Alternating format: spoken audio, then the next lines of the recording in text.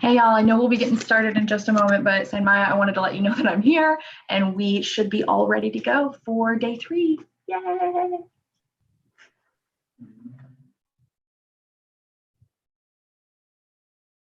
Thanks, Meg. And 15-5 team, Meg will introduce me and then y'all can turn your cameras on after I bring y'all in.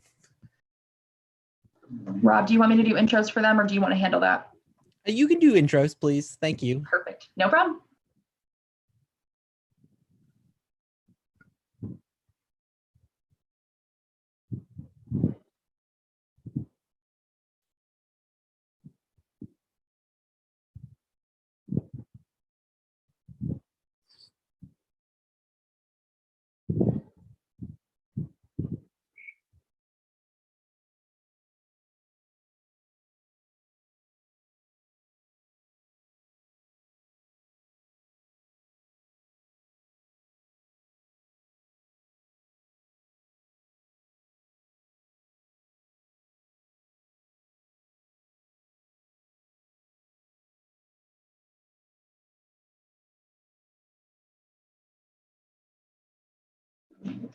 Welcome everybody, happy Wednesday and welcome to day 3 of Power to Fly's Diversity Reboot 2021 Virtual Summit Series. July's theme is Tech for Social Impact. We've been having some amazing conversations over the last couple days and hopefully you all are just as excited as we are to keep things going with day 3. Now, I am going to talk to you about some quick housekeeping items in case you maybe never joined us before. Welcome. Or if you're, an old pro at this, bear with us and we'll get started with our amazing first panel in just a few moments. So if you have any, thoughts, questions, comments that you would love to share with the panel, we really want to hear from you. So you're going to take a look and put any put any comments or questions you might have into the group chat. It's going to be on the right-hand side of your screen. It should be down here a little bit. If you have any kind of technical issues or technical difficulties, please feel free to tag myself. My colleagues Dayana, Sanmaya, Patricia, and Arushi are all in the thread as well. So please feel free to tag us if you have any questions or if you have any tech issues that we can help with. You can also send us a DM. And if you are looking to earn SHRM credits from today's talks, you need to refer to the code that is in the upper left-hand corner of the slide in front of you. It should be just about even with my video right now.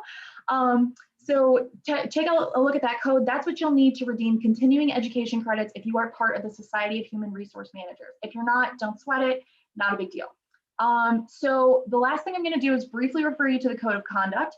My colleague Arushi is sharing it in the chat right now. It is there to ensure that this event, like all of our virtual events, is a great experience for everyone involved. So like y'all are absolutely used to doing, because Power to Fly tends to be a supportive and positive place, just make sure when you're interacting with the your fellow community members or you're connecting with the speakers, you're leading from this place of kindness and respect.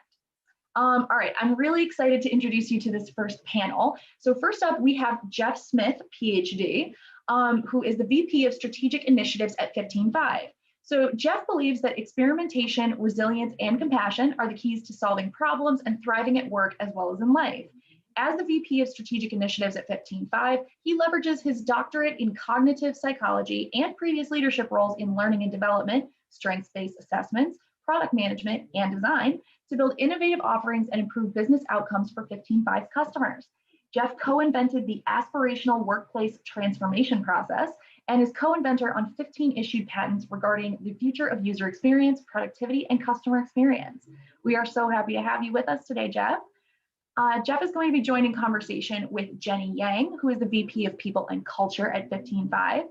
Jenny believes that when leaders create the conditions for inclusive and psychologically safe work environments, team members can feel seen, heard, valued, and perform at the best work of their lives. As VP of People and Culture, she provides strategic counsel on organizational effectiveness, talent strategy and development, and change management. Jenny is a strategic and operational consulting leader with over 12 years of experience designing business strategies and driving organizational transformations for Fortune 500 companies. She's a certified master practitioner in transformational neuro-linguistic programming, TNLP, as well as a leadership coach and facilitator who helps unlock the potential of individuals, teams, and organizations. They are going to be in conversation with our own amazing Rob Rebar, who is Power to Fly's community and events lead. Rob, I'm going to turn the floor over to you. Take it away. Awesome. Thank you so much, Meg, and welcome, Jeff and Jenny. Super excited to be here today. We're big fans of 15.5 here at Power to Fly. In fact, we have an upcoming webinar that we're doing in partnership with 15.5 coming up at the end of this month, and my colleague, San Maya, will drop that link into the chat for anyone who wants to attend that. But, starting off, I just love to hear a little bit more, Jeff and Jenny, about, who you are, where you are in the world right now, and what brought you to 15.5. So Jeff, you're in a beautiful outdoor setting, so let's start with you. Thank you so much, Rob, and thank you, Meg, for just bringing such amazing hype person energy to get this started. Like, what a wonderful event. So thrilled to be here with Power to Fly, huge Power to Fly fans. And thanks, Rob. Yeah, so where I'm at in the world right now, I'm in Sedona, Arizona. I was saying in the green room, I drove in last night in the middle of the night, and I've never been here before. So I'm extraordinarily grateful for the view behind me that I woke up to this morning. I'm really grateful for that. What brought me to 15.5 is actually very related to the title of this talk, because one of the things that attracted me so much to 15.5 is our belief in, what we call best self-management, and people are always on this journey of being and becoming their best selves. And I was really struck by a phrase that was brought up to me by our chief culture officer, Shane Metcalf, but it's a quote from someone else. And it's this idea that everyone is both a masterpiece and a work in progress. And that combination of recognizing that, like, we have extraordinary power and possibility right now, like everyone who's here right now can do incredible things, but then also realize that we're a work in progress. We're on this growth journey. And it's such an honor to be at 15.5, where we're creating technology and education that help people along that journey. At work and beyond. And I think that we're seeing, in this new world of remote work and more hybrid work and blending flexibility, we're sort of reminded that work is really an important part of our identity as people. And people want to do good work. People want to make progress. They want to work on things that matter. And I'm so grateful to be able to do that with my work at 15.5, serving, all of our customers and learners. Awesome. That's amazing. And Jenny, how about you? Where are you in the world, and what brought you to 15.5? Thank you so much, Rob and Meg. Such an honor to be here with Power to Fly. We leverage Power to Fly at 15.5, and it's been an incredible, partnership on both sides. So, so I'm currently in Missoula, Montana. Wish I had some mountains behind me. You walk across the other side of my house. And, what brought me to 15.5, I just got to say, is my heart. And when I think about my career path, I started out in healthcare, really passionate about the work that I was doing with physicians and nurses and, clinical staff and non-clinical staff. And then, at a point in my career when I was going from, early days of, tech customer success and management consulting, I realized that, I think my heart is elsewhere. I think my heart is with developing leaders and helping humans be better humans. And so it sort of led me to, I was living on the East Coast and I moved to the Bay Area, and I started my tech startup journey and, went to a couple of startups and, might not have had the best cultures. And so then that really evoked this next inquiry about, okay, let's really double down on what it is that I'm really passionate about. Again, the human side of development and leadership development. And that is where I came across 15.5's in-person meetup called Humans Not Resources. And I went there a little over, it was probably 3.5 years ago. And that's where I met Shane Metcalf, our co-founder, chief culture officer. And instantaneous moment, I was like, I have to work here. This is the place that I need to be. So that ignited, my relationship with Shane. And, a few months later, we got coffee, and that coffee chat turned into a job opportunity to help Shane scale the customer success team at 15Five. So I started at 15Five a little over 3 years ago, and it's just been the most incredible journey where, I've been really able to look within myself, understand what it is that I'm strong at, what are my strengths, how do I align that with my role, what are the business needs, and how might I apply not only my strengths, but my zone of genius to what the business needs are, and to help solve problems not only for the business, but also our customers. So yeah, that's just what brought me to 15Five. Thank you. And I love that phrase, human, not resources. And that kind of brings me to what I was just thinking is, before I joined Power to Fly, like the 3 other companies I had worked for beforehand, never really had an HR department. And the last company, then someone joined as HR, but we never really did employee review process. And when I left that company, I remember my boss saying to me, "Oh, I wish you had come to me earlier and said, that you were not happy here." And I said, "Well, I wish you had come to me and asked what I had wanted," which never had happened. So I'm curious, how does 15Five help companies really help their employees really achieve their best selves? And how are you doing that, especially through technology, especially in this increasingly remote world, as you referenced? Yeah, excellent question, Rob, and like the perfect tee up for one of our features, which is called the check-in. And like I really feel with you on that situation that you described, where it's like, well, why didn't you notice that I was so unhappy? Like, you're my manager. Like, and I think, just this is an aside from this, but I think one of the challenges that many organizations have is that they do not hold managers accountable enough for being proactive in that situation. Many managers today are player coaches. They only have a few direct reports. Like, they have so many individual contributor responsibilities, but they also need to still be taking care of their people, and noticing just someone's basic, engagement level or disposition is something that they should be doing. And one way to do that is through technology, of course. So 15Five includes a number of different products that are intended to help with what you're talking about. One of those is relates to our manager enablement, which includes things like our check-ins, which are regular, asynchronous, just answering some questions about, how you're feeling at work, what's going well, what can be improved, what are your wins and challenges. Our check-ins also prompt you to give high fives, and high fives are a really simple tool for giving peers or your manager recognition. And you're making me think too that it should also be a little bit about recognizing oneself. Like, it should be okay to take a moment and really savor and recognize one's own progress. And then that check-in is completed by a team member, but then also it's reviewed by a manager. So what we're attempting to do there is facilitate this regular, meaningful dialogue through technology, and then that feeds into our one-on-one, so people can be having these regular, meaningful, real-time conversations as well. Many times, one-on-ones between a manager and a team member are sort of like a throwaway status update. Like, if you were my manager, Rob, it's like, well, hey, Rob, hey, Jeff, how are you? I'm good. How are you? How's the business, or how's, your goals? Oh, they're fine. Like, how's that project we talked about? Oh, great. Did you talk to so-and-so? And it's like, yeah. And like, it's this terrible throwaway thing.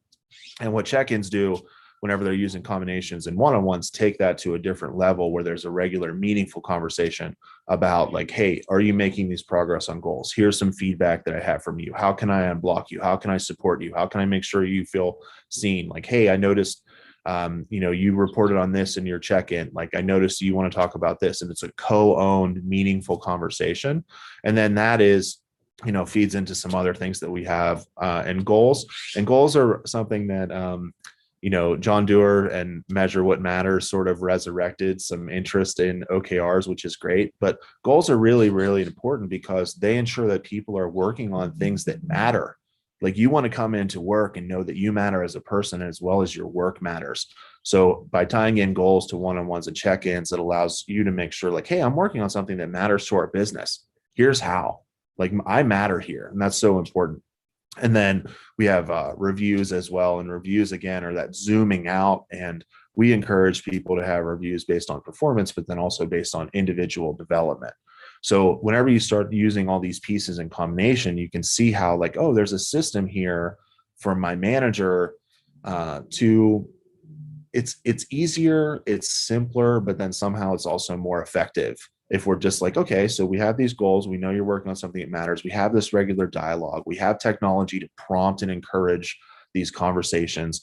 The conversations had these questions that were very intentionally selected based on science and the science of positive psychology, positive organizational scholarship, organizational psychology, to make sure you're having those right conversations in an ongoing way.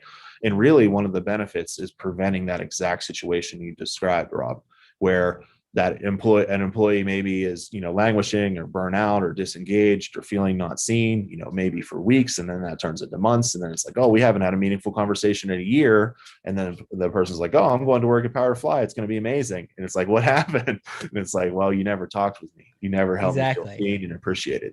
So those are just some of the ways that our technology supports that type of connection. Yeah, that's great. And Jenny, my question for you is, kind of piggybacking off of what Jeff just said, about having employees be seen. I think there's a fear as we move into this hybrid remote world, and Power to Fly recently ran a poll that showed that the vast majority of our community, and we had 4,000 respondents, are looking to either be remote or hybrid in the near future. And I think there's a fear from both employees and employers that it's going to be harder to see people when we're in that virtual world, when you don't have that human connection. So I'm curious, how, is 15.5 kind of changing that paradigm in that way, and obviously doing it through technology? So can you talk a little bit more about that? Absolutely.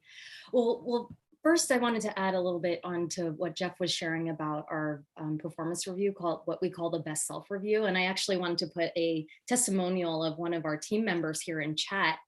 And I feel that the majority of people perceive performance reviews as this time of like, oh, this is cumbersome, I have to take this time and self-reflect and look back and potentially look forward, and the way that we encourage our team members to really reflect on their own selves is to go to a place that inspires them, sort of like Jeff's background here. Take the time, be present, and set some dedicated time, and just really look within and celebrate your successes since the last review. And also going forward, what are your visions for yourself? What are your aspirations? And so we're really intentional about the questions that we're asking in these reviews. They're oftentimes more future forward looking. So yeah, that is another way that we support our team members to really find their best selves and discover their best selves. I did want to address your question, Rob, around the piece on having people feel seen in hybrid and or remote environments. So in 15.5, Jeff had mentioned the high fives, and that's the employee appreciation, recognition of being able to just give this virtual, kudos and high five to another team member. And what's great about that is that there is this dashboard of high fives, and you can see who's up on top of the leaderboard in terms of giving high fives and receiving high fives, and you can react to them as well. So we have emojis in 15.5 that you can react to any of the high fives, anything that's placed into the check-in as well. So that's a way to be able to asynchronously interact. And as someone who has been a manager at 15.5 for the past 3 years, the way that I acknowledge my team members and see my team members is, hey, I'm reviewing your check-in, I'm being present with it, and I am adding emoji reactions, I am commenting. This is me acknowledging all of the incredible work that you've done across the past week, celebrating you, and also providing some moments of coaching. Where might you need a little bit of help? Where might you be having challenges? Also giving constructive feedback as well. So I would say all of that is done asynchronously through the technology in order to best prepare for the most meaningful dialogue in that live one-on-one, whether it's digital or in person. That's great. Yeah, that's really interesting to know, and kind of leads me into what else I wanted to ask you both, which is, it's really, if you've anyone who's been reading this in different trades, it's really a candidates market right now. We're kind of entering this period after this pandemic of this great rehiring that a lot of people are saying. So anyone from the hiring side who's on, but also the talent side who's listening to this, there's a lot of jobs out there, and a big part then of a talent side is also retention, and that's actually what our panel will be with you all in July. So really wanted to talk a little bit about, one of the big ways of, that retention plays in is really having an employee discover, their true potential. And I believe you all call it a zone of genius, which is great. So I'd love for you just to talk a little bit more about how 15.5 can help employees discover their zone of genius and how that might potentially help a client retain their employees and have them elevate within the company. Mm-hmm. Yeah. Yeah, this is really relevant to me because we are currently testing a feature internally that will be ready publicly very shortly. It is called the Career Hub. And this is where a team member will have this profile that outlines their strengths and, their aspirational career title, what that aspirational job description is. And the other aspect of this is it is an exercise around energizing work. So taking the current job description and the responsibilities and rating each responsibility with energizing levels. Do you feel not that energized by this, or do you feel extremely alive with this responsibility? So that helps a team member get the clarity around, what parts of the role really make them feel come alive. And then that is the next step there is having a conversation with the manager about that, of where might I be able to double down in my current role, right? And to leverage my strengths and to do more of the things, take on projects that really make me feel alive. And so that allows the team member to get not only role clarity, but it increases their level of psychological safety, given that they are, aligning on all the responsibilities with their manager. It's very clear about what the expectations are in their role. And then from there, it's, I would say it is a bit of a role crafting, negotiation, once someone is, really thriving in their role, really, highly competent in their role and thinking about what is my next play? What is my next play in this organization? And that's where, this exercise of identifying and understanding business needs is really important, right? Because it's one of those things where you can't necessarily just be like, oh, okay, I just want to do this at the company without the context of, the business needs and what problems are needed to be solved in that given moment. So yeah, I'll tee it over to you, Jeff, if you have anything else to add there. Yeah, thanks, Jenny. And it's a great question, Rob. I think one thing about Zone of Genius that comes to mind, and Zone of Genius, there's a great book by Laura Garnett, and we have podcast episodes about this on our Best Self-Management podcast. And then also there's a great book called The Big Leap by Gay Hendricks that also talks about Zone of Genius. One thing that came to mind as Jenny was talking is the fact that discovering your zone of genius, it has some like aha and eureka moments to it, but also it has some like, I'm doing this type of work and it feels good and energizing, or it feels, de-energizing or exhausting. So one of the things that 15.5 does, in addition to like Best Self Kickoff and like having these conversations that Jenny's talking about, is it allows you to discover through action and discover through progress. So as you're making progress, as you're receiving feedback and recognition, as you're reflecting on the small wins you've had and what's challenging, I think that helps you almost thinking of, creating a statue from a block of marble, right? You're chipping away at like, what does my zone of genius look like? It doesn't always just come to you like in this flashball moment. It can be like, oh, looking back at the past quarter, like I realized that like whenever I'm engaged in creative work, that's whenever I'm really feeling so energized. And like even maybe collaboration doesn't feel right for me. Maybe you end up being a bit more of a isolated creative in your zone of genius at that moment in time. I'd love to jump on this question from the chat, if that's okay, Rob. Yes, that this is a really juicy question from the chat. Yes. And our CEO, Milena, always says that one of the hardest things in terms of feedback is giving feedback up the ladder, which I definitely agree with. And we have a question from our audience that is, how can we as employees take the issues that we have with our managers or employers without being worried about getting reprimanded for the same? Does 15.5 have any specific tech for that? So definitely kind of giving that feedback up while, retaining that safe space. So love to throw that to our panel. Yeah, I love that question. Do you mind if I start, Jenny? Okay, great. So excellent question and very common. And one of the reasons that this is so common in my mind is that there is no organization on earth where every single person feels psychologically safe on every single topic at all times. So it is really important to set up the structures that people can be providing anonymous feedback. We currently don't have any anonymous feedback structures, but what I would argue is just as important is having systems that normalize the giving and receiving of feedback.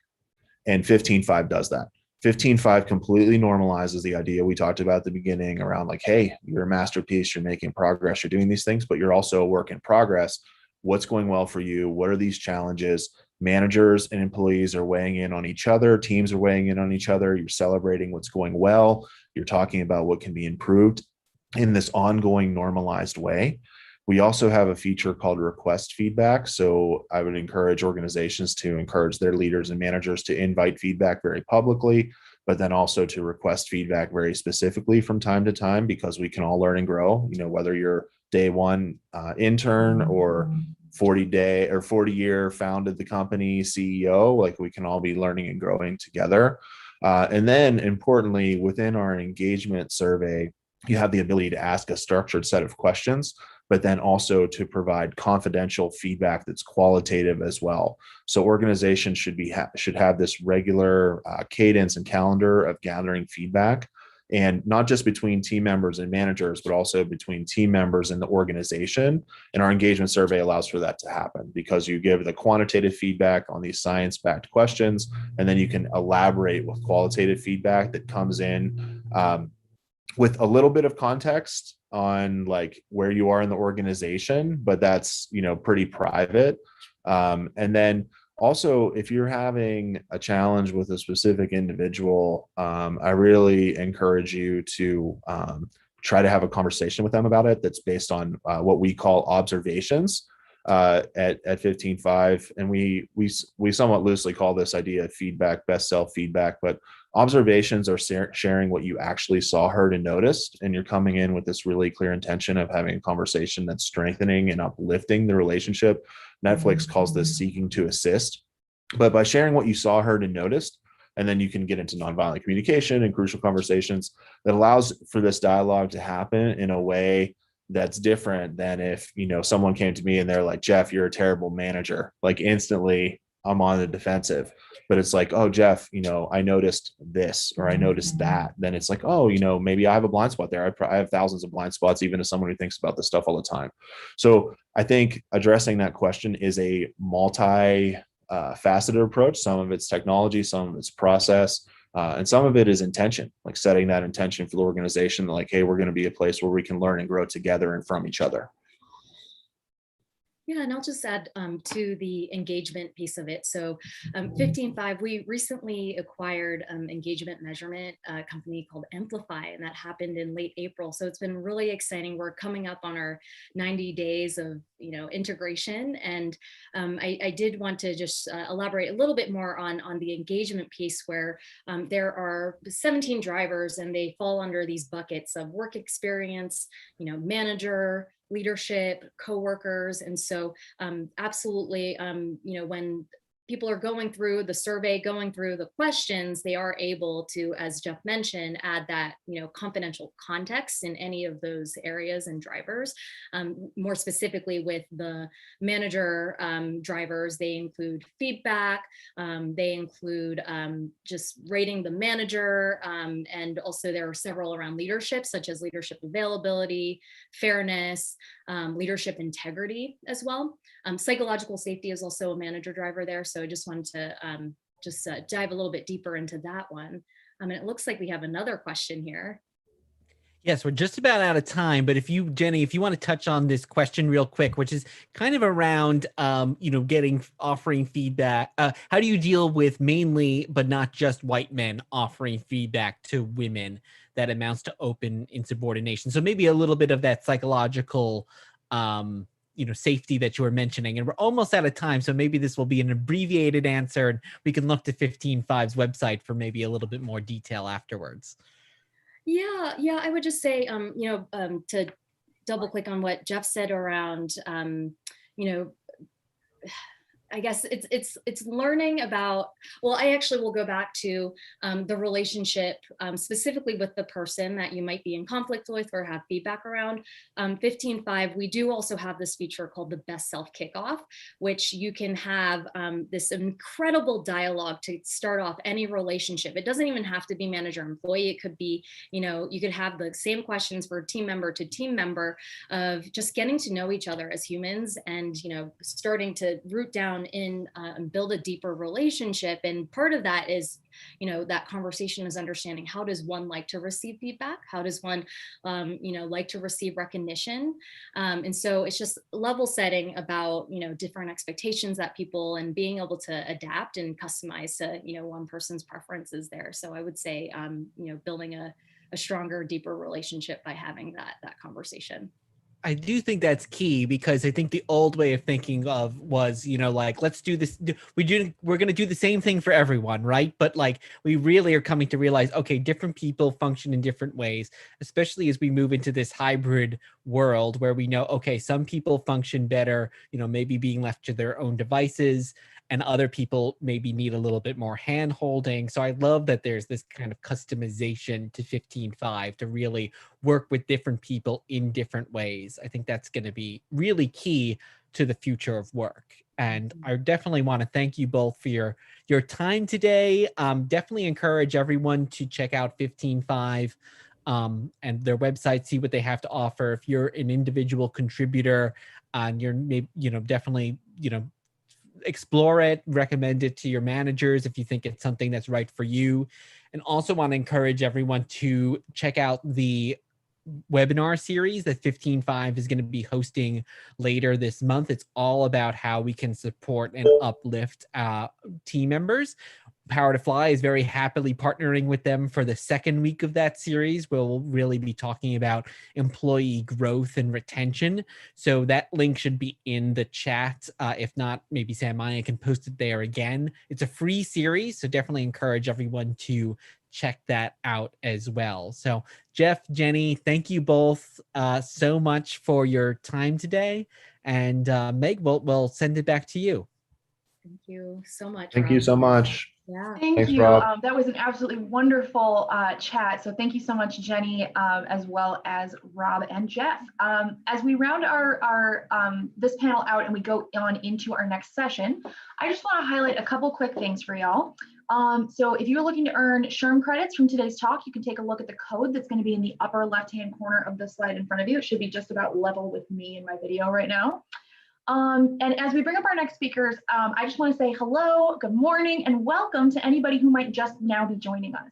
My name is Meg Alexander. I'm part of Power to Fly's virtual hosting team, and I am so excited for day 3 of our July mini summit. The theme for this month is Tech for Social Impact, and I hope that y'all are just as excited as we are to continue the amazing conversations we've been having over the last 2 days.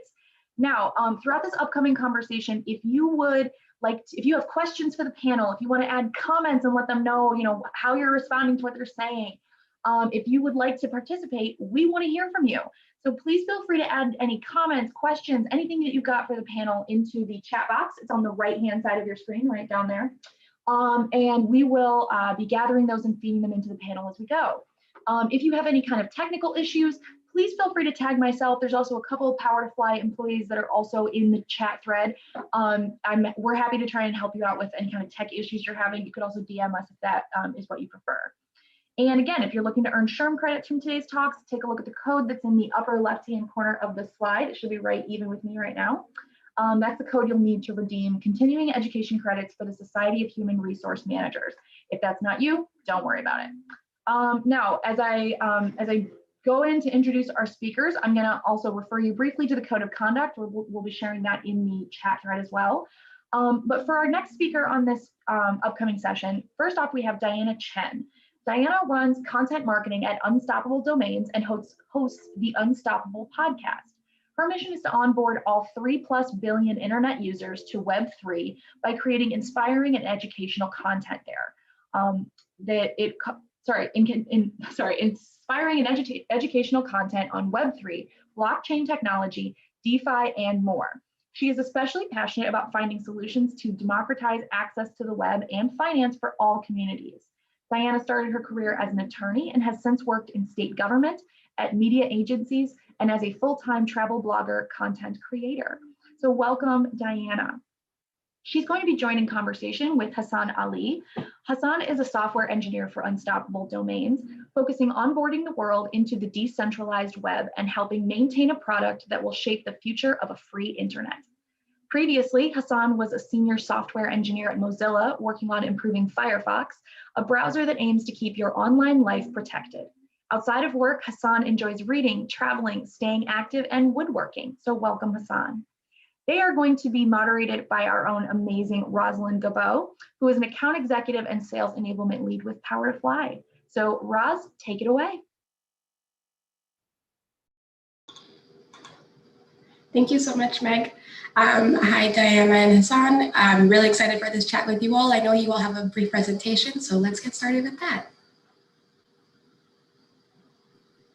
Awesome. Thank you so much, Roz. Thank you so much, Meg, for the intro. We do have a quick slide. So Hassan is just pulling that up right now. He's going to share screen. Welcome, everybody. Thank you for being here. We are from Unstoppable Domains, and today we'll be talking about taking back control of your digital identity. Huge thanks to Power to Fly for inviting us to speak here and giving us this platform. We're really excited to talk about this topic that we're very passionate about, and hope that you will learn something as well. So just again, a quick intro of ourselves. I am Diana Chen. I run all things content at Unstoppable Domains. I host our podcast, which is called the Unstoppable Podcast. If you're interested in learning about crypto, blockchain, anything in that realm, definitely give the podcast a listen. And I'd love to hear your feedback on that as well. And then I'll let Hassan intro himself, and then he's going to kick us off with the presentation. All right, can you hear me? Yeah, all good, sweet. Yeah, my name is Hassan, software engineer at Unstoppable. I joined at the end of last year in December, and I've been having a lot of fun, and I'm happy and thrilled to be here. Thank you for having me. Let's get to the presentation.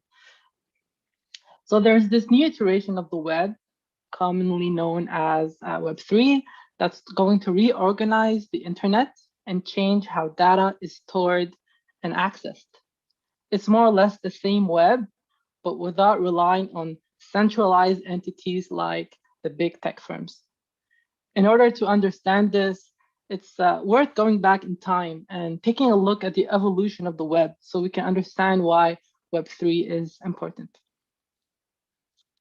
It's been 32 years since the World Wide Web was invented. A lot has changed since its founding. The World Wide Web has touched the lives of billions of people around the world. And fundamentally, it changed the way we interact with others, the nature of our work, how we discover news, and how communities form and function.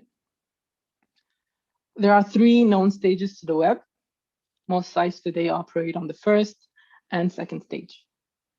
The third stage starts now, and we're already seeing a lot of sites embrace it. The new iteration of the internet changes the data structure and gives us more control over our private data. In Web3, data isn't owned, but instead shared. So you can have different services show you different views for the same data. Tim Berners-Lee created the World Wide Web in 1989 while working at an organization called CERN based in Switzerland. Tim was working as a software engineer in a lab that had all sorts of people visiting for short duration and long durations with all sorts of computer with them. When Tim wanted to figure out how to build something, he found it really hard to get access to the information on these computers. Everything he looked at, he had to connect to some new machine, had to learn how to run some new program, and sometimes he would find the data, but it would be in a format that was incompatible with his machine. Tim later got permission from his boss to work on a solution as a side project to try and solve this problem, which then led him to creating the World Wide Web. This is a screenshot of the first web page that went live in August 6, 1991, and was created by, you guessed it, Tim Berners-Lee. It ran from a computer at CERN. This is the beginning of Web 1, which refers to the first stage of the internet. In Web 1, also known as the read-only web, websites are static, where people are limited to viewing data in a passive manner. It consists of documents, of text, with links to other documents. It was the age of digitization. We took our books, research, our lives, and moved them to the web. Most people were consumers of this information. Publishers were few.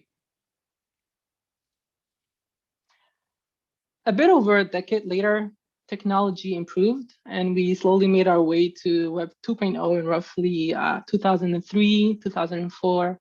People refer to the second stage as the read-write web, where users can not only read data from the internet, but also interact with it. Applications with a Web 2 experience have the user as a first-class object. The focus of these emerging applications is on interactions such as commenting, upvoting, pinning, tweeting, to name a few. Some of the famous sites that are known to provide a Web 2 experience are Facebook, YouTube, Pinterest, and Twitter. In these sites, users create trillions of rows of data. So now data moves bidirectionally. During the second stage of the web, for-profit companies built software and services that quickly outshined the open protocols which the initial web came with. For example, most users now use a third party like Google or Facebook to log into an application to free them from handling passwords. The good news is that billions of people get access to amazing technologies, many of which are free. But the not so good news, however, is that we have moved to an internet that's controlled by these few large for-profit companies. Let's take a deeper look at Web 2 and explore some of its problems. For-profit companies exist to make money and to effectively maximize shareholder value. This is their only reason for existence. A company will always look for ways to use its assets to generate more revenue. And if the company did not promise not to share your data, then the data is fair game. The user's privacy is not always a high priority for for-profit companies. Moving on, with the web controlled by a few large companies, it makes it harder for creators and startups to grow their presence without worrying about all the big players changing the rules on them. Another problem is that centralization has created tensions in society, which we see in debates over subjects like fake news and EU privacy laws. These debates will only keep on intensifying from now. With Web 2, users are not able to carry a consistent experience across sites. For example, if you decide to create an account on a website using a regular username and password, then you will start from scratch with the site not knowing anything about your identity. And so it won't be able to provide you an experience similar to other sites you've interacted with in the past. It feels non-optimal having to teach and tell the same information again and again to every website you interact with. Every service you interact with may have different set of information about you. In other words, data is fragmented, and equally as bad, you have no idea what each company knows about you. In the case of a security breach, you will not know what informations were disclosed about you because the data is opaque. There's a new iteration of the web that's gaining popularity that we believe will soon be the new way to build applications. This new web uses the power of blockchain to provide a new way to process and save data, building on the idea of peer-to-peer technology. The peer-to-peer technology is not something new, but the reason it did not take off before is because the system was not scalable. Blockchain allows the peer-to-peer technology to scale and takes it to a whole new level. With blockchain, all computers in a network have access to the same level of information. Privacy is guaranteed with the use of cryptography. So now we have transparency while maintaining the privacy of all users. We're moving away from a world of data centralization to a world of data democracy. Enter Web3. With Web3, we get read, write, and trust. Verifiability is built in the core layer. Web3 comes with trust because everything is verifiable on the blockchain. If a service tells you they are not looking at your data, for example, in a verifiable way, then with Web3, we can confirm this claim. Whenever a service wants to make an agreement with a user, Web3 provides a way to make this guarantee in a transparent way. Trust is a big deal and makes a much safer and ethical protocol. And now that I spoke a little bit about Web3 and its benefit for us, I will give the stage to Diana, who will talk about the use cases. Awesome. Thank you so much, Hassan, for giving us that background. And so, you know, one thing that Hassan talked about with Web 2 and the problems that we have in Web 2 today is that we are highly dependent on the centralized entities that govern our web today. So with social media, we've got, you know, the big companies like Facebook, Twitter, Instagram that are basically capturing all of our attention and has made us almost like slaves to the system. When we are just on social media, endlessly scrolling through, we're not actually deriving any benefit from doing that, but we're actually benefiting the centralized entities like the social media companies by giving them free data about ourselves and our behaviors. And then on another side that, you know, I'm really passionate about is the financial side. And we have become slaves to this financial system that we live in. And I think this applies, you know, not just if you're in the States or in North America, but all over the world. We have become slaves to this financial system as we basically lie at the discretion of banks and centralized entities to tell us if we can get a bank account, what types of currency we're allowed to deposit in it, if we can get a loan or not, what our interest rates will be, all of these things. And so what Web3 does is that it democratizes access to the web and to financial resources by removing the middleman and instituting this trustless system, which means that, you know, we don't have to rely on any human third party, any centralized entity that is run by humans to create that trust, that we're relying on technology instead. And what all of this is going to do for us ultimately is it's going to give us back control over our identity, because what happens when you, what I mean by democratizing access to these resources is that it is putting us all on an even playing field and giving us all equal opportunity and access to resources, regardless of, you know, how we look, our background, if we came from a wealthy family, the community that we grew up in, if, you know, we went to an Ivy League school, all of these things will not matter anymore. It'll put us all on the even playing field. And so that is what I'm going to be talking a little bit more about. And Hassan, if you want to go to the next slide, I'll start by talking a little bit more about how Web3 is going to democratize access to the web. And so there are several key components to Web3 when it comes to the web. And the first one is open source. So there's this ethos of everything is going to be open source. You're seeing this already in Web2 with GitHub, for instance, if you're a developer out there, you know all about that and how it's open source code. We're also talking about open source knowledge, and you're seeing this a lot with programs like the Gitcoin kernel program, which they post their entire curriculum online and anybody can go view it. You can just Google Gitcoin kernel and view their entire education resource. And we're seeing more and more of this. And the idea behind this is when everything is open source and transparent, that helps to build trust.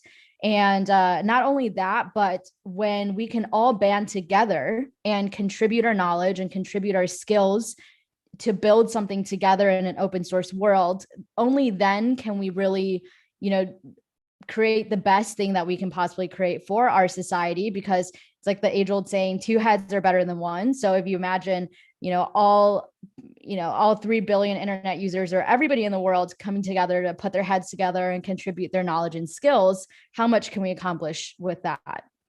The second factor is that Web3 is all about value addition and not value extraction. And so Hassan talked about this with a problem with Web2 is that, it's really all about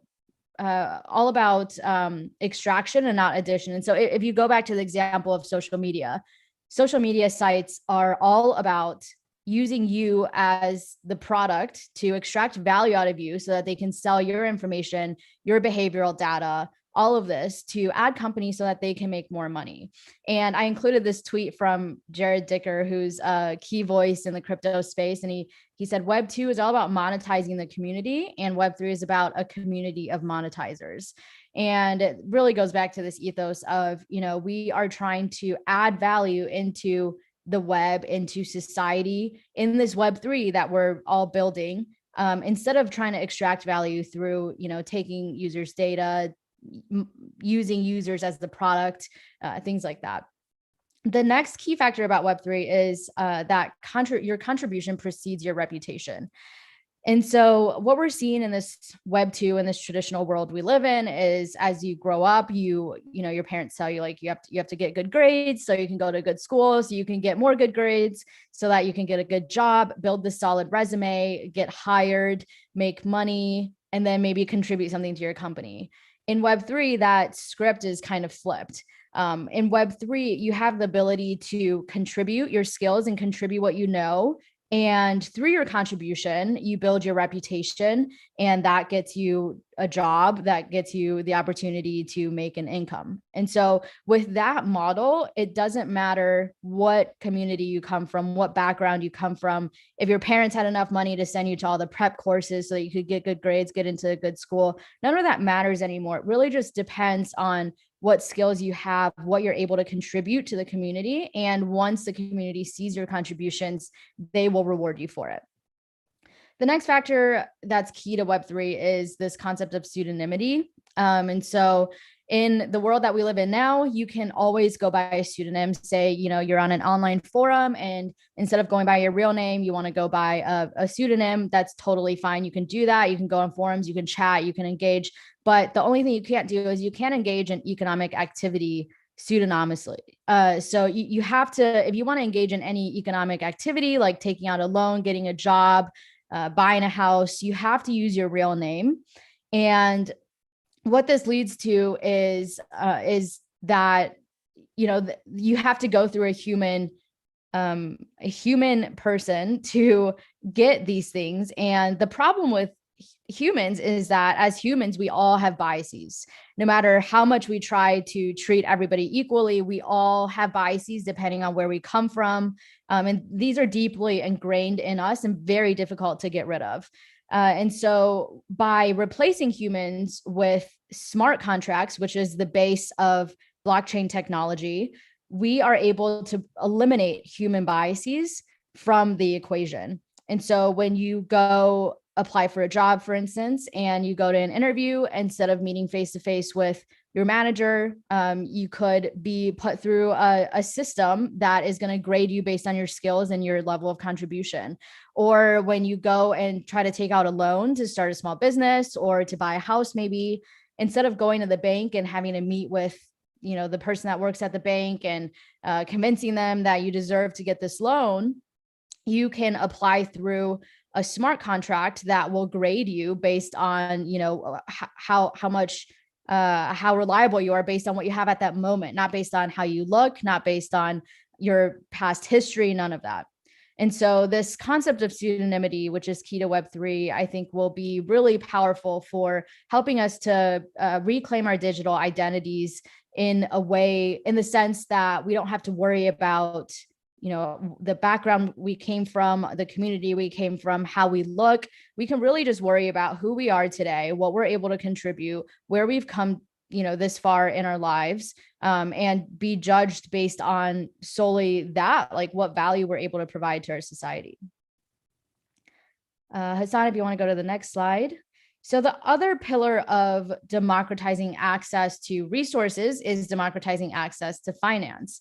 And I know a lot of times when people hear about finance, they think, oh, I'm not into finance. This doesn't apply to me. I'm not interested. But in fact, we all use finance in our everyday lives. If you pay rent, if you buy groceries, if you have a bank account, if you have ever gotten a loan to buy a house, to start a small business, whatever the case may be, you have used finance. And so democratizing access to finance is especially important because money is power. You can talk all you want about equality and going out and protesting and movements and all of this, but at the end of the day, what is going to give people power and give people the ability to, transact in the society and like live happily in the society is ultimately money. And so, Hassan, if you go to the next slide. So what we're building with Web3 is a new kind of finance, and this is decentralized finance, or DeFi for short. And what this means is that instead of relying on centralized entities like banks to have all of our financial dealings, DeFi removes the middleman and allows us to transact money peer-to-peer. And so if you wanted to buy a house, for instance, instead of going through the banks to, go through this long process, you have to go through the banks to do that, you can simply transact directly with whatever person you want to buy the house from. And so it removes this middleman. And again, going back to what I said earlier, the benefit of replacing humans with technology, smart contracts, is that you can eliminate human biases. And that is really prevalent in our world today. And what this ultimately will do then is it'll level the playing field for all communities to have equal access to financial resources. And, with everything that we went through in the last year, with the resurgence of the Black Lives Matter movement, especially like something that I'm very passionate about, I think, when we talk about all of these movements, I really think what lies at the core of it is access to financial resources. If we can put financial resources back into the hands of disadvantaged communities, then that is going to be the key way that we can help build up historically disadvantaged and discriminated against communities and help them to build financial resources, help them to build generational wealth so that they can be put on an equal playing field as everybody else. Hassan, next slide, please. And so I just wanted to give a couple of examples of how DeFi is playing a role in, all around the world. And I just listed a few countries here that are, really using crypto and using DeFi to help their citizens to be able to live a decent life. And so I'll give a couple of examples here. The first one is Nigeria. So I've got some facts here on the next slide about Nigeria. So Nigeria is, Hassan, could you go to the next slide? Thank you. So Nigeria is one of the leading countries in crypto trading all around the world. In fact, a study from last year, an online survey, showed that over 30% of Nigerians use crypto.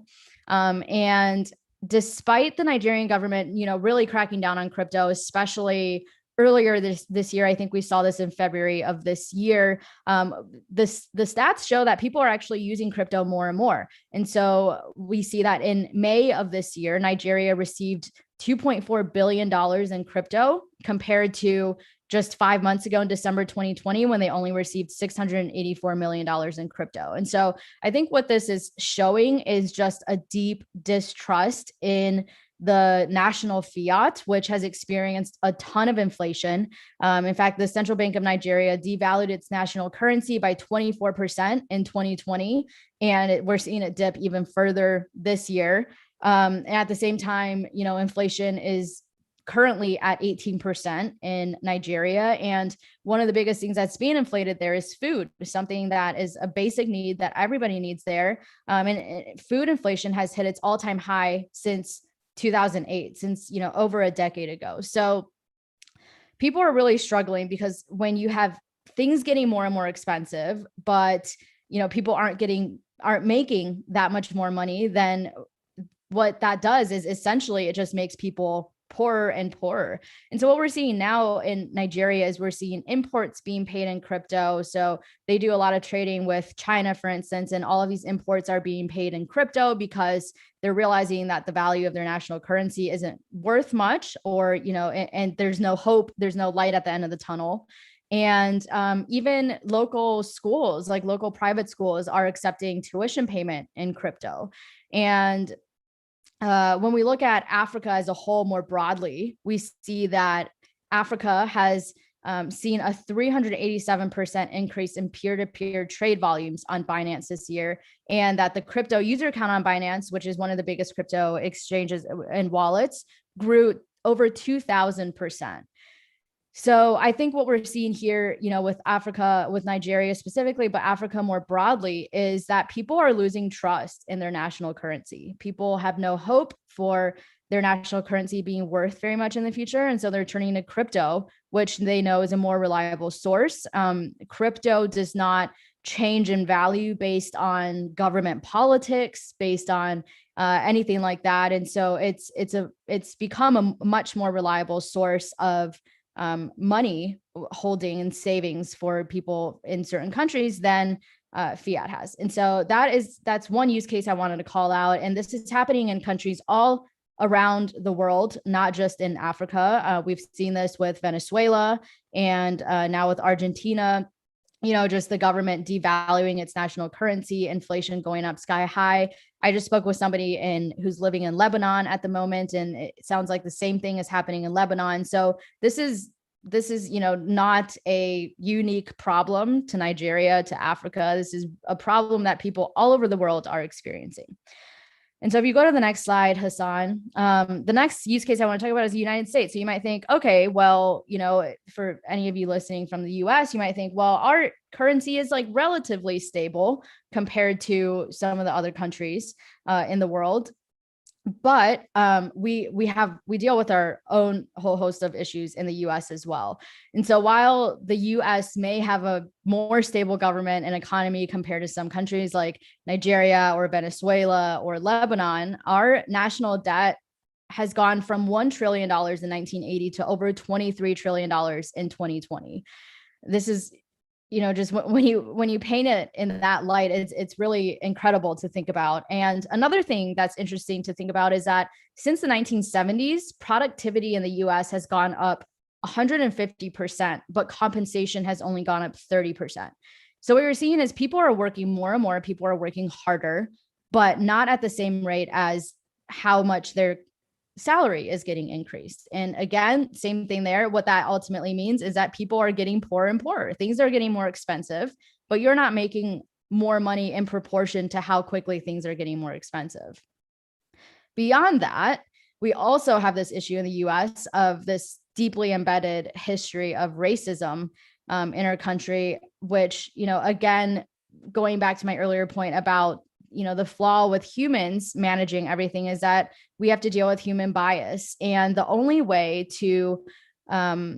to put financial resources back in the hands of historically disadvantaged communities, I think, is to remove this human bias, which the only way to remove this human bias is to actually remove it and replace it with technology, which does not have that bias. And so this is why I think DeFi is going to be super powerful, because it can level the playing field for all demographics and communities to get equal access to financial resources. So, historically, or even today, statistically, it shows that Black people get higher interest rates from banks with the exact same credentials We see, VCs handing out money to far more white founders than Black founders. And these are all, clear statistics that these are facts that we cannot deny. And again, the only way to get rid of these human biases is to remove these human intermediaries with smart contracts, and eliminate that middleman. So Hassan, if you could go to the next slide, please. So to sort of sum all of this up, when we're talking about taking back control of your digital identity, which, as we move forward into a much more web focused world, our digital identity is essentially our physical identity as we spend more and more time online. And so when we're thinking about taking back control of our digital identity, which includes who we are on social, whether we're interacting with family, friends, or with total strangers, what we use to log into apps, our online resume, all of these things, Web3 can really help us to regain control of our digital identity by putting power back in the hands of individuals instead of centralized entities like corporations, by democratizing access to resources, whether financial or otherwise, by allowing us to be who we want, regardless of how we look, regardless of how we grew up, the community that we came from, any of that.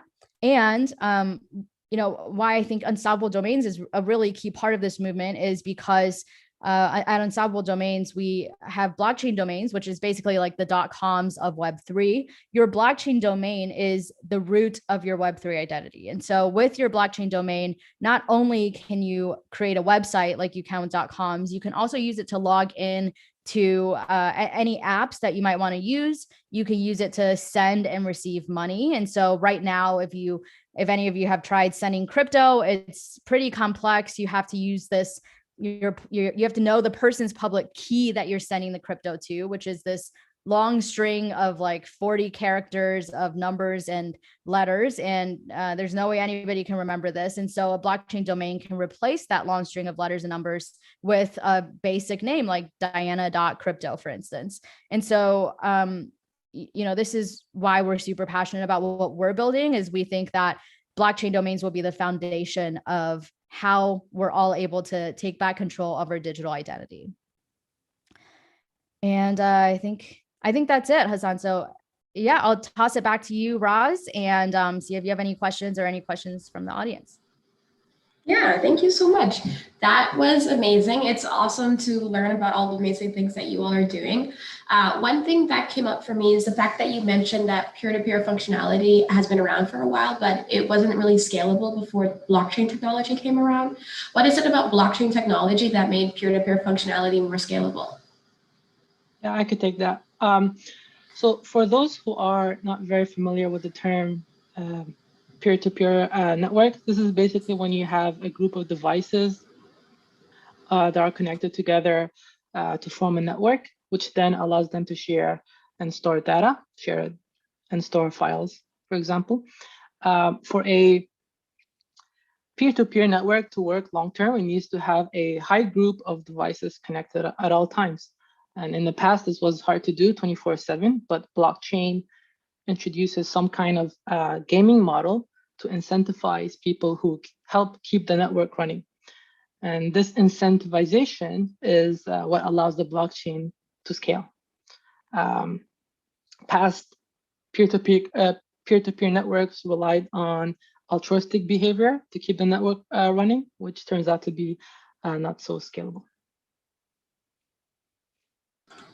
That definitely makes sense, especially because of what you all have explained behind the motivation for why certain companies are behaving with their data in the way that they are, which also begs the question, Tim Berners-Lee invented the internet with a very specific purpose in mind. What do you think he thinks about where the internet is today? Yeah, Tim made a few appearances on TED Talks, and in one of them he talks about the current web and what sort of web we would like to see. Tim says we pride ourselves with the web being a medium for free speech. Sure, we can tweet and lots of people can see our tweets, except when they can't, except when Twitter is blocked in a country.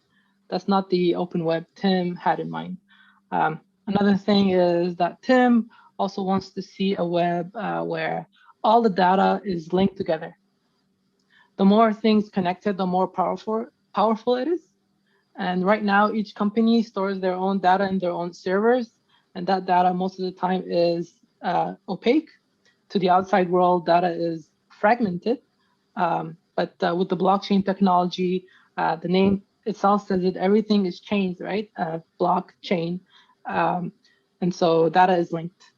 And Tim would like the web to be open. And with Web3, everybody has access to the data in the blockchain. And so it is open by default. Okay, awesome. That's really great to know. And when you say that Web3 is the read, write, trust web, can you talk more about what you mean by the trust component? Sure. Because everything is verifiable on the blockchain, if a company wants to make an agreement with a user, for example, we will not sell your data, then Web3 provides the platform for it to do it in a verifiable way. The user can trust, right? That's the trust component, that this agreement will be guaranteed because they are able to verify it on the blockchain in a verifiable, in a transparent way. Got it. I have a couple other questions, but it looks like we have one from the chat. Can we make web apps with the blockchain technology at the core through unstoppable domains? And can you tell us more about that? Can we make web apps with the blockchain technology at the core through unstoppable domains? Yeah, for sure. You could definitely make decentralized applications that users could, for example, there are like applications right now where if you want to send money to someone else, digital currency, you'd have to put in a long hex, like characters of hexadecimal characters, and it's a very long string. And if you make a mistake somewhere, then the currency will either go to someone else or will just go to nobody, and you will lose that money. And with unstoppable domains, you could use a domain name instead of that long string of characters to improve the user experience. So that's one area where you could use like blockchain technology. And long term, we think that we will become blockchain domains will become core to digital identity, and so you will be able to go to a site and log in with Brad.crypto, for example, and you don't have to create an account with that website. You don't have to register a username, password. You just log in using your blockchain domain, and the site will already have information about you from the available data that you made permissible for them to see on the blockchain. And that way they would be able to provide you a similar experience across sites. So overall better user experience there. Oh. So you just mentioned digital identities. What are the key components to forming a digital identity? I can take this. So I think I mentioned earlier too, like your digital identity is going to be your physical identity in the future. We're moving towards a more and more web dominated world where, so many people are on the internet all the time now, and it's only getting more and more so, especially as a younger generation rises up and almost all of them are on the internet. So when I think about your digital identity, I really think about like who you are when you interact on the web. And so you can think about, there's your social identity when you interact on social media channels. And this can also vary from channel to channel. So for instance, for me, like I use my Instagram for mostly like travel photos and things like that. I use my Twitter for more crypto content. And then, my LinkedIn is sort of my professional identity. And so you can have a different sort of like pseudonym or a different identity across all of these channels. There's also your work identity. And so, a lot of people, especially after the pandemic, are working online. And so you have that part of your online identity. You also have your digital identity that you use to access your financial resources, if you pay your credit card bills online, if you pay your gas bills, your water bills online, or if you access your health records online, you can log in and view your health records from your doctor appointment. All of these things, there's that part of your identity, which is more like your legal information, your personal information. So I think all aspects of your identity, your physical identity, will become your digital identity if they haven't already. Very, very interesting. So then, in addition to blockchain domains, are there any other tools or ways that we can take back control of our digital identities? Yeah, I think absolutely. I think, blockchain domains are sort of at the core of how we're going to interact on Web3, but there are tons of cool projects being built out on Web3 right now that are, trying to eliminate some of the problems that we faced in Web 2 with everything becoming far too centralized, with too much value being extracted instead of added into our society. And so I would say any DeFi app that you see out there that's trying to help people, take back control of their finances and manage their wealth, I would say that is something that, is helping us take back control of our digital identity. Any Web3 apps, really, I just think that blockchain domains are sort of at the foundation of it. Like, that's what you can use to log into all of your apps. That's what you can use to, to post on forums, to transact online. And so, yeah, there's tons. Okay. Well, some people may argue that if we can't see blockchain and truly understand how it works, that, like, how can we believe that it's actually true and what you all are saying is in fact what's happening? Yeah. And so, I think most people that are on the internet right now, which everybody's on the internet right now on Zoom, but most people who use the internet don't actually know how the internet works. Like, if I asked you to explain to me, like, tell me, how does the internet actually work? Like, how does it work that I can type in google.com and then it pulls up the website google.com that I see? Like, how does it work? I would be willing to bet you that the majority of people here could not explain that. And so I think it's the same thing with blockchain. I think it's, you don't have to understand the ins and outs of exactly how blockchain technology works. We can sort of leave that to the devs like Hassan to make sure that that's being built out right. But for the rest of us, non-technical people, all we have to do is make sure that, it's working well for us on the front end. And I think that's the extent of, what we need to worry about. And then the back end is something that is, we just trust that it's there. Okay. And since you mentioned that Hassan and the devs are building out all of these tools, we do know that there have been a lot of biases that have been just naturally ingrained into AI and technology on a whole because of biased engineers or a lack of diversity within those teams. What are you all doing at Unstoppable Domains to ensure that smart contractors, for instance, are not biased as well? Yeah, I think this is a really good question. And I think, as we think about building out Web3, which we're in the very early days of doing that right now, I think it's really important that we make sure that we're bringing in a diverse representation of society at large to help build this. Because for me, I think one of our biggest mistakes with building out the original web was that when you picture, the devs and the coders and people in tech, you just picture white males. And for me, there's nothing scarier than having a group of white men build out the future of the web, which is our future, like the future of how we're going to live. So for me, it's super important that we, focus on diversity consciously in our hiring and make sure that we are really consciously thinking about, like, how do we bring in the best representation of society at large so that we can really get a good perspective from what society actually wants in the future of the web and the future of how we live.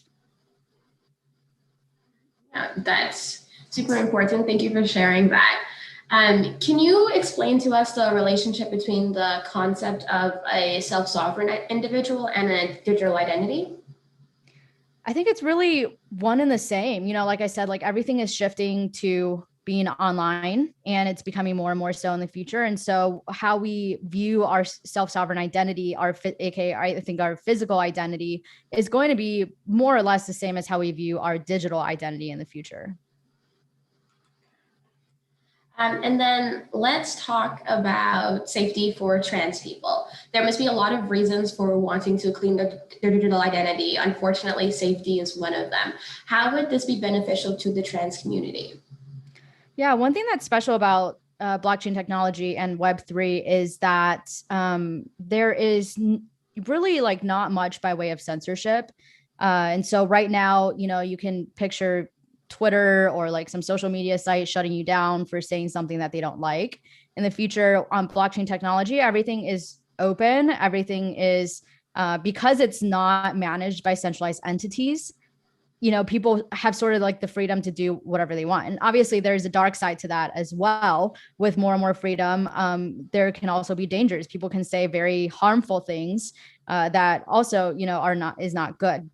And so I think what we're going to see with Web3 is that when everything gets decentralized, we're not going to have, like right now, we sort of have a few main social media sites that everybody is on. We have Facebook, Twitter, Instagram, TikTok, you know, that's like what everybody is on these days. I think in the future, when everything is decentralized, instead of seeing a handful of social media sites that everyone's on, I think we'll see a ton more. And I think what's going to happen is that people will naturally gravitate towards communities with similar interests, with similar values, with similar visions for the future. And so I can see, you know, communities of trans people, for instance, being built out super strong, and they sort of have each other to be part of this community with, and you know, have the platform to speak openly about their experiences without being judged, without being shut down, without getting in trouble, like legally by the government or anything like that.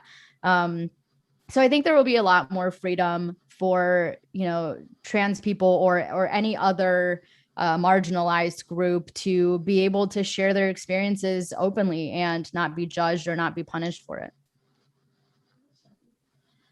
That's really, really great to hear. I guess that means go future. Go unstoppable domains. So we have a couple questions in the chat, but my last question for you all before we go over to that would be, what makes Unstoppable Domain tech for social impact?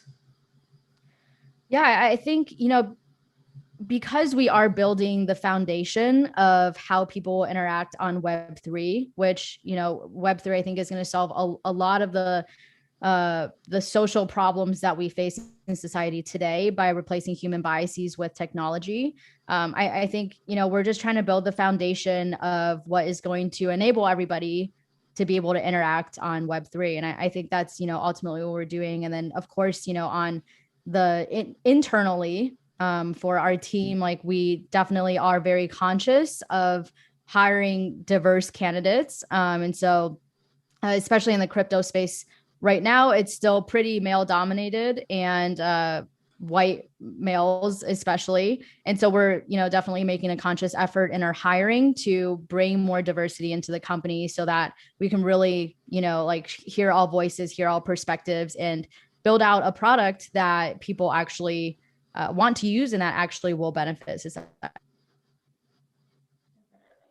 And we can already see some of the impacts, like you mentioned, with people being able to have a more stable currency to use in countries where their currency hasn't been as stable. Okay, so I'm just going to transition over to some of the questions that we've been getting in the chat. So Olga would like to know, does Web3 imply that territory restrictions for watching content will be removed? Now I can visit some websites due to my current location. I think that's really up to government regulation. And so I think one of the biggest challenges that we face right now with adoption of blockchain technology and really building out Web3 is government regulation. Right now, the government hasn't spoken very clearly or loudly about how they feel about blockchain and crypto. And so it's something we'll have to wait and see. I sort of see it as once, you know, one country really moves ahead with it, a lot of other countries will follow, especially if a big country like the US moves forward with it. I think in either direction, I think if the US, you know, moves forward with favorable policy, with allowing people to use blockchain and crypto, I think I could see other countries following suit. I think if the US moves forward with not positive, shutting down crypto and blockchain, I could see other countries sort of, taking advantage of that and jumping on and making their country favorable to these things so that people will, flock to their countries, that they can build more wealth in their country. So I think government regulation is a big part of that. And to your question, Olga, I think whether Web3 is going to release all territory restrictions, I think that is going to be up to government regulation. But Hassan, is there anything from like the more technical side that you would say? I could say that, yeah, so I agree with you, Diana, regarding like, it depends on the government on how they decide with this. But if ever, let's say someone starts publishing, websites on Web3 that like child pornography or something like that, then we would depend on browsers to have like some kind of filter list to prevent people from accessing these websites. And so eventually we're making it decentralized, but we're relying on the community to help us make the best user experience there.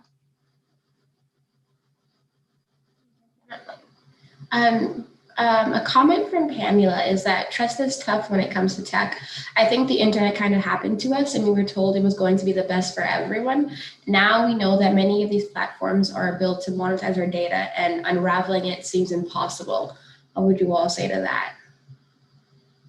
I would say that, when Tim Berners-Lee invented the World Wide Web, he wanted to, that wasn't the idea he had in mind. But as technology improved and Web 2.0 came, then people start using these tech firms, companies that as mediators, as like, for example, when you log in, you use Facebook or Google to log in.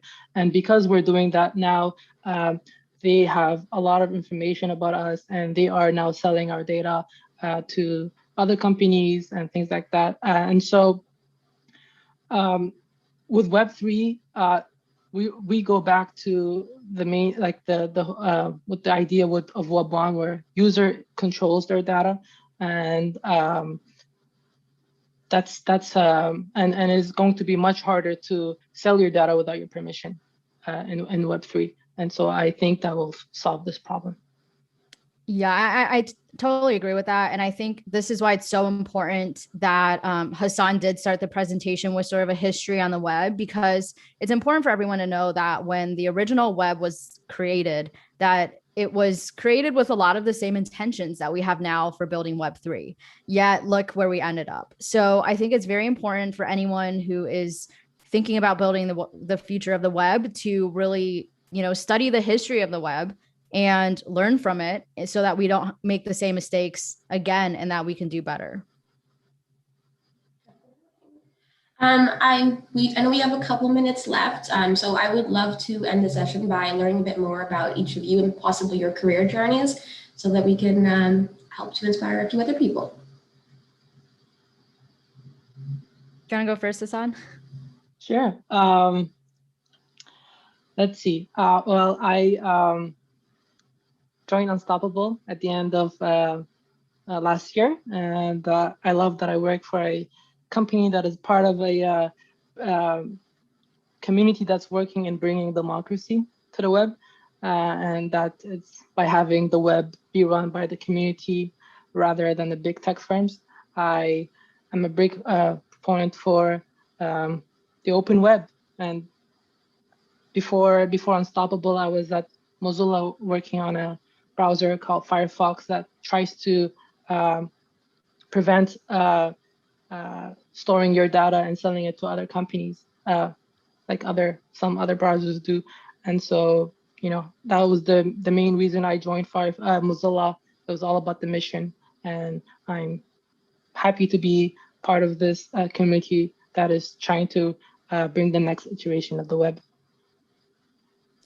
Yeah, and then for myself, I've actually had like quite a winding journey to get here. I started my career as an attorney in Chicago, and so I did that for a little bit. Decided it wasn't for me. I made the impulsive decision to quit my job to travel the world, and so I just put in my notice, quit my job, and started traveling. Didn't have any backup career plans or anything like that, and I became a travel blogger and content creator. And so when I first heard about crypto and Web3 and all of this stuff, I learned about the decentralized element of it first and what that would mean for creators. And so right now, if any of you are creators online of any sort, if you're an artist, a musician, a blogger, an Instagram influencer, if you create content online of any sort, that it's very difficult to monetize that content.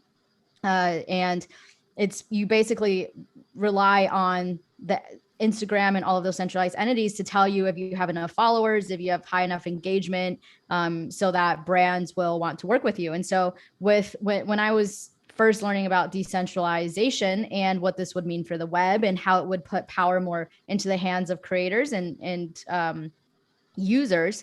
So instead of then relying on Instagram to tell me how many followers I had and how much I was worth, I could get paid directly from my followers. And so it's sort of like the Patreon model that you see now that some creators and podcasters are using. It would be that sort of model. Instead of liking someone's photo on Instagram, you could tip them in tokens or tip them $1 or something like that. So that really struck me. And that's sort of what initially brought me down this rabbit hole of learning more about crypto and learning more about Web3. And then I joined the company at the beginning of this year to work on the podcast. And I've been working on, just creating more and more educational content on crypto for the masses, because I really think that everybody can benefit from this like new iteration of the web that we're building. And I just want to create content to educate people on that. That is amazing. Thank you both for sharing so much. I know we only have a minute left, but if there's anything else that you all want to call out or any final words of wisdom, now is a chance. Well, I could say just a plug there. We're hiring, so go to unstoppabledomains.com/jobs, and we hire all around the world. We are very remote friendly, and we have great benefits. Yep, I agree with that. Amazing. Thank you both so much. This was a wonderful chat. It's amazing to learn more about all of the amazing things that you all are doing. Thank you so much for having us. Thank you so much. Thank you to our amazing panel, Diana, Hassan, and Roz, for that great chat. That was so awesome. As we move into our next session, I just want to highlight for all of y'all who might be looking to earn continuing education credits through SHRM. You are going to refer to the code that's in the upper left-hand corner of the slide in front of you. It should be directly even with my video right now. And as we go into the next session, I just want to say hello and welcome to anybody who might just now be joining us. You have joined us for day 3 of Power to Fly's July mini summit. The theme this month is Tech for Social Impact, and we are so excited to have you join us. Now, for the upcoming conversation, I want to highlight that if you have questions or comments for the speakers, we want to hear them. So you can add comments or questions into the group chat. It's going to be on the right-hand side of your screen, right about down there from my video right now. And if you have questions, comments for the speakers, please share them there. We will be passing them along to the panel so that they can address them as time allows. And if you have any kind of technical issues, please feel free to tag myself, or my colleague Sen Maya is also in the chat thread there. So we would love to try and help you with any kind of tech issues that you might have. Now, again, if you're looking to earn SHRM credits, SHRM credits, today, you just need to take note of the code that's in the upper left-hand corner of the slide in front of you. And I'm also going to briefly refer you to the code of conduct that my coworker will be sharing in the chat thread in just a moment. It's there to ensure that this talk is a great experience for everyone involved. So as you interact with your fellow community members and connect with the speakers, just make sure you're leading from a place of kindness and respect.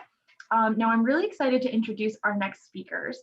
First up, we have Brianna Harmon. Better known as Bree, she is a television host covering all things entertainment, culture, career, and lifestyle. Bree has hosted events and special content for Sean Combs' Revolt TV network, where she interviewed celebs like DJ Khaled, Christian Combs, and Justin Combs.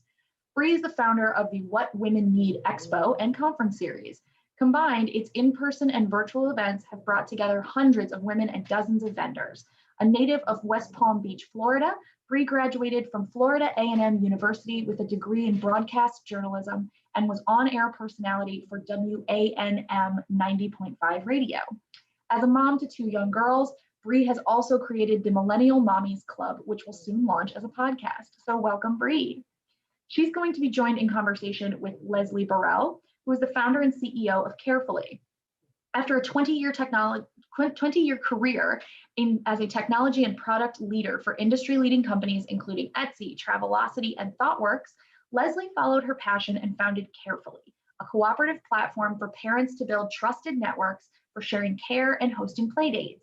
Carefully is on a mission to change how we think about childcare to make it more affordable, accessible, and inclusive. So thank you for joining us today, Leslie. They're going to be interviewed by our amazing moderator, Mariella Marie.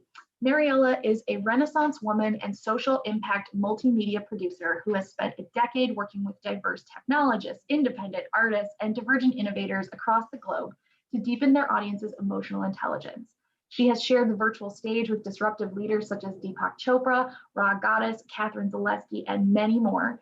And she curates meaningful conversations and installations centered around belonging, amplifies underserved and underheard voices, and develops provocative initiatives that bridge our shared stories and connect us to an enlightened state of awareness. She also has killer style. So, Mariella, I'm gonna turn the stage over to you. Take it away.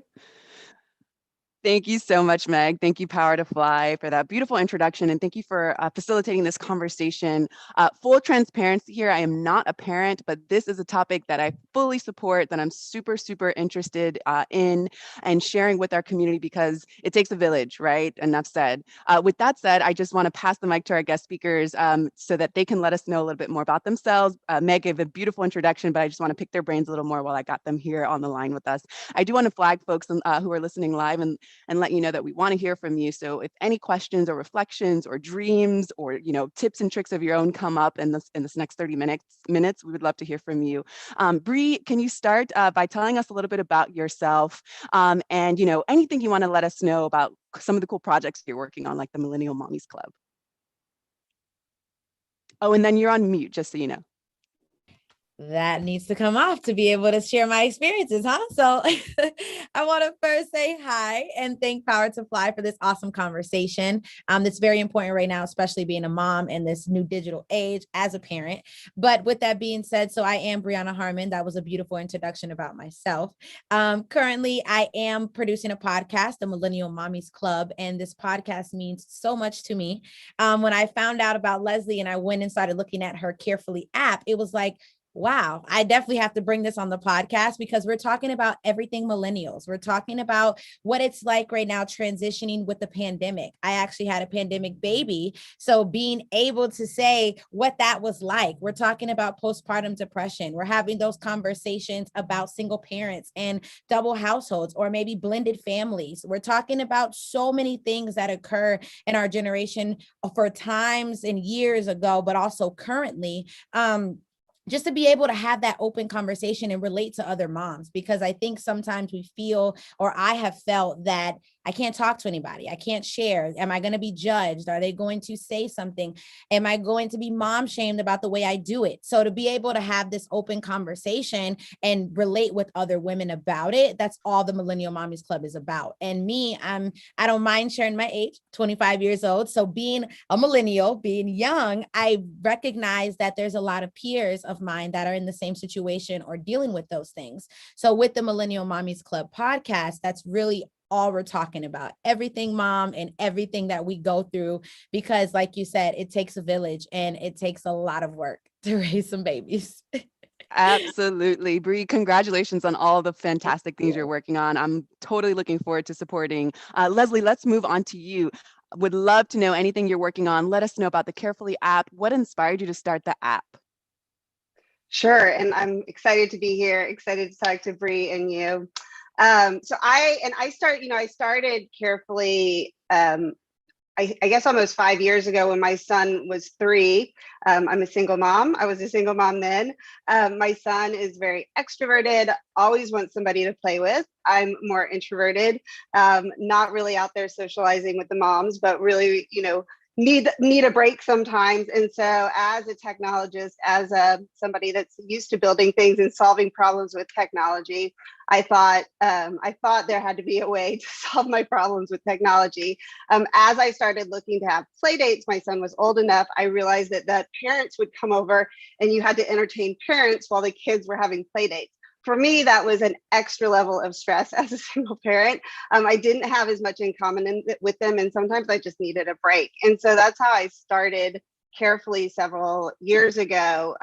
When I decided to, it was really a side project. And when I decided to kind of dig into it more at the beginning of last year, and the pandemic kind of took center stage and everything went haywire, I realized it was a much more meaningful project, not really just a side project, and things have evolved and in a different direction. And I feel like it's got a lot more meaning. It can really help underserved, marginalized groups get access affordable care, and it can help us connect with our communities. It can help me feel more comfortable and feel like I'm connecting with parents in my communities in ways that I didn't feel comfortable before, and also help my kids have play dates, right? So that's what that's sort of what inspired me then, and what continues to inspire me now, because I have a bigger mission than just sort of this side project, which is still important, but I like to work on sort of a bigger mission when I'm dedicated to it more full time.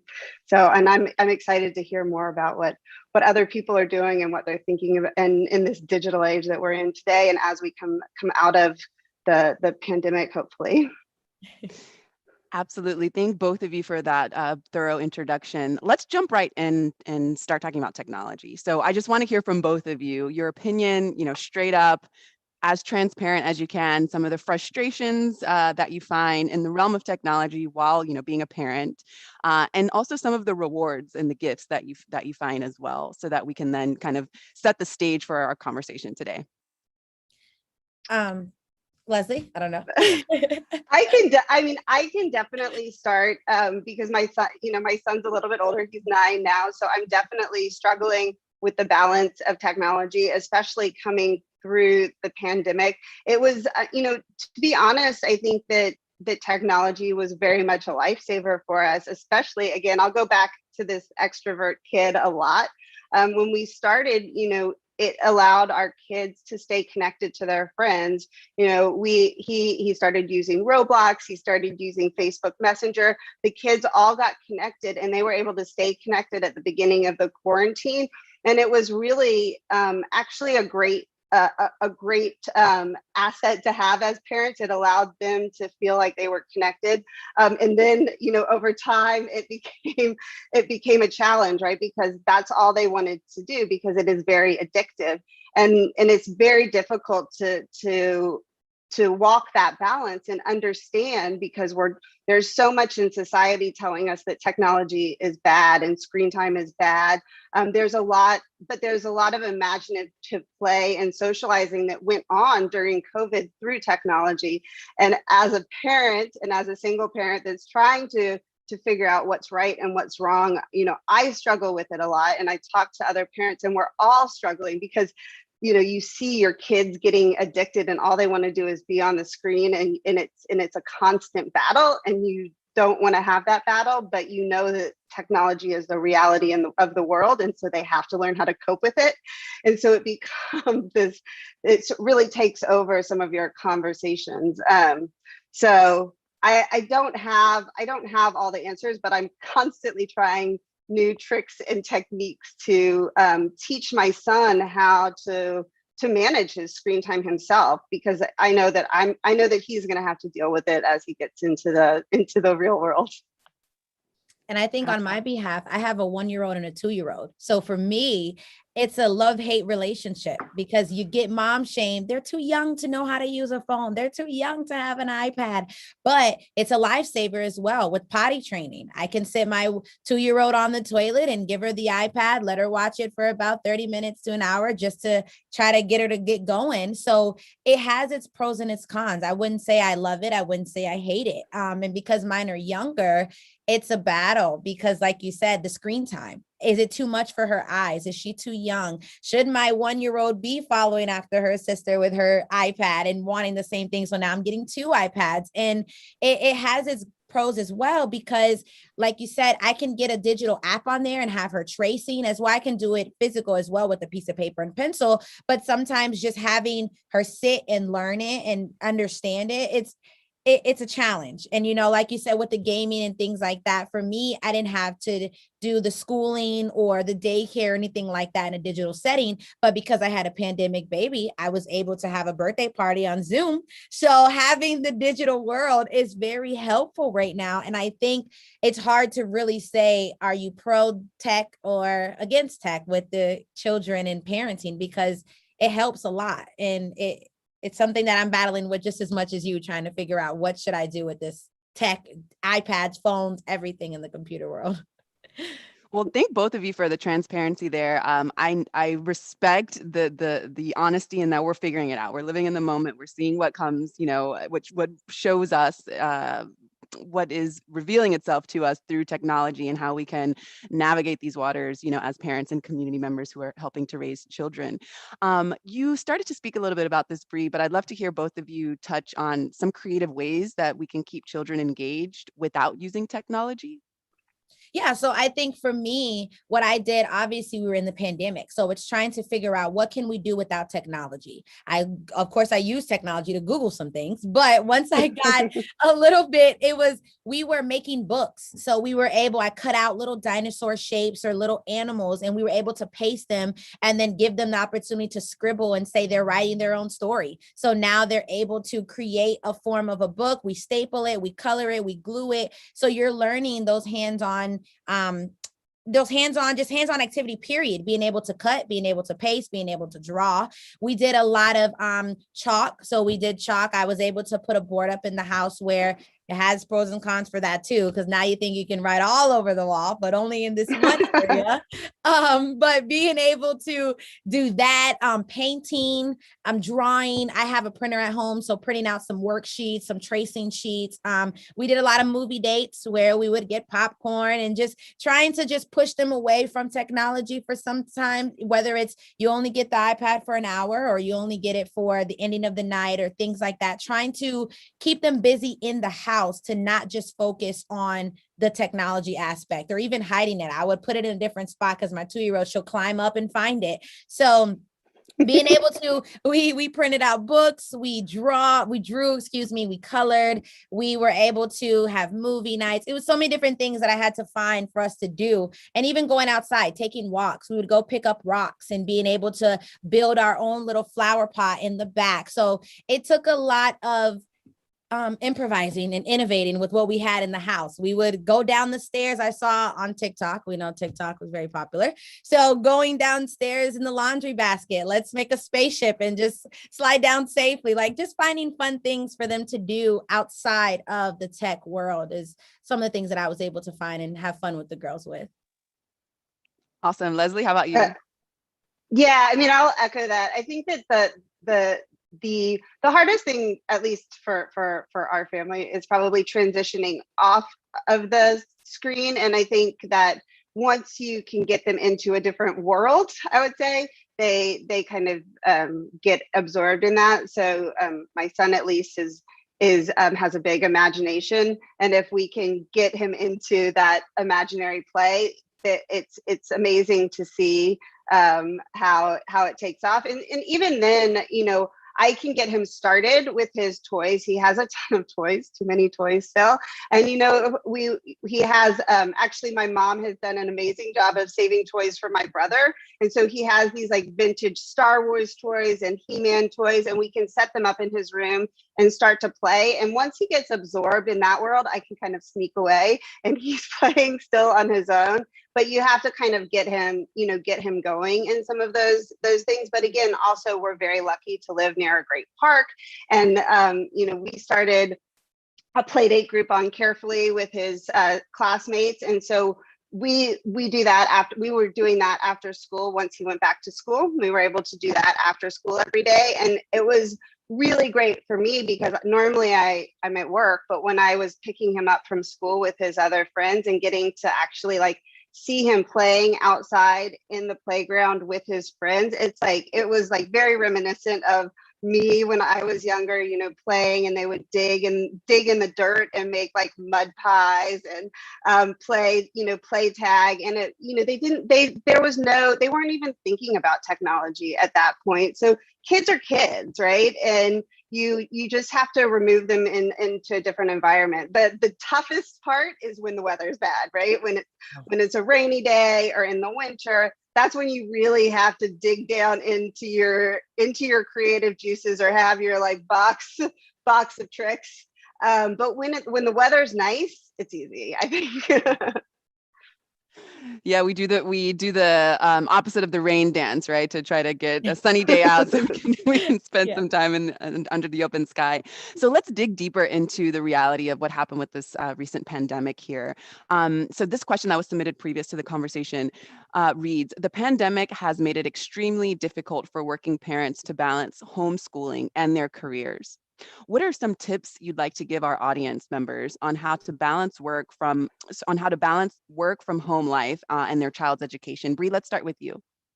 I would, good question, but my kids aren't in school yet. So I don't think balancing the school aspect I can speak on, but in the aspect of balancing just being a working parent, having to work from home, it's tough, right? So you're trying to find the time to not just sit on your computer and your kids are just playing on their own. So for me, what helped with me and my family is being able to say, okay, I'm going to dedicate this amount of time to work, and I'm going to, on my lunch break, I may have to sacrifice as a mom eating to have some time with my kids and let them see that, hey, mommy's still here, just give me a second. Or as soon as I finish work for the day, don't go on social media, don't go call your homegirl, don't call mom and them for a minute, dedicate that hour to take them to the park or spend longer bath times. I would just look at my schedule and try to figure out how can I balance this with my kids and not consume yourself 24/7 into work.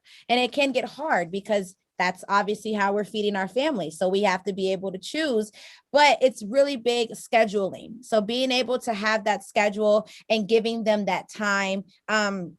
I'm really big at like giving color blocks. So being able to say during the red time, mommy's working. When it gets to yellow, it's time for us to go have fun or go play. When it gets to green, it's time for us to do something else.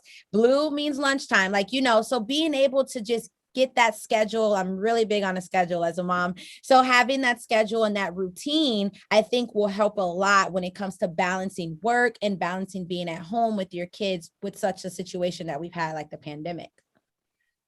Thank you for that. And Leslie, I'd love to hear your response. And if you could also highlight some of the things that Carefully app has been doing to just help parents in this situation. Yeah, sure. Sorry, some construction just went on. I hope it's not too loud. So yeah, I mean, I would definitely second the lunches. I think one of the big challenges that I saw of working from home with your kids at home was your kids have, at least my son had a very difficult time understanding that I was working when I was at home too, and like really understanding that I wasn't able to always give him all the attention. And it was difficult to sort of make that sort of shift, even though he's 9 right here, he was 8 then. It's still very difficult even for somebody of that age to understand this is work. I have my desk, I have my computer, but I'm on a call, and he's like, you're talking to your friends all day long and you're not paying attention to me. So absolutely, like I would block my lunches and we would go for walks to the park, and I would sit down with him and really try to block my lunches for him. And that really helped a lot. Also, we had a board that where he would be able to like see his schedule and be able to kind of take some control of the things that he was doing. I mean, I also, because I was working on my own startup, I had a little bit more control over my schedule which definitely helped in some respects. You know, Carefully is all about parents helping parents and being able to kind of support each other and finding ways to share care within your community. So that's what our app is all about. And also we also during the pandemic specifically, you know, we started offering virtual events and things like that. So even though you weren't able to share care, we were doing virtual cooking and yoga and things like that, which would help to entertain the kids, so you could have a little bit of a break. Now we're focused more on the play dates, the group events, things like that parents can do with each other and within their community to support each other without having to take on the extra expense of paid for care.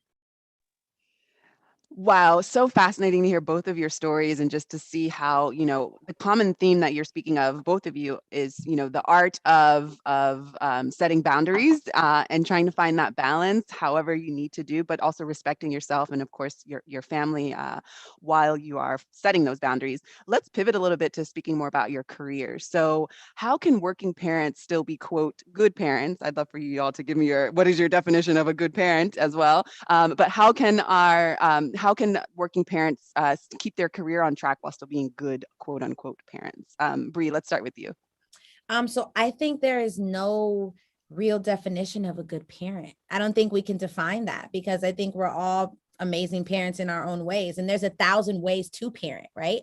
So when we talk about the way to parent and balancing, can I work or can I only be a mom? It's really balance. It's really being able to allot the time for yourself, for your business, and for your kids. So separating those things, because what happens sometimes is we either put too much into work, not enough into family. Being a mom, you don't have 2 arms. You have like 10, because you're having to cook, you're having to clean, you're having to work, you're having to still be a mom and be a nurse, be a nurturer, be a provider. So you have so much going on that I think there's no real answer. And it sounds very like, you mean to tell me you don't have an answer for that? But it's really hard to give one, because you really just have to balance your time and put in your work wherever you place it. So for me, and when it comes to working, I think I give myself enough time to get my business done. If I have to sacrifice those hours at night to do a lot of emailing or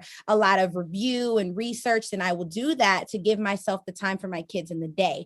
Now, it still is also a boundary when it comes to how much time you can give to them, but being able to just separate it, being able to just balance it at your best way you can. I don't really know how to fully say what's a good mom, what's a bad mom, how to be able to balance, because we all have different schedules. We all have different parenting skills. So it's really just figuring out your niche, what works best for you, for your family, and for your kids, is really just taking that time to dive deep into that. What's going to work best for me? I can't do it like Leslie. I may not be able to do it like someone else, because that's just not my schedule or my lifestyle or the way that my parenting skills are. So just not being hard on yourself and taking the time to really figure out what's going to work best for you when it comes to balancing your career and balancing you as a parent. Thank you for that. We've got about 5 more minutes. Just want to let everyone on the call know, so that if you do have a question or reflection, you're listening live, we want to hear from you. But for now, Leslie, I'm going to pass the mic to you. So first, what is your definition, if there's a definition of a good parent? And then how can working parents keep their career on track? Yeah, I mean, I obviously, I echo what Bree was saying about that. There's not a definition of a perfect parent. I think that the challenge is that our society, especially in the U.S., puts a lot of pressure on working moms to be this. What I don't know if it's the perfect parent, but to be doing everything. And I think that was part of the reason that I did start. I made a decision to not go back to work, and I was privileged to be able to make that choice, last year, to decide to focus on Carefully and try to invest in my own business, because I didn't feel like I was able to get the balance that I needed. And there were a lot of other factors, like as successful as I was in my career, I wasn't, really happy. I was still not achieving that happiness, right? And we don't focus enough on, we focus on career success and not like happiness. And I think that when we think about how we want to live as a society, we have to like change that definition of success to include some sort of happiness quotient, right? It's not just about your lifetime earning potential, but your lifetime happiness potential. And thinking about how we educate and raise our kids to value happiness as much as they value wealth. And it's hard, right? Because we still need that comfort and that to be happy too, right? We need security, financial security too. It's absolutely important. But when we overvalue that wealth creation, then we start to lose the happiness. And I think that's part of what I try to think about. Like I'm trying to unlearn some of those behaviors too every day, because I put so much pressure on myself to kind of be successful, even with Carefully. But I'm definitely happier, and I can have more control over my life, which makes me a better parent. And I think that the whole conversation around childcare and working parents and working mothers is helping companies reevaluate that, but it's really how our society works. And so I think that's what I would say is that's the balance that you have to think about, is what's important to you in your life, and how can you create a life that achieves that balance. And so I'm working on it. I'm working on it every day, and I do think it's making me a better parent.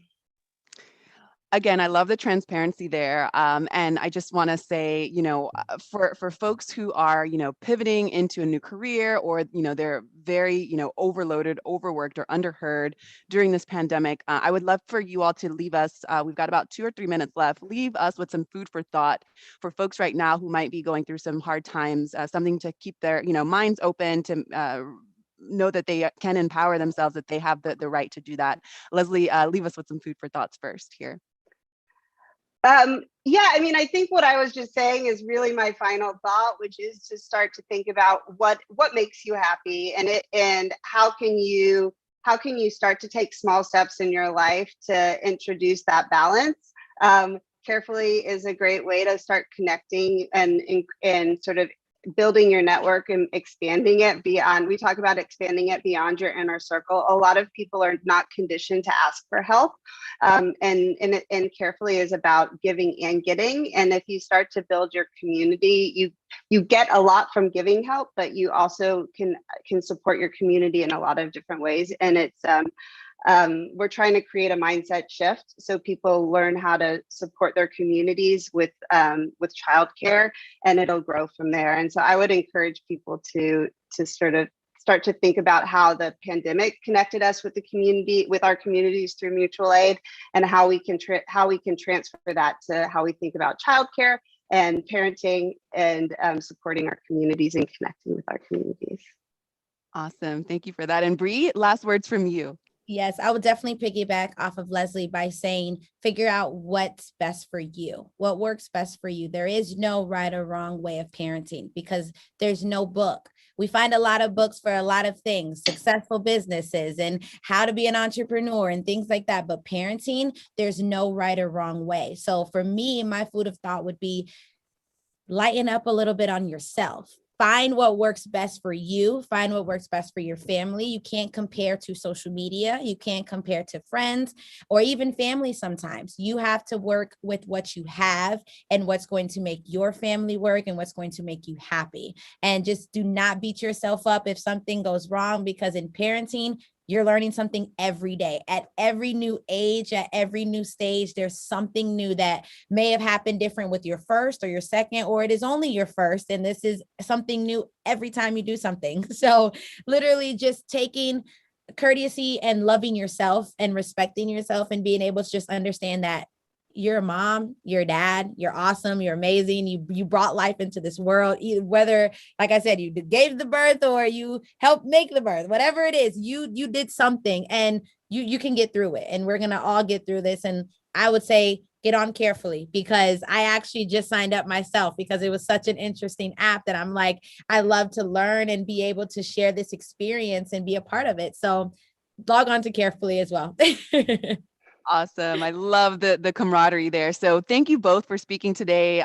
Meg, I'm going to pass the mic back to you because I know we've got some awesome conversations lined up. So thank both of you and Thank you so much. Yes, thank you. Thank you. That was absolutely wonderful.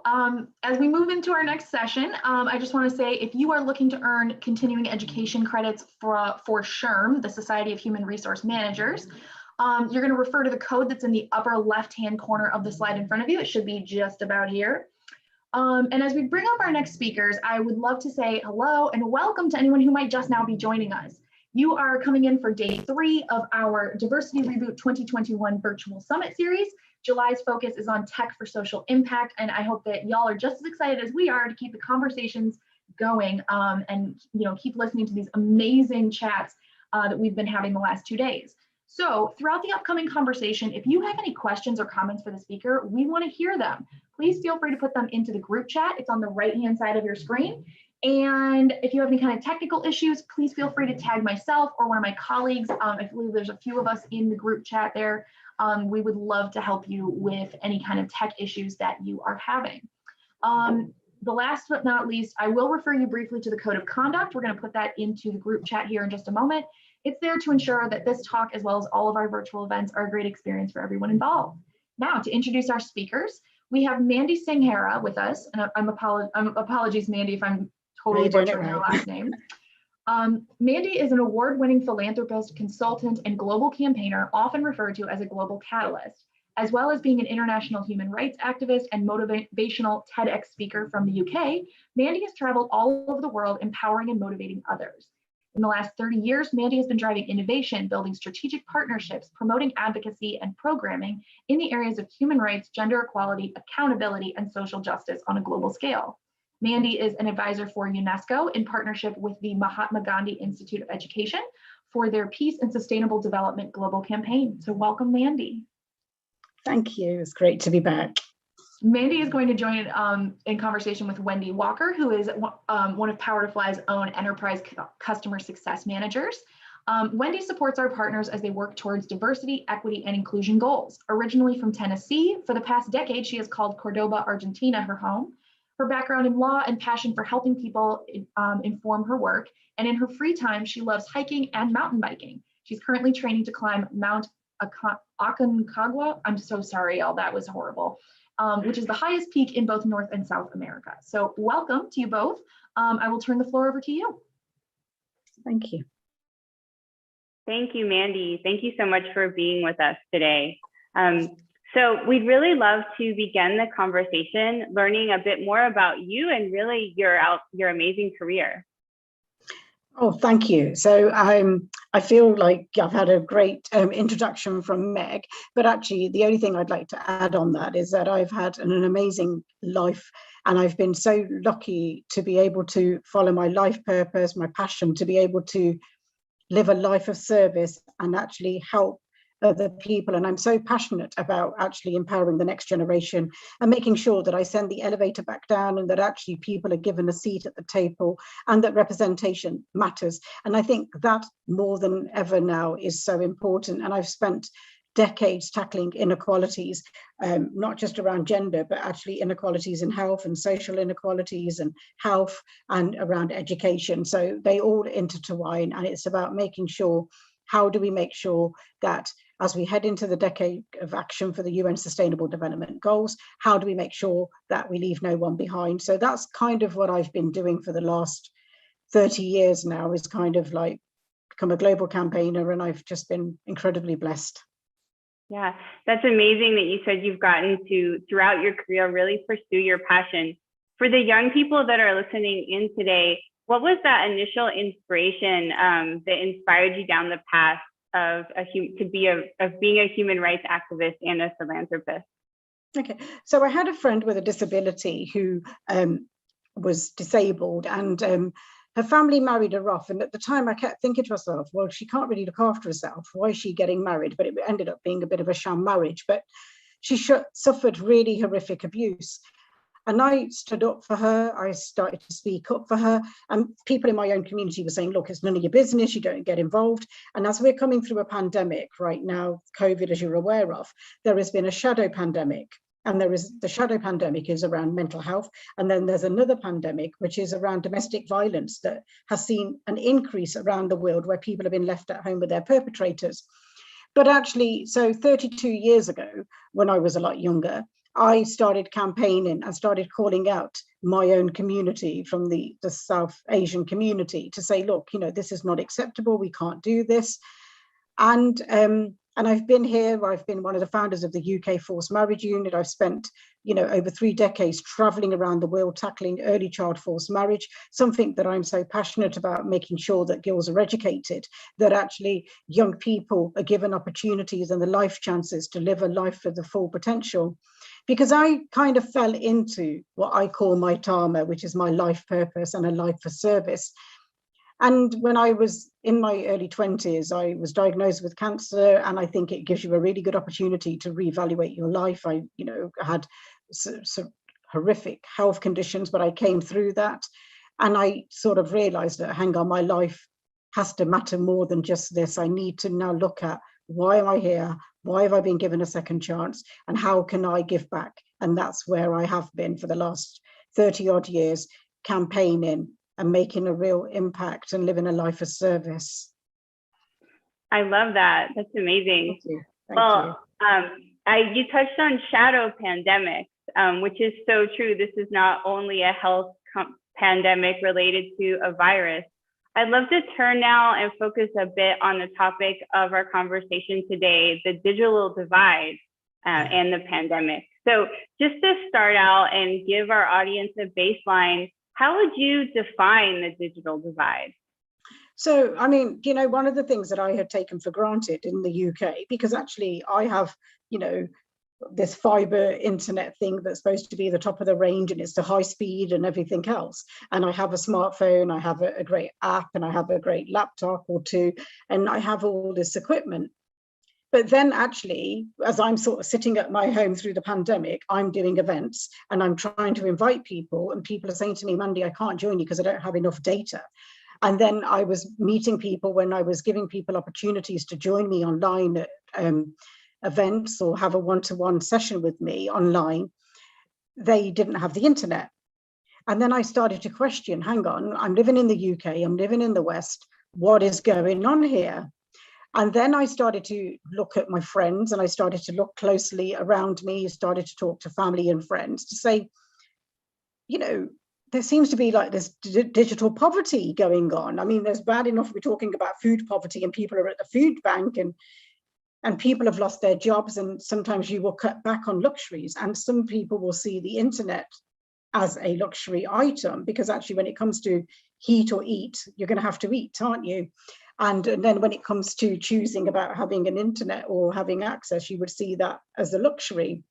But then what we realize is, like the whole of the world and the UK and Argentina and everywhere else, that the whole world went on a lockdown like never before. Children were pulled out of school like never before. Every single child in every part of the world, in every single corner, was at home. And actually, so teachers were trying to do homework and teach you from home and give you homework to do. And a lot of this was online delivery. And what we realized was, within weeks and months of the pandemic, people were actually homeless. Had no internet. They couldn't do the homework. And then we realized that the people that were most deprived, the most already below the poverty line, are being pushed further away. Young people who were already struggling at school have been pushed further away. Their education's been affected even further.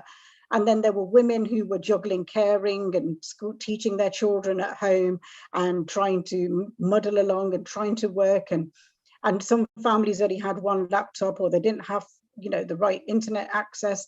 And people were really falling behind. And then I thought, no, I need to raise awareness. I need to educate people. We need to talk about this issue, because actually, if I don't speak up about this and bring it to the government's attention or to other people's attention, we're not going to know about this. That's such a good point. Having access to devices and to internet is really a need in today's environment. And that is more so globally as we continue this pandemic.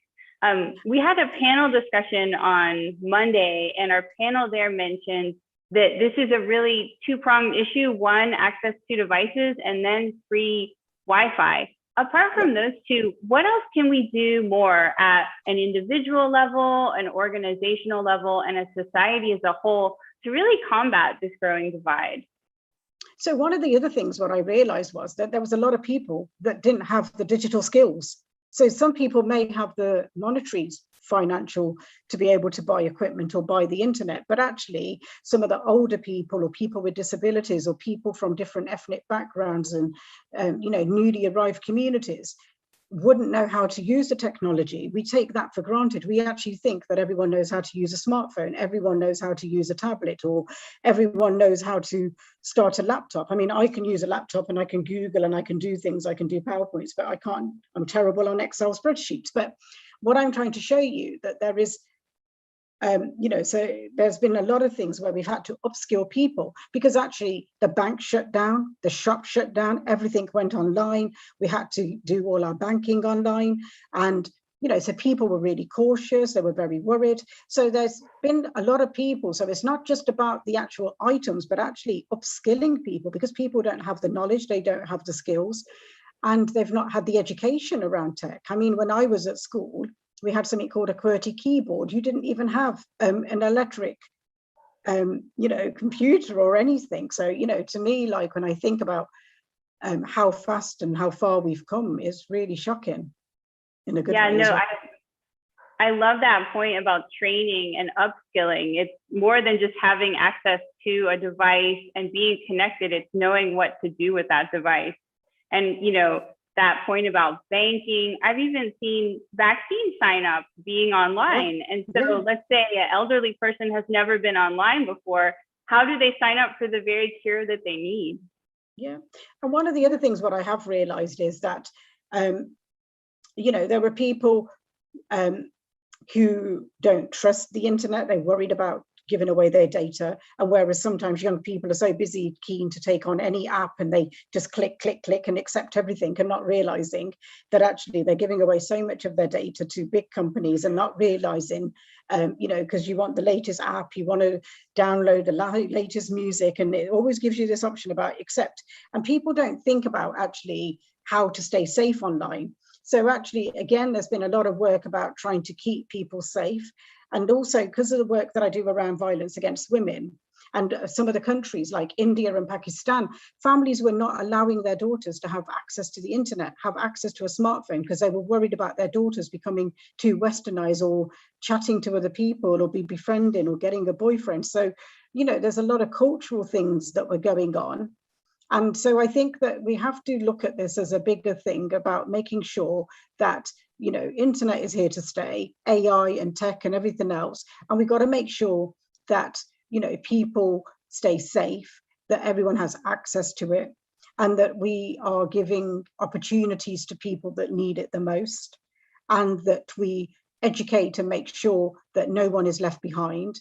And also that, companies have a responsibility as well. They have especially when an older person, who may have banked all their life and have kept money at home under a mattress, they haven't always wanted to go to a bank and stuff like that. So it's very scary. I mean, I brought my mum a phone and she's like, oh, I don't really want to use this. I need one with just a keyboard. And I was like, Mum, but you could do all these things on it. She was like, no. And I had to take the phone back and buy her a slightly sort of an old Nokia kind of a phone because like she just would not get involved with that. But for me, it was about like, if you need help, you need to be able to ask for help. And, so I think that we need to look at how we, as companies, have a corporate responsibility. So, when you think about all these companies, so like when we went on a lockdown, all these companies got rid of their old IT equipment, their old phones, and they were kind of upskilling and buying the latest equipment because all their staff were working from home and they were getting all this new up-to-date equipment. So what I said to companies was that, look, why don't you upcycle some of those tablets and these computers and these phones that you have, wipe away the data, clean up the hard drive, take away everything confidential off that, but actually give it to somebody that's in need who would need that. So I think that there are companies, like Dell and Microsoft and everybody else that, will give away laptops and things like that. But again, I think locally think about it, because actually when I look at myself, I have like 2 old iPhones. So this year I gave away to a couple of friends who needed them. You know, their children didn't have phones, so it was like just trying to give them that. And then I have a plan where you can actually pay forward your data, because I don't always use my data because I have Wi-Fi at home, that I don't need to use it. So what I was doing was actually with friends and family is actually saying, well, actually, I've got this unlimited data. I don't need to use it. Why don't I give you 10 gigs? At least that keeps you going. You can do your homework. You're not going to be affected and you're not going to be left behind. They did try, they played games with it and they ran it over quite quickly. But again, it's trying to teach them that, you know, this is given to you for this particular reason. But I'm just trying to show you that we can do small things. It's not always about the big things. It's the little things that matter as well. That's a really good point. And that's so true. If you think of a typical family with 2 or 3 children in the home trying to do school from, you know, a cell phone connection as opposed to in-home Wi-Fi, you run through that data plan really fast. I love how you touched on kind of what companies can do to really help prevent this digital divide, whether that's donating devices or kind of upskilling their users that, you know, before they went to the brick and mortar location, but now they've got to log into their home banking to access their account. Anything else on your radar in terms of what organizations can do here to make a change? Yeah, and I think, you know, like companies have a responsibility. So, you know, I mean, I was watching the news this morning and, you know, there's a lot of scams and there's a lot of fish in things that go on. You know, there's a lot of like things that always seem too good to be true. So like they'll come in and they'll say, oh, you've won a free Amazon voucher or you've won this, and people don't realize how to stay safe or how to access different things. So I think it's really important that we look at actually trying to stay safe online, because actually when children are not at school and we are sending our children upstairs and we'll say, well, go and play Fortnite for an hour or 2, or go and play a particular game, or go and play on your PlayStation, or go and play, you know, on the Nintendo Switch, or whatever it might be, that we're not looking at the dangers. We're not looking at what our children are clicking and who they're chatting to on the dark web. Children are walking in by playing a game, being groomed, being befriended, and we have a responsibility to talk to our children about staying safe online. And when I talk to young people, they'll say, well, I put it on Snapchat and it was only on for 5 minutes and it's gone. And I said, but where do you think it's gone? And they were like, oh, it's gone. And I said, but it's gone into a cloud. So when you're sending pictures pouting, or you're sending pictures of yourself, you know, that you don't really want to be seen and you think you're sending them to somebody, please learn to stay safe online. So I think that there's some things to do that. It's about showing people, you know, when a scam comes in. So like the new one in the UK right now is you're getting text messages on your phone to say, oh, we're sorry, you've missed a delivery, but you have to pay £2 for this parcel to be redelivered. And it's taking you, and it's like wiping out people's bank accounts. So it's about trying to educate people. But again, where my concerns are, if you're vulnerable or you're not very tech savvy, you click that, you kind of think, oh my God, you know, I'm going to get this parcel, or I'm having something, or something's happening. And people are just giving away their data, they're giving away their bank details, they're giving away so much information, they're giving away their passwords, their bank account details. So I think that we have a responsibility to show people that you've got to stay safe. Companies also have a responsibility to try and like educate people and not send so much spam and junk mail to people, because actually when you're bombarded, that, you know, you miss stuff as well. So I think, you know, again, we need to look at what else can we do to level that playing field, make sure that no one's left behind. We've seen women being left behind. So like some families have got 1 laptop. Children are doing their homework first, then the husband's doing his homework. The woman's been running around all day trying to cook, clean, care, do the teaching and do everything else. And then later on in the evening, when it's time to unwind, is sitting down to do work. You know, people are burning out, mentally exhausted. And, you know, so I think that, you know, there is a lot going on right now. And let's think about opportunities. What can we do as citizens? What can we do? And I think, you know, organizations like Power to Fly, could do a call in and say to people, look, if you got your old laptops and computers, do you want to like send them in to us, and we could look at like cleaning them up, and people can put a request in and you could upcycle and send out equipment to people. There's like little steps that anyone can do. And like I said, I gave away a couple of old phones that were just sitting in a cupboard anyway. Yeah, then that's so easy to take that action as an individual, and then for organizations and society, just think about reusing these devices. And I love that call to safety, online safety. So I want to shift a little bit because we've really seen this digital divide grow more through the pandemic. And I know through your work in Southeast Asia, you're really acquainted with the area. We've seen inequalities in vaccine rollouts. Countries like the United States and the United Kingdom have rolled out vaccines well before the rest of the world. How do you see these inequalities in the response to COVID further exacerbating the digital divide? And I think, one thing that I would always say is that we're in the same storm, but we're certainly in very different boats. And Britain, yes, we've nearly vaccinated most of the adult population, and we're now kind of working our way through to children. And I know that we wanted to get ahead of the curve, and the government took a lot of vaccines, but I know that the government has made a pledge now with the G7 recently to buy vaccines to share with Africa and the global south and Latin America. But I think it's still we've got a lot of work to do, because actually, we want to open up the world. And just because America and Britain are vaccinated, or Canada and the West is vaccinated, and some of the rich countries, but actually there's a lot of countries that are not going to be vaccinated for at least another year or two, even probably by the time they get fully vaccinated. You're giving them one shot and then you're running out of supplies. And again, there's a lot of myths and things that are going on, even not just in the UK, but all around the world, where people are worried about like side effects, and it's about the lack of education. People then will just Google something. And Google is great to find things, because I Google and I look for things all the time. But sometimes I will not go to Google to look at symptoms, because actually, if I said I had a headache, I might be a bit dehydrated because I haven't drank a lot of water today. And if I said my vision, I'd be like, oh my God, I think I've got a brain tumor, because the symptoms that you're going to read on there, on any internet, on the web.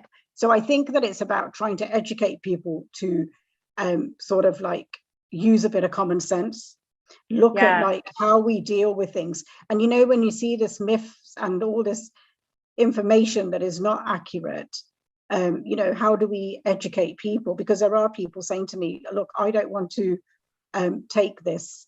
And somebody's just raised a really important point about, old cells are a great resource for people, for victims of domestic violence. And actually, we've seen this in the UK. And I'll give you a really good example. So in India, a friend of mine, Kirti, who works on the ground, the wife only had an ordinary phone, but she had no credit and she had no data to make a call. So she used her husband's phone to call the police and ask for help for services. They ended up calling back on that phone. And, and it, in fact, made the situation a lot worse.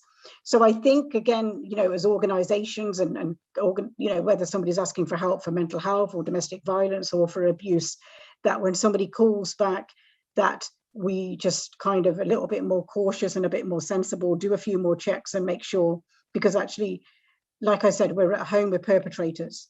Violence has gone through the roof.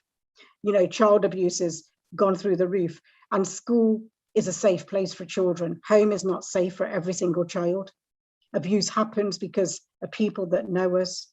And we have seen people moving friends and family and so-called new aunts and uncles that you don't even really know. And because of this pandemic, you've put young people in a lot of dangerous situations. And then, if there's no internet, no kind of smartphone to ask for help, there's no landline phone number to ask for help. I just think that it's just about, if you see something or you hear something, do something. Don't just ignore it. If you hear something next door, you have a responsibility to report it. And I know that's it's a good not point. easy. We've lost a lot of our community through all the lockdowns and restrictions we've had. So it's important to help, women kind of build up those communities again, to know they have a safe place to go. Where can they turn to, whether that's a victim of domestic violence or a woman that is now working from home, you know, trying to teach her kids how to read, preparing all the meals. This pandemic has really placed a stress, particularly on women, throughout the last year and a half. So I want to give us some time, Mandy, to really learn a bit more about how we can support the work that you're doing. How can we help support the initiatives that you're part of? Okay, so one of the campaigns I'm currently involved in, and I would love people to get involved in, is called The Kindness Matters, with UNESCO and with the Mahatma Gandhi Institute for Peace. And what we're looking at is people showing acts of kindness. And one of the things that I have seen through this pandemic is that people have been incredibly kind. We have seen the best of people, we've seen the worst of people when people are hoarding and emptying out every single shelf in the store. But then we're seeing the other side where people are like helping the neighbors and filling up food banks and volunteering their time and helping people. So I would say, you know, there's a great campaign going on right now, and it's called #KindnessMatters. And if somebody has done something kind to you, or you know somebody who's an unsung hero, you know, give them a shout out and call out that act of kindness. So that's one of the things I'm working on. I'm also working on sort of like ideathons and hackathons, engaging with the next generation, getting young people involved in hack and tech and AI to look at using it for social good, looking at how do we make sure that young people across the globe, not just in America and England, who are privileged, who have an education, you know, but actually children in Palestine and Afghanistan and Syria and all those other countries where children are really keen to learn, that those children are also given opportunities. Because actually there's a lot of girls that will never go back to school, because 65 million young girls have been forced into an early child forced marriage through this pandemic. You know, that is so many young women. So we need to look at how we make sure we keep girls in education. How can we continue to empower women to live a life of, you know, free from violence, that they're able to make choices. And if people, you know, are self-employed and their businesses are struggling, and if you are in a position to look at supporting locally, go ahead and do that, because actually now it is time to pay it forward, show that kindness, instead of going to a big franchise out of town to somewhere and actually shop local, eat locally and support locally and try and help your own local community. I always say to people, think globally, act locally. That's so true. Our small businesses and local businesses need more support than ever. So we can see they have been the losers through all this, and now is the time we can really vote with our wallets. Yeah, it really is time to do that. And I think one of the things that I would say to people is, if you have got old tech and you've got old equipment, look around in your neighborhood and just say to people, look, you know, free to a good home, put it out on your local pages in your supermarket, or put out a little card somewhere in the local paper shop or somewhere like that. And just say, look, if somebody needs some equipment, you know, come back to us and we're happy to support you, and we can pay it forward and lend it out to somebody, you know, or give it away to somebody. I love that. Thank you so much, Mandy. Thank you for sharing your thoughts and your time with us today on this conversation about the digital divide. Thank you so much. It's been a great honor again. Thank you. Thank you to both of you ladies. This was an absolutely amazing chat. I cannot wait to go back and watch the recording later and be able to really digest a lot of the really amazing things among the multitude of great things that Mandy shared with us. So thank you so much for that. Thank you.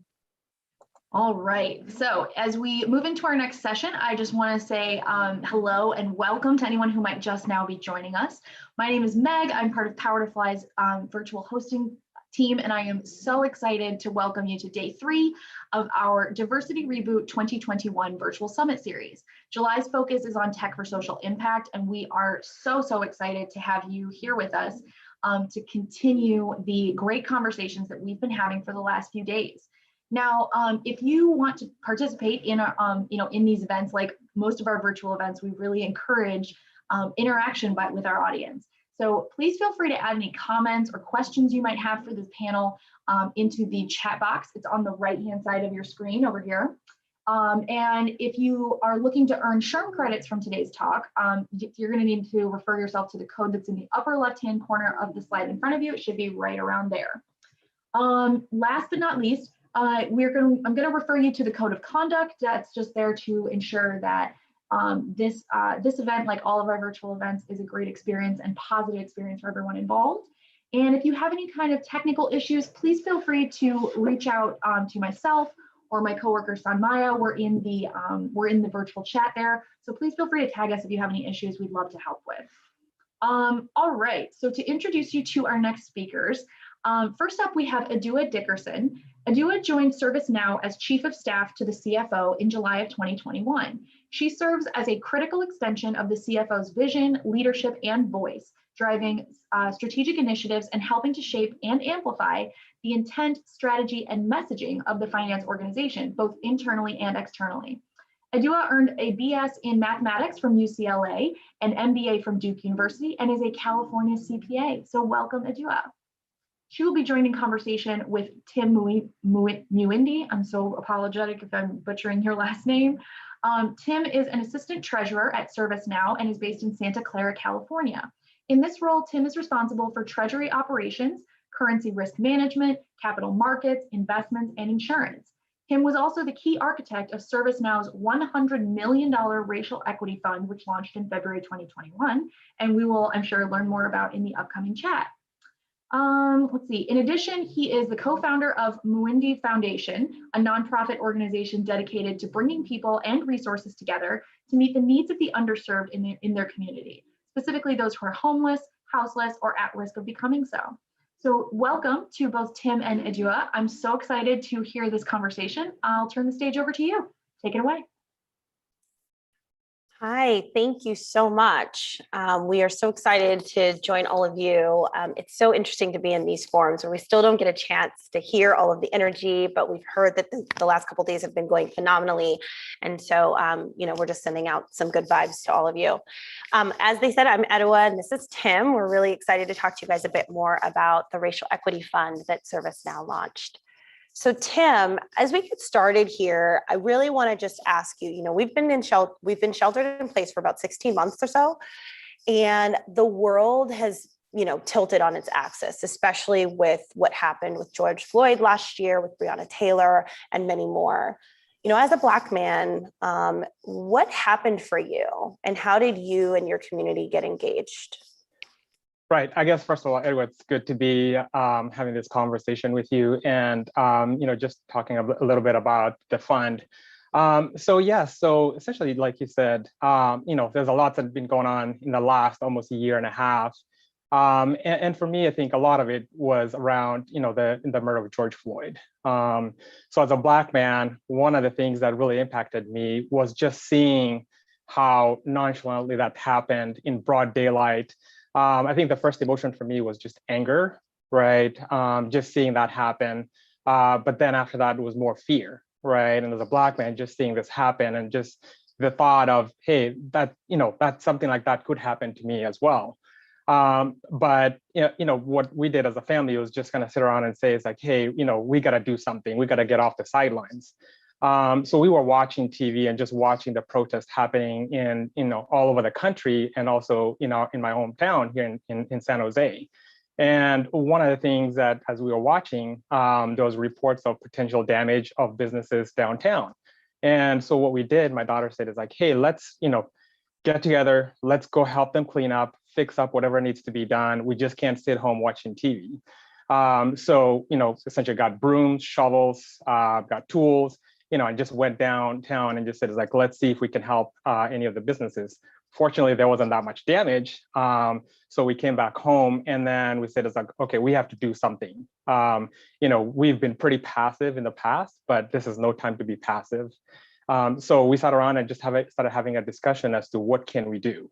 And part of that was, my wife, she, mostly runs the foundation, and she was thinking about, different ways that she can continue to work with the homeless. And especially most of them, since they're people of color, to be able to just help them get more services as well. And then my daughter's an attorney. And so one of the things she said is like, she could actually start working with legal aid to, start expunging records of people of color that previously didn't have access to, multiple services. And so this would actually help them get jobs, get housing, and so on. And then my mother-in-law, who also lives with us, she's retired, and she said, well, let's make signs. Let's go protest downtown at San Jose City Hall. And mostly it was around raising awareness, and also just, around, racial injustice, but also a call to action. I had never protested in my life, at least not publicly anyway. So I said, sure, I wasn't comfortable with it, but this was no time to be comfortable. So, we did that, from June to December, every Saturday for 2 to 3 hours. Even at the end of December, I was still not comfortable with it, but that was not the point.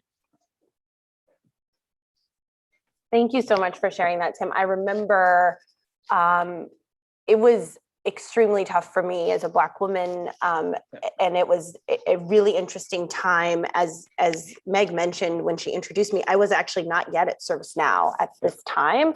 Right. I was still at Google, and I was leading our Black Googler network. And so trying to be a resource for that community of over 3,000 Black employees around the world and our broader community of allies was extremely challenging.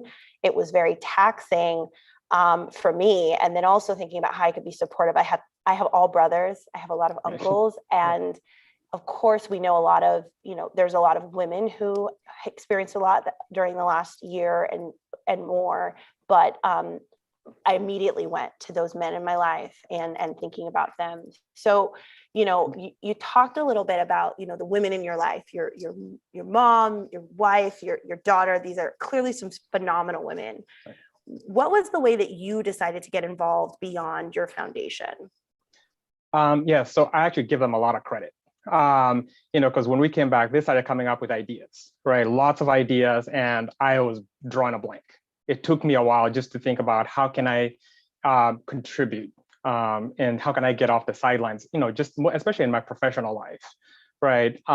So one of the things that I decided to do was start researching just around the systemic issues around wealth and the wealth gap. So one of the books that I actually read was The Color of Money, Black banks and the racial wealth gap. And so this actually provided a huge historical context for me in terms of all the injustices around wealth building. And so just from that research, I continued to read other articles that came along, but what crystallized for me was a Citibank report that was published in September. And this actually had, quantified the cost of Black inequality. And they quantified that as $16 trillion over the last 20 years. So that's been the cost of Black inequality over 20 years. Excuse me. And so from that, it just, broke it down in terms of, what areas. And the one common theme across the board was a lot of this inequality was just driven by the lack of capital or limited access to capital that Black individuals, families, and communities have had historically. And so as I thought about my role, like I was mentioned in the introduction, part of what we do is ensuring that the company has access to capital. And so I thought about, hey, we can actually leverage our expertise, me and my team's expertise, and also the company's, $4 billion plus cash and investment portfolio to actually now provide equitable opportunities to Black communities. And so as I tried to think about how do I create this business case, I talked to a lot of financial institutions, a lot of my peers, just to find out what exactly and where can we fit in. And I came up with, identified three key areas. One was around home ownership and affordable housing, entrepreneurship, and then neighborhood revitalization. So those became the three key focus areas that I started putting a business case on. But for context, early in the summer, the company had actually, come up with a strategy around DIBS. So it was a 5-point plan. It was all around workforce training, giving employees a voice, equity for all, lobbying for good, and then recruiting and career advancement. And so as I created this business case, it fit in really well with lobbying for good, which was all about advocating for change and also, actually making that happen, right? Both locally and systematically as well. And so that's what I used as context to, have the conversation with Gina, our CFO, and she was extremely supportive of it. She really leaned in on it and said, let's get this on the board calendar for the next board meeting, and let's get this approved. Let's get this off the ground. And so we did that, had the, meeting with the board. They were very enthusiastic, we got it, get approval. And then we had a whole cross-functional team that was involved to be able to stand up this fund. That is awesome. Yeah. I love it when you have those moments where you're like, can I raise my hand? Can I introduce this kind of bold idea? And how will, folks react, and to see ServiceNow come around you and say, this is an awesome idea and we're happy to get involved. That's awesome. But I got to tell you, I had sleepless nights just, before I actually took the idea, because like, is this a career limiting move for me? Right. Especially a Black man taking this bold action. But my gut kept telling me, is like, this is a case you have to make. And, and here's a huge opportunity for ServiceNow. Right. And so that is one that kept motivating me to just don't give up on it. It's, and let's just, give it a shot, see what happens. Absolutely. Yeah. We have to use our voice, right? Right. So why did you choose to focus the fund? You mentioned just now, right? It's on home ownership, affordable housing, entrepreneurship, and neighborhood revitalization. You mentioned like, hey, the research was showing you that this is the area that would matter, but what more can you tell us about why that was important and why we chose those places? Oh yeah, definitely. So essentially in the US, homeownership is the number one way that most people build wealth and families build wealth, right? So that was, easy, thing to kind of identify as to, hey, you want to solve the, this racial wealth gap, this is a great place to start. And then there was actually an article in Forbes, last summer as well, that said home ownership was one of the key things to help solve, the wealth gap. And there was also a story in the Washington Post as well that talked about this widowed Black woman in North Carolina back in 1936. She had saved $500, used that to buy a home, and it changed her family's financial status for the rest of their lives, right? So essentially you could see how this is a key in that. But to be able to afford a home, you need capital, right? And Black individuals, and families, they're more likely to be denied access to capital to be able to either start a business or, for home loans. And that actually shows up in the numbers. So you see there's actually a 30 percentage point gap, at least in the US, between Black and white families from a home ownership perspective. So this was a great place for us to be able to step in and be able to provide, capital to Black communities. Absolutely. Admittedly, I am the first person in my family to own a home, and I'm excited for the opportunity that it's going to create for those that come behind me. In addition to wealth creation, why is home ownership so important? Right. Yeah, great question. I think home ownership actually anchors families in communities. And this is what helps communities thrive.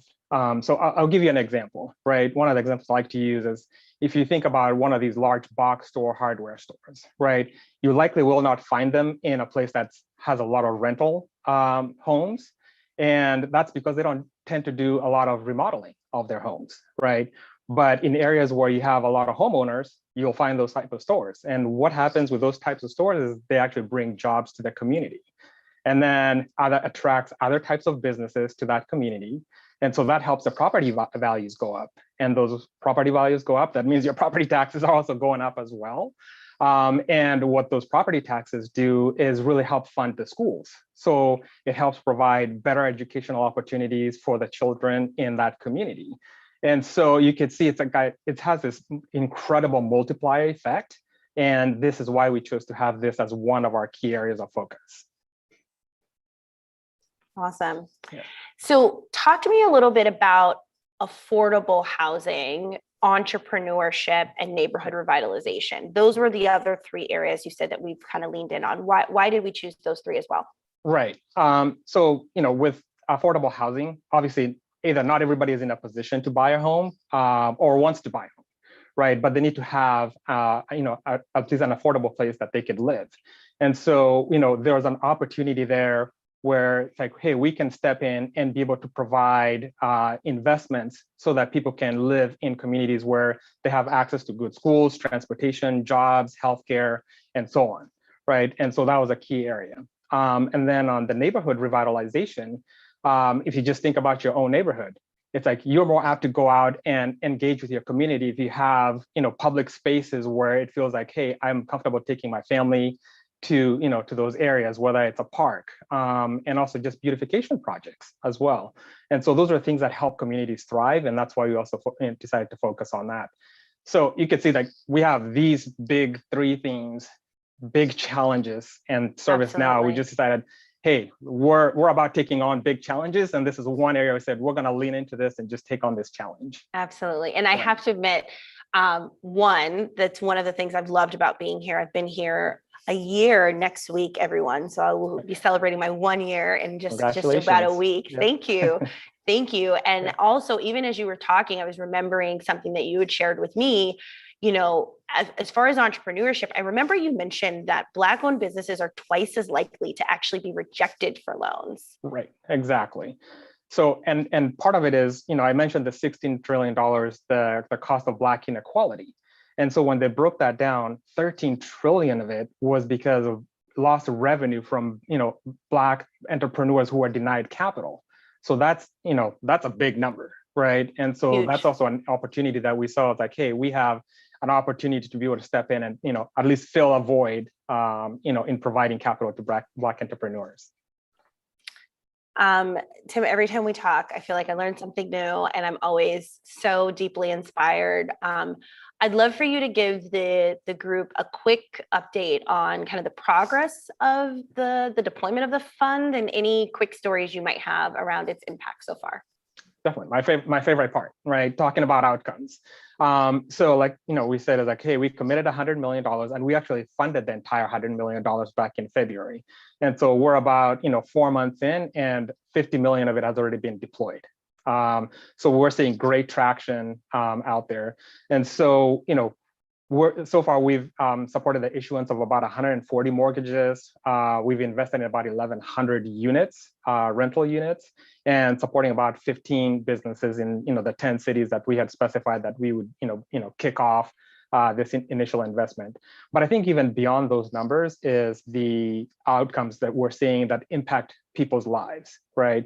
For example, there's 2 multi-housing units in Chicago that we're supporting, and we've invested in, and about 90% of the residents are Black. Almost 99% are the head of household is a woman, and 90% they're low to moderate income, right? And so what we're doing with that investment is really rehabbing the facilities and also providing common spaces, whether it's playgrounds or whether it's gyms. So these are just things that help people thrive, families thrive. And so those are some of the great outcomes we're seeing so far. And also from a business perspective, there's, a healthcare facility, for example, in San Diego, that's providing, healthcare services and rehab services to the community, right? So those are the outcomes that, I'm really, more happy to talk about and, glad to see that, we're really making an impact. And it's only 6 months, not even 6 months into, the investment. Yeah, that's awesome. And it's just the beginning, like you said, right? It has a ripple effect. Yeah. I want to just give a quick nod to the audience. We only have about 2 more prepared questions. We'd love to start to get some of y'all's questions in. So please feel free to keep sharing those with the Power to Fly team. So the next question I have for Tim here is, we've had to answer this question countless times. I myself, as soon as we posted about this, I had several friends in other Treasury departments at really big logos say, hey, how'd you guys do this? How is it actually working? We're thinking of doing something similar. How does the fund actually work? And I know you had a quick infographic you pulled together. Sure. So I'm going to pull that up for you to speak to. So give me a sec just to pull that up, but okay. You can go ahead and get started. Okay. Yeah. So we've partnered with Royal Bank of Canada. So that's who we've partnered with to execute this strategy. So what Royal Bank of Canada does is we've given them the criteria, right? So we've talked about here are the key areas we want to focus in. Here are the 10 cities we want to, initially focus on. So we've given that criteria. And so what they do is they go out and work with, a network of originators. So these are all the community banks, community development financial institutions, and also with other lenders that support underserved communities. So they work with those to really get those loans, but then they run it through a screening process, right? So one of the things that they're running it through is just making sure it meets our criteria. But one of the important things we also make sure that they run through is ensuring that these are not predatory loans, right? So Black communities, individuals, families, they've been victims disproportionately of unfair lending practices. That means these are loan terms that are abusive, right? And so we want to make sure that we are facilitating, fair lending practices as well. So once they run that through that, then that's the point that we actually take those loans, we fund those loans, and whether they're home loans, business loans, and from there, we actually own them. And then any returns that we're getting from the fund, we actually putting it right back into the fund. So we want this fund to be something that's sustainable, that continues to grow over time. And the whole goal is being able to just create more capacity in the financial system to be able to provide these loans. So that's how it works. Yeah. That's really awesome. As I mentioned, we've got one more question pre-prepared for Tim. I just absolutely love this, and it's been so inspiring to join ServiceNow. I was a super active person, obviously, in my past life at my past employers, and to see employees get engaged, get involved, and that be so welcome and embraced and amplified at ServiceNow. It's been really impressive. So my final question to you, I think we've got one question that's come in so far from the audience, but my final question to you before we turn to that is, what is the greatest lesson that you've learned through this experience? Great question. I think the greatest one is get off the sidelines, right? Just the commitment to get off the sidelines, right? Like I mentioned, I was pretty passive before, but it took essentially George Floyd's murder to be a trigger to get off the sidelines. So I think that's the biggest thing. But it's not only just getting off the sidelines, but it's just educating yourself, right? And so part of it was just the education process to, what's contributing to, the racial wealth gap. And so the reading and, getting that understanding. And then the next thing is just being comfortable with being uncomfortable, right? Like I said, it's like, it took me a while to just, put the businesses together and then have the conversation with executive management, but I feel like we're achieving great outcomes so far, right? And so, and sometimes some of the things that you need to make an impact are sitting right in front of you. Part of my role is essentially what led to this, to this fund. And I hadn't thought about it, but it was right there in front of me. And so I think that I'd say probably just those are the things that are, key in just making this happen. Awesome. Yeah. So the first question that we got is, what is the evaluation criteria? I think you talked a little bit to this, but I do, want to give you this question from the audience is, what is the evaluation criteria post-funding, and how do you measure how much impact the fund is creating? Right. So, like I mentioned, one of the things that before our partner RBC goes out and tries to source these loans is like we have a criteria. So we've given them guidelines. Here's exactly what we're looking for. So, for example, if it's home loans, we're looking for homeowners located in predominantly Black communities, right? So that's where they're focused on. So they're using census data to be able to really direct that funding to those communities, right? And so, that's how we take those loans into, in how we actually fund those loans, right? And then post-funding, now this is where we actually get, reporting every quarter that says, hey, here's what's been funded so far. Here's where it's located. So we actually get very detailed data on, where that funding has gone. And then this is where we also talk about these outcomes. We understand is like, for example, like the housing, multi-housing units in Chicago. So we get some of those details that help us to know, like, okay, we are having this type of impact, and what is our money, going to do. Awesome. Yeah. Waiting for any additional questions that might come in. We do have a couple more minutes. We did put a couple in our back pocket just in case. my next question for you that we got a lot, both publicly and internally from the Black employees of ServiceNow is, why did we choose RBC? Like, what was the logic there? I think that one's always a good one for us to get in front of. Right. That's always a good question, right?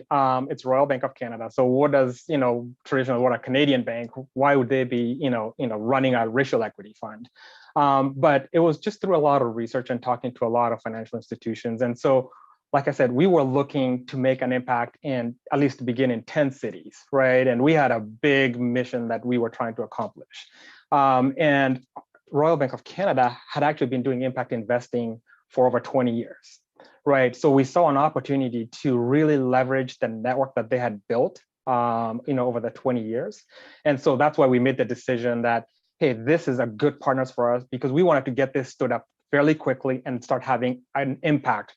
Like I said, we've done 50 million in less than 6 months.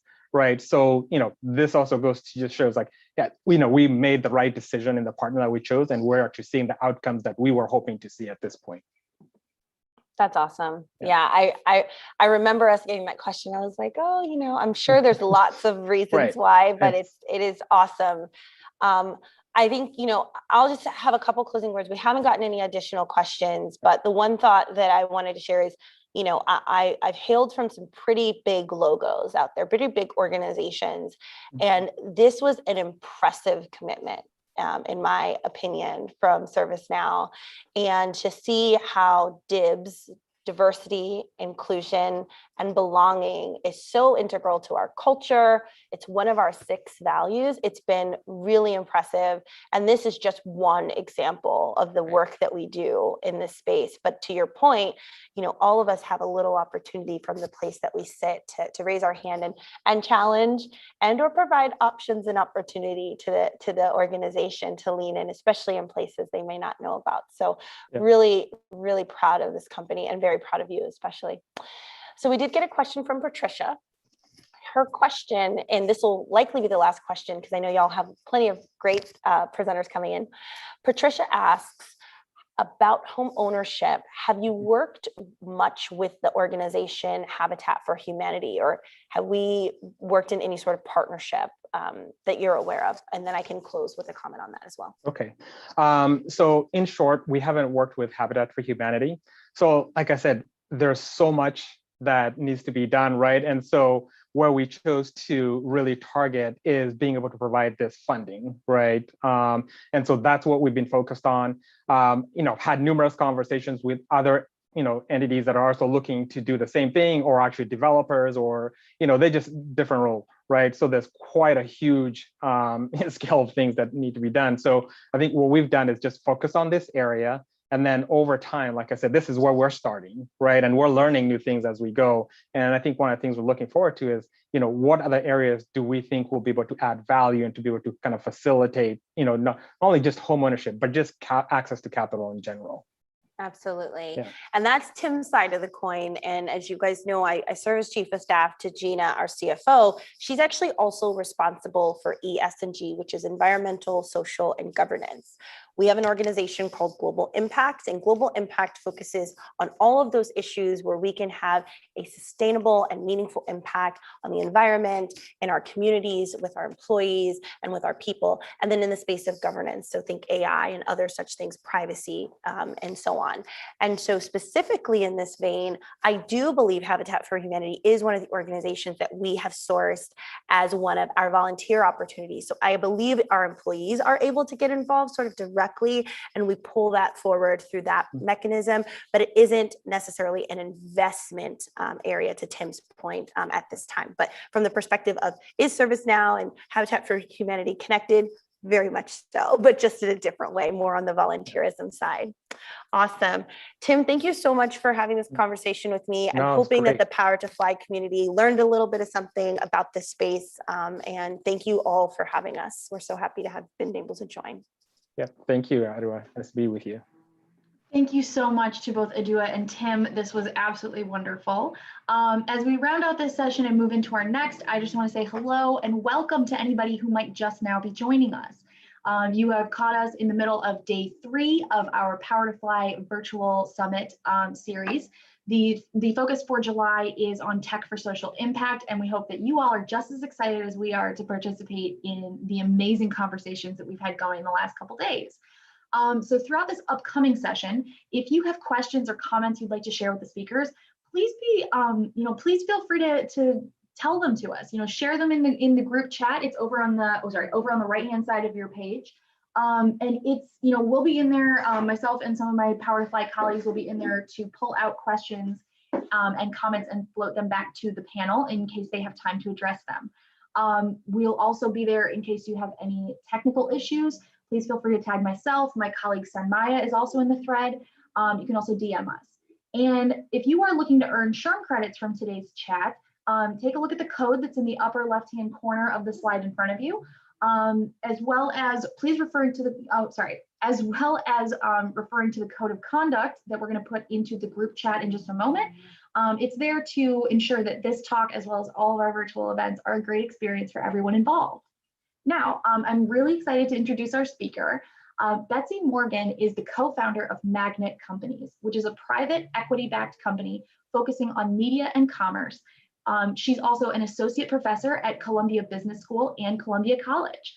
Prior to founding Magnet, Ms. Morgan served as an executive in residence of LionTree, which is an advisory and merchant bank firm specializing in technology and media. Ms. Morgan has also served as the CEO of The Blaze, an early multi-platform and direct-to-consumer news and entertainment company. And she was also the first CEO of the Huffington Post. Ms. Morgan has an MBA from Harvard Business School and a BA in political science and economics from Colby College, where she's also served as a member of the Board of Trustees for 8 years. Betsy is going to be joining conversation with our own amazing Lauren Haggerty, who is our Director of Marketing and Community with Power to Fly. Take it away, ladies. Thanks, Meg, and thank you so much, Betsy, for being here. Your past experience speaks for itself, and I really can't wait to dive in and learn more about you and what you're creating now, and really, the theme of the summit, how this tech is, we're making it for good. So thank you for being here. I really appreciate it. Thanks, Lauren, for having me. So let's kind of dive in and start from the top. I'd love for you to tell us a little more about yourself, where you're based, and give us a little insight into your career journey. Sure. So Lauren, I'm based on the East Coast, on the foggy East Coast this morning or this afternoon. And my career is really sort of a career in 3 chapters so far. Which encompass both the macro and the micro. And I can talk a little bit about that. I think it's actually sort of an interesting lens with which to look at your professional life. So my 3 chapters are, I worked in traditional media in broadcast television for about 10 years. That was macro, like big media. I ran 2 digital native startups, the Huffington Post and the Blaze, on different ends of the ideological spectrum, which was super interesting. That's very much the micro, being an operator, a CEO of 2 small, but then got big startups. And now I feel like I'm a little bit back to the macro. I'd say my time at LionTree was a little bit of, the transition from micro back to macro. And my macro, well, maybe it's a little bit macro and micro. I have 2 business partners on the West Coast, and we have private equity backing, and we have invested in 3 startups, 2 of which we're building from scratch, and 1 is an investment of an existing company. So I guess that is startup-y. So maybe that's a little bit micro, and maybe my transition from the Blaze to investment banking was a little bit back on the macro to kind of see the big picture of consumer. It's incredible. And I'm excited to dive into a little bit more about your work at Magnet Companies, and you're a founder of this incredible organization. So talk to me a little bit more about what y'all do there. I know you just said you invest in startups, but what does that look like, and why was that so important for you to start this new venture? So we have, so the three of us, so three founding partners, we have private equity money behind us, very deliberately not VC money. We wanted to kind of go a little bit further on the capital food chain to private equity money. We have our first company, our first investment is a podcasting business called Dear Media that has about 50 podcasts under its belt. And its flagship podcast is called The Skinny Confidential. Maybe some of the watchers and listeners have heard of The Skinny Confidential and some of our other podcasts. Our second investment is an eyelash company that we started with Jenna Lyons, who was the former creative director of J. Crew. And Jenna wanted to build a better lash. And so we are selling 15 to 20 lashes and a fantastic application tool. And the brand is called Love Scene. And we launched that last September. And then the third business, which launched in March, is called Together. And the last E in Together is an X. And it's a women and culture and sport business that we started with 4 Olympic athletes, including Alex Morgan, the soccer player. And that's just looking for opportunities to tell stories and build a brand around women's sport. And Lauren, I'd say, what do these kind of 3 funky businesses all have in common?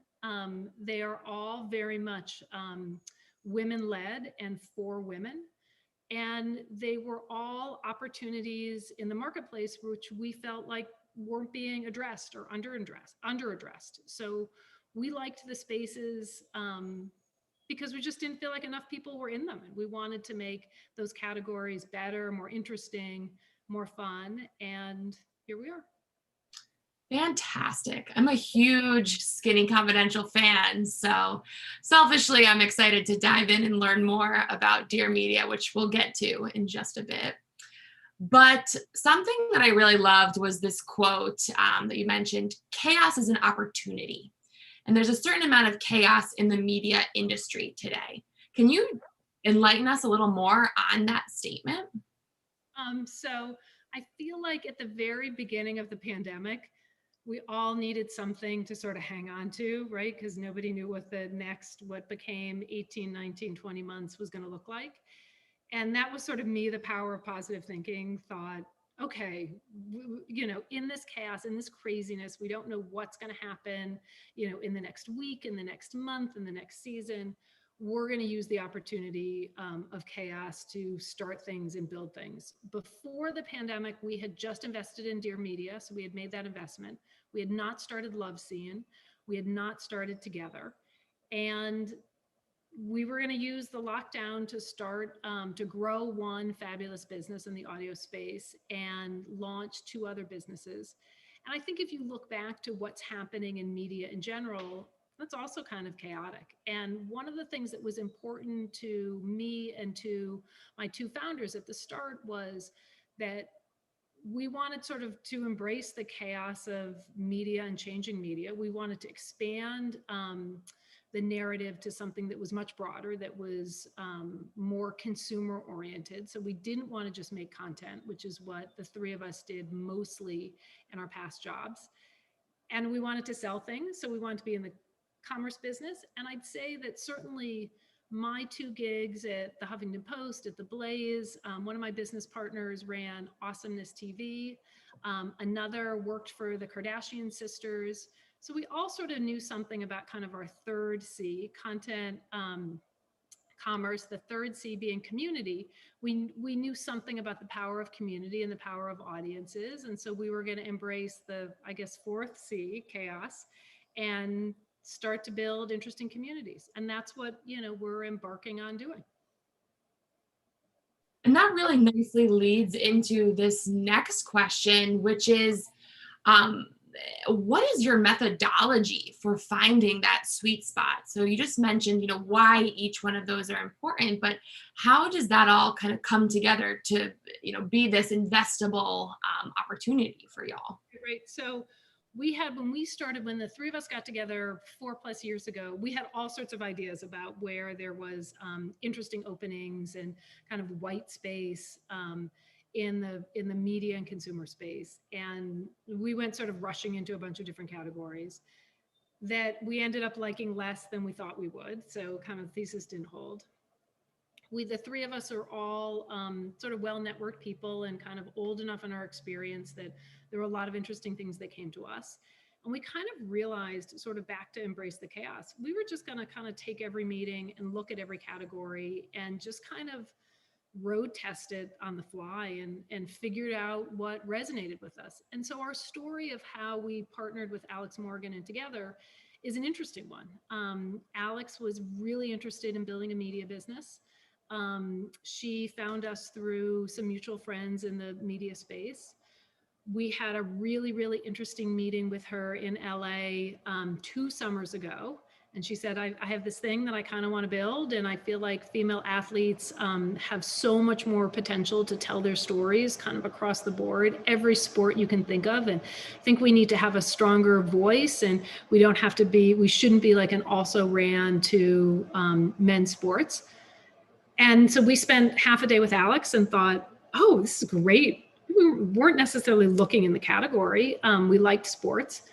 We were like, this is great. She's fantastic. Like, how do we figure this out? How do we build this? And so that's how, it took then another year to sort of put together to get a team to bring on 3 other founding athletes along with Alex. And that's kind of how it happened. I think it's important in your professional life to sort of have a theme and a thesis and something you're going to go after. But kind of back to the micro and the macro, I think you also have to be willing to sort of throw it up and say, maybe I'll do something else. Maybe it's not going to work. And so it feels like all the initial categories that we were sort of interested in 4 years ago, like I don't even remember what half of them are, right?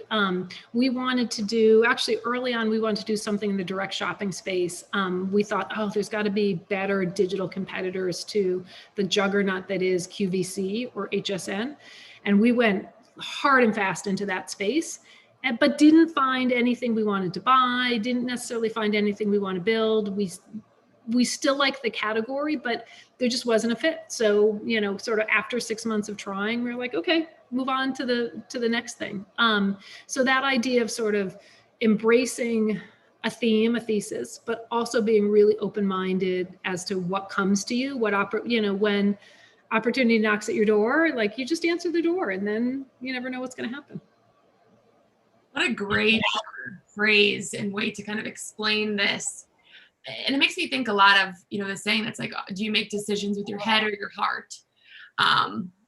Which, kind of brings us into this next question too. And you talked a little bit about this, wanting to invest in female-led startups and of course, organizations that are going to make a good social impact. But how do you evaluate, at the end of the day, how do you choose one over another? Which consumer-oriented entities to inquire, invest, start? Is there one thing that really, y'all all are in agreement on that this is, the factor that we move forward with, or how does that process work? So part of it is who your partners are, right? So in LoveScene, in our eyelash business, our partner is Jenna Lyons. We love, she's been a fantastic partner, a great creative visionary. In Together, it's 4 founding athletes. And at Dear Media, it's Michael and Lauren, who are the voices and the faces of the Skinny Confidential, who have built out 50 other podcasts. I think what's been really, Lauren, really interesting about this journey that Magnet's been on over the past 4 years is building teams at all those companies, right? So the teams that we're building are highly diverse, much younger than the 3 of us by a long shot, like by 2 generations at least, and really finding passionate people to hire to lead and run these organizations. And the 3 of us, myself and my 2 business partners as founders, we just stay out of the way. Like I often say, we're just there to make sure you don't burn the house down. But like, other than that, a lot more about social awareness, you know a lot more about social marketing, you know a lot more about what the consumer wants than we do as these kind of three old folks overseeing these businesses. So we've really, I think if you talk to any of the teams that work at those three businesses, they would say that, you know, Magnet has just kind of let them run the shop and let them execute on a vision for these three businesses. And also, Lauren, I feel like that's something that myself and my business partners have done at other companies. I mean, that's certainly like the real secret to success of early Huffington Post. And when I stepped in as CEO, the first CEO of HuffPost, the real difference was there were 30 extraordinary young people at the company at the time, and they were just doing the best of things.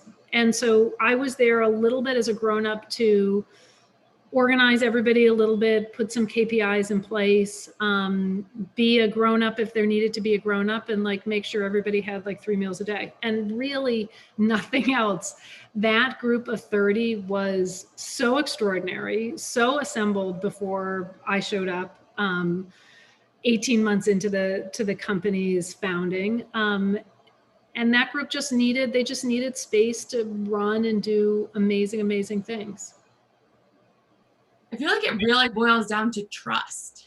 Just hearing you talk about it and the support that you're providing this team. It's really remarkable what you've done and the space that you've given these creatives to do their best work, like you said, what they're really good at. So that's amazing. I think, Lauren, trust is a big factor, and also like just not being afraid of failing, right? I've been really successful, and I guess I can kind of look back and say maybe I wasn't so overt about trying this, but there's like something in the back of my head that said, always pick the underdog, always pick the, who wants to go work for the sure thing, work for something that that people think is the underdog or people aren't so sure will be successful. HuffPost was certainly that at the beginning. And part of that is then, you're going to fail up a storm and nobody's going to notice, and it's going to be fine because people have very low expectations for you in the first place. And maybe that's how sort of trust came into the equation, which was just like trust and try things. And it feels like one of the real hallmarks of the digital age that we all live in now is exactly that, is bringing teams together that trust their instinct, that are willing to try things, that are willing to go out on a limb, that are not going to be punished for failure, that will be rewarded for failure, that will learn from failure. And then you just kind of iterate as you go along. I think, Lauren, the other thing that's been super, super important in the businesses that I've been a part of is, and it goes to trust a little bit too, is to trust your audience, and that you can kind of start. I mean, Together is a great example. We're only a few months into this business, and we had kind of an idea who our audience was going to be. It's turned out a little bit different, but to sort of trust that audience to kind of tell you what to do next. So a great example would be with Together. We put out a handful of series on YouTube, one in the surfing space, one in the female boxing space. And the only reason they sort of went out into the world when Together launched is we just wanted to have content for people to look at. But we were sort of like, well, the audience is going to say, like, we love this like female boxing, or like we hate this surf category. We were just going to respond to the audience. So that ability in whatever company you work for to really be like responsive in real time to what your customer and what your audience wants is a huge, huge important driver of success. Brings up another really great point, and I'm seeing some questions coming in from our audience. And anyone else, if you have questions, feel free to submit them for Betsy. I'm watching the clock tick feverishly down here on our time, but I can assume one of the challenges in a holding company structure is making sure that what you are putting out there is different or different enough. And I'm assuming that really ties into what you were just saying about listening to your audience and taking that feedback and iterating as you see fit. But how do you ensure that the brands that are a part of Magnet Company are diverse, are different than what else is out there? Yep, and the female sports space is a great example. So one could say we want to be the only, one strategy is like we want to be the only brand in the women's sports space, and we want to have that whole space to ourselves, and we'll squash any competitor that kind of comes along. We took very much a different approach, which was like this is a space that is hugely underrepresented. There needs to be lots of competitors in the marketplace for this space to get more attention. And we're gonna do everything we can we're gonna do everything we can to support our competition. So, I'm a big believer that, there's room for many, many voices. That was certainly true at the Huffington Post. We had a lot of competitors early on that brand our brand ended up going a lot wider, but very sort of niche-y in politics at the beginning. There were a lot of other brands out there. And we wanted to celebrate and be supportive of everybody in the space because we thought like collectively we could take on big media. And the same is true in the eyelash business. You can go to Walgreens or Duane Reade and look at a lot of eyelashes, on the wall, and that's great. And they're all different, and they're different sizes, and they're different shapes, and they're constructed differently. And we want to celebrate everybody that's out there and say that, look, there's a group of women where we make a lash that is totally just for those women, that satisfies their beauty needs. And it's okay that there's a lot of competition in the marketplace because it makes the category better and bigger and stronger. That's so important. And I have a community background, so I love kind of hearing those specific anecdotes of, listening to your community, understanding what they really want and need, and, adapting yourself and your product to that. I think that's incredible. And I see a question from the chat, and Paloma would like to know, do you have any advice for hiring a team when you're building a startup and can't maybe offer the competitive salary of your competitor? So it's hard, right? And I think in a strong marketplace, you're always going to be challenged, especially if you have limited funds, you're always going to be challenged with somebody else saying, I'll pay more, right?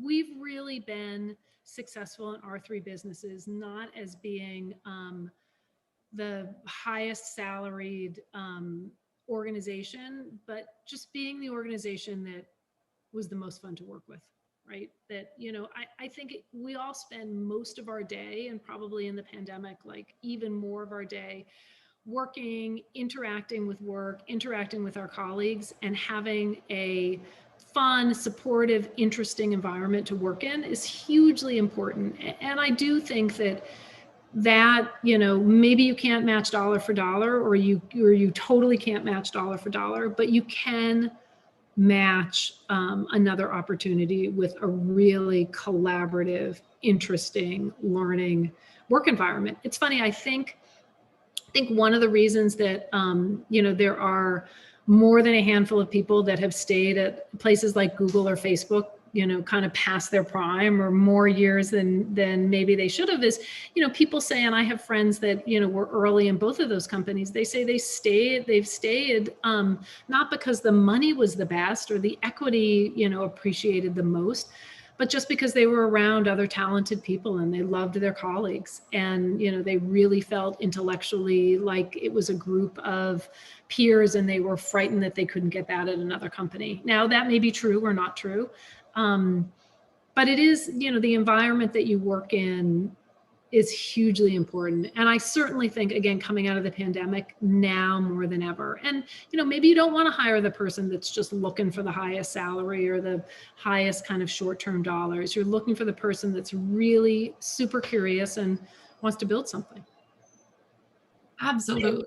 Thank you for submitting the question. You have a few more minutes left. If anyone else in the audience wants to ask a question of Betsy, now is your time.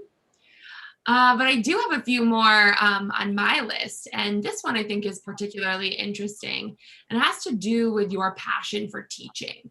So another accolade on your resume is teaching entrepreneurship at Columbia Business School, which is amazing. why? What fuels this passion for teaching, developing? You know, it sounds like you are a really encouraging manager, like at the Huffington Post. But what has driven that, you know, love for helping career management? So Lauren, I think it's as simple as like people ask and you say yes, right? Because you never know if you're not going to get asked again. So years ago I was asked, you know, do you want to be an associate professor at Columbia Business School and come in and help us teach some entrepreneurship classes? And I said yes, right? Because you should just say yes. Like, what an honor to be asked, even though, you know, I didn't have the time. And nor was it like the time I thought in my career to do that, but you just say yes. I have to say that over the years, the most best class that I've taught has been a class in the college to undergrads. And so I teach an entrepreneurship class in the fall to, I think last fall we had 65 undergrads, Columbia undergrads, like from all around the country. And I got more out of the class than, I mean, I think the class was great and I think everyone had a great time, but I feel like I got more out of the class than the students because you have this environment. We had, you know, 3 hours a week where you could talk to this amazing like dream set of young people and ask them, you know, what social apps do you use and not use? You know, what's your favorite way of ordering food? What's your favorite way of communicating? Where do you buy things? What brands do you believe in? What brands do you not believe in? I mean, it was this like just fantastic focus group of, you know, what's going on in the internet right now. And also like what people are studying and why they were studying them and why they needed to have a computer science degree or not, or why they wanted to be an engineer or not be an engineer, what kind of businesses they wanted to start, both consumer facing and also business facing. Like, it was just such an it's always such an unbelievably rewarding experience. So glad to do it. Like, I just can't believe I get paid to be with these, you know, to be with a group of students like every Friday for 3 hours. It's amazing. Sounds incredible. It's making me want to go back and take your class. Okay. So fun. They should, all of these liberal arts schools should offer more classes like this. I feel like all the students say, gosh, if there were, you know, 2 or 3 more classes on entrepreneurship, we'd take them in a heartbeat. Just that curiosity of like, how do you build a business, and who's the first person you hire, and how do you raise money, and how does it all work, and how did a place like Uber get started and then get so big and scale? It's super, super, super interesting and fascinating. And they're questions that that Lauren, like your generation and generations younger than you, they like, you know, they want to know. Like, it's not I think, you know, the idea of my generation where you sort of went into investment banking or management consulting coming out of college or business school, it feels like those days are over. Sounds like an opportunity for another magnet company. Right? So I'm watching the clock again. We have 2 minutes. So last question, how can we connect with you? How can we follow you? How can we hear more about the companies you're investing in and the incredible work that you're doing as an individual? How can we follow you? So Lauren, you can follow me on Twitter at BL Morgan. My email, I'm happy to give it, is betsy@magnetcompanies.com. You can find me on LinkedIn. I am happy to be connected to any and all of you, and I'm super, super appreciative of the time today to talk to everybody at this summit. Day 3. You guys have been sort of at it since Monday. Very impressive. Well, we are honored to have you, and this was such a pleasure and honor to hear from you and learn about your experiences, Betsy. So thank you for being here, for taking time out of your schedule, and I hope everyone connects with Betsy and enjoys the rest of the summit. Awesome. Thanks, Lauren. Bye, everybody. Bye. Thank you both. That was a really, really great chat. And it was very, very interesting. And I agree with Lauren. I would love to take your class too. So that's so awesome. All right. So as we move into our next session, I just want to say hello and welcome to everyone or anyone who might just now be joining us. You are coming in on day 3 of our Diversity Reboot 2021 Virtual Summit Series. The focus for July is Tech for Social Impact. So as we move into our next session, I just want to encourage you, if you're just as excited as we are to keep these conversations going, we want to make sure that you are able to participate. So if you have any questions or comments for the speaker, please feel free to share them in the chat. We will be, myself as well as my colleague San Maya will be in the chat over there to gather those questions and comments and pass them along to our speaker. And we're also there if you have any kind of technical issues, please feel free to tag either one of us or DM us so that we can help you with any kind of technical difficulties you might be having. I'm also going to briefly refer you to the code of conduct. We'll be sharing that in the group chat in just a moment. It's just to make that, it's there to make sure that this chat, like all of our virtual events, is a great experience and positive for everyone involved. And last but not least, if you are looking to earn SHRM credits from today's session, you can take a look at the code that's in the upper, it's in the upper left-hand corner of the screen in front of you. You should be able to see it this way. That is the code you will need to redeem continuing education credits for the Society of Human Resource Managers. Now, I'm really excited to introduce you to our speaker.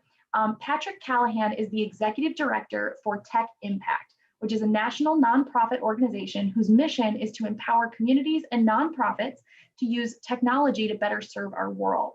Tech Impact is focused on developing an inclusive tech talent pipeline in the markets they serve. And they've recently launched IT apprenticeships to support alternative pathways to careers in technology. Tech Impact is headquartered in Philadelphia and maintains offices in Philly, Wilmington, Delaware, Washington, D.C., and Las Vegas, Nevada. So welcome, Patrick. He's going to be in conversation with our own Lydia Hernandez. Lydia is an enterprise development representative with us, and before joining Power to Fly, she moved from her home state of California to Buenos Aires, Argentina, to explore and learn from a different culture. Outside of her work, she's a devoted member of a Los Angeles women's group, a co-ed soccer team in Buenos Aires, and Democrats Abroad Argentina. She looks forward to connecting with you all on LinkedIn, so we'll share her information in the chat. But Lydia, I'm going to turn the stage over to you. Take it away. Thank you so much, Meg, for that amazing intro. I love seeing your face also. Hello, Patrick. How are you today? I'm great, Lydia. I loved hearing your bio. I hadn't heard that before. You are a very involved person, so that's wonderful to be with you today. Oh, thank you. So we'd love to get started with a little bit more info on you, on where you're based, and some insights into your career journey at Tech Impact. Yeah, sure. I'm happy to share some of that. First, let me just start by introducing a little bit about our organization. So Tech Impact's a nonprofit. We're headquartered in Philadelphia. And as Meg said, we have offices in Wilmington, Delaware, where I happen to be sitting today. We also have offices in Washington, D.C. and out in Las Vegas, Nevada. So we're spread out quite a bit. And we really focus our work in two distinct areas, right? So the first one being capacity building. So we provide technology education services and support to other nonprofit organizations all across the country, literally working with hundreds of organizations at any given time. And that can be anything from simply providing some educational resources like online training through our Technology Learning Center, or it could be some services around IT security or data analytics, or it could be something like a complete outsourcing where we are actually the IT department for well over 300 nonprofits across the United States, providing them support each and every single day. So a lot of different forms there. And then the second sort of stream of work that we have is around workforce development. So as it relates to workforce development, we tend to work generally, or I say primarily with opportunity youth. So 18 to 26-year-olds who are out of school, out of work, or working maybe like in part-time or minimum wage type jobs. And we provide technology training programs to these folks and then help them connect to employment through that program. And we run that in 3 different places: Philadelphia, here in Wilmington, and out in Las Vegas, Henderson, Southern Nevada. And then we do some other things. You heard mention that we're starting IT apprenticeships. We really believe that in that. That's a way of connecting, even more folks to opportunities in technology without having to take a traditional path of, going through 4 years of college or something like that, right? So it's a much more inclusive opportunity. And here in Delaware, I've been doing a ton of work around helping to build an inclusive tech talent pipeline, right? So we really want, and let me just say, right up front, like tech, I've worked in tech a long time. It's primarily dominated by white guys, okay? And we're really trying to change that. We want to bring more people of color. We want to bring more women. We want to be inclusive in the folks that we're bringing into this career, because it's an interesting career in that, pedigree doesn't matter once you start working in the field. Once you get in the field, it's all about what can you do for me as a company, right? And so there's just enormous opportunity for really sustainable wages, high wages, which can help close some of the wealth gap that we experience in this country. So just tremendous opportunities. And sorry, I'm getting a little off track here, Lydia. So you have to pay attention to me. But I have been at Tech Impact for about 12 years and a little bit more than that, almost 13. And really my background is both community and technology, which really makes this like the perfect job for me, because it allows me to combine my love of helping other people and helping our communities with the love of technology. So maybe I'll just stop there and just see how many of your questions I've already answered. I love it. I love it. I mean, I was listening intently because I love everything that you're saying. And I also believe in it. I think we really need to focus on that. And I know personally people in my family who, with the right training can really be a part of this, like tech and where we're going. So it makes me happy to hear about what you're doing. So what about, I also want to hear about you, like, where did this passion come from, and a little bit about your personal background and how you got started with Tech Impact. Yeah, great. So I've really only had about 3 jobs. So I started my career at a little startup company called Discover Card. I don't know if you've heard of that or not. A lot of people have it in their wallet, but it's a big credit card company. But I really, at the time I joined, it really was a startup, and I was one of the first employees. And I spent a decade or more there, and that really gave me a lot of background. It gave me, my first job was in customer service, and then I learned about collections, I learned about new loan products, and I learned eventually about software testing, and that's really where my love of computers came in. But I will say every one of those jobs along the way have given me experience that I still draw from today. And I think that's a key point, which is, I tell folks all the time, get as much experience as you can, because you never know when you're going to use that experience later on. And in this job that I have now, I do a little bit of all that: customer service, collections, believe it or not, starting new products, and of course, a great amount to deal with technology. From there, I went to an IT consulting firm, which was great, but and fulfilling in different ways. But that's really where I learned to connect to the community, because one of the things I helped to start was community outreach program there. And, like, I'm a longtime board member with the Boys and Girls Clubs. And I've worked with a lot of other different organizations as a volunteer, and still do today. Like, I provide, I work with arts organizations and all kinds of stuff. I really just love community, and I say all the time, like, every one of our lives at some point has been touched by a nonprofit organization.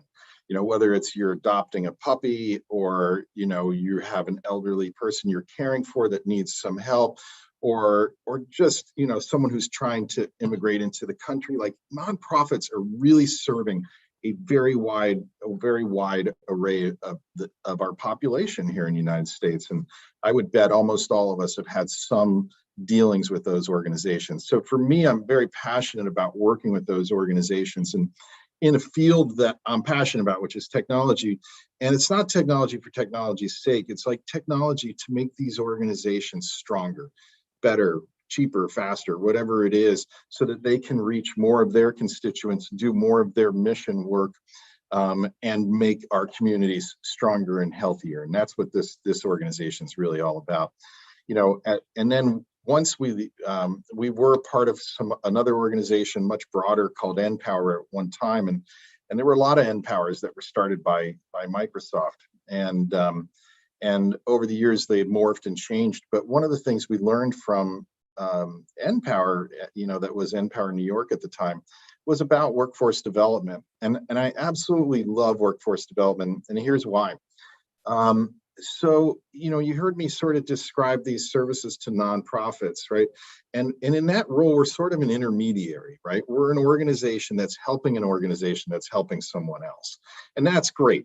But rarely do you see the people that you're really helping at the end, right? And so one of the things I love about workforce development is we get to meet these young people. We get to meet these kids, and I say kids because I'm old, but these young people, and it makes such a difference to us when we see the progress of an individual through the services that we're providing. I think it also gives us a certain level of empathy that we can then apply to our clients, our nonprofit clients, because we now understand what they have to go through to raise money, to keep track of donors, to do accounting, like all these things that nonprofits do, which are not the fun part of what they do, but technology helps enable a lot of that. And because of the programs that we have now with directly with people, we empathize with them, I think, in a different way than what we once did. And we've been doing this for decades, so I don't want to suggest it's new, the workforce development component of that. But I think it is extremely powerful. So, like I said, I've been here for almost 13 years, and I really feel like it was a perfect marriage of sort of my love of helping the community as well as my love of leveraging technology for social good.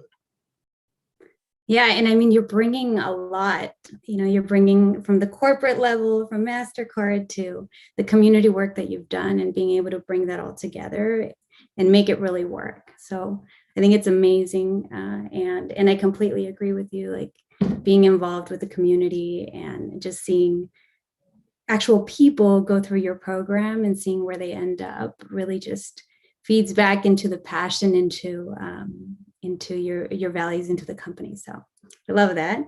And you did mention to me when we spoke before that you've hired some of your trainees. Can you talk a little bit about the trainees and where some of them are now? Yeah. Thanks, Lydia. That's I'm glad you remembered that. That is a really important component to our program that I often overlook, and I think it really takes our impact to another level, right? So we have about 100 folks that work inside our organization, and about 20% of that are actually graduates from our own program. So, I love that, because we're basically helping to set the example too, right? We're not just saying here, train and hire folks. Like we're hiring these folks because I'll tell you what, they're really smart, like hardworking, mission-oriented people, right? And that's exactly what I look for in our organization. I want, people who are really connected to the mission. The rest of it, we can train for.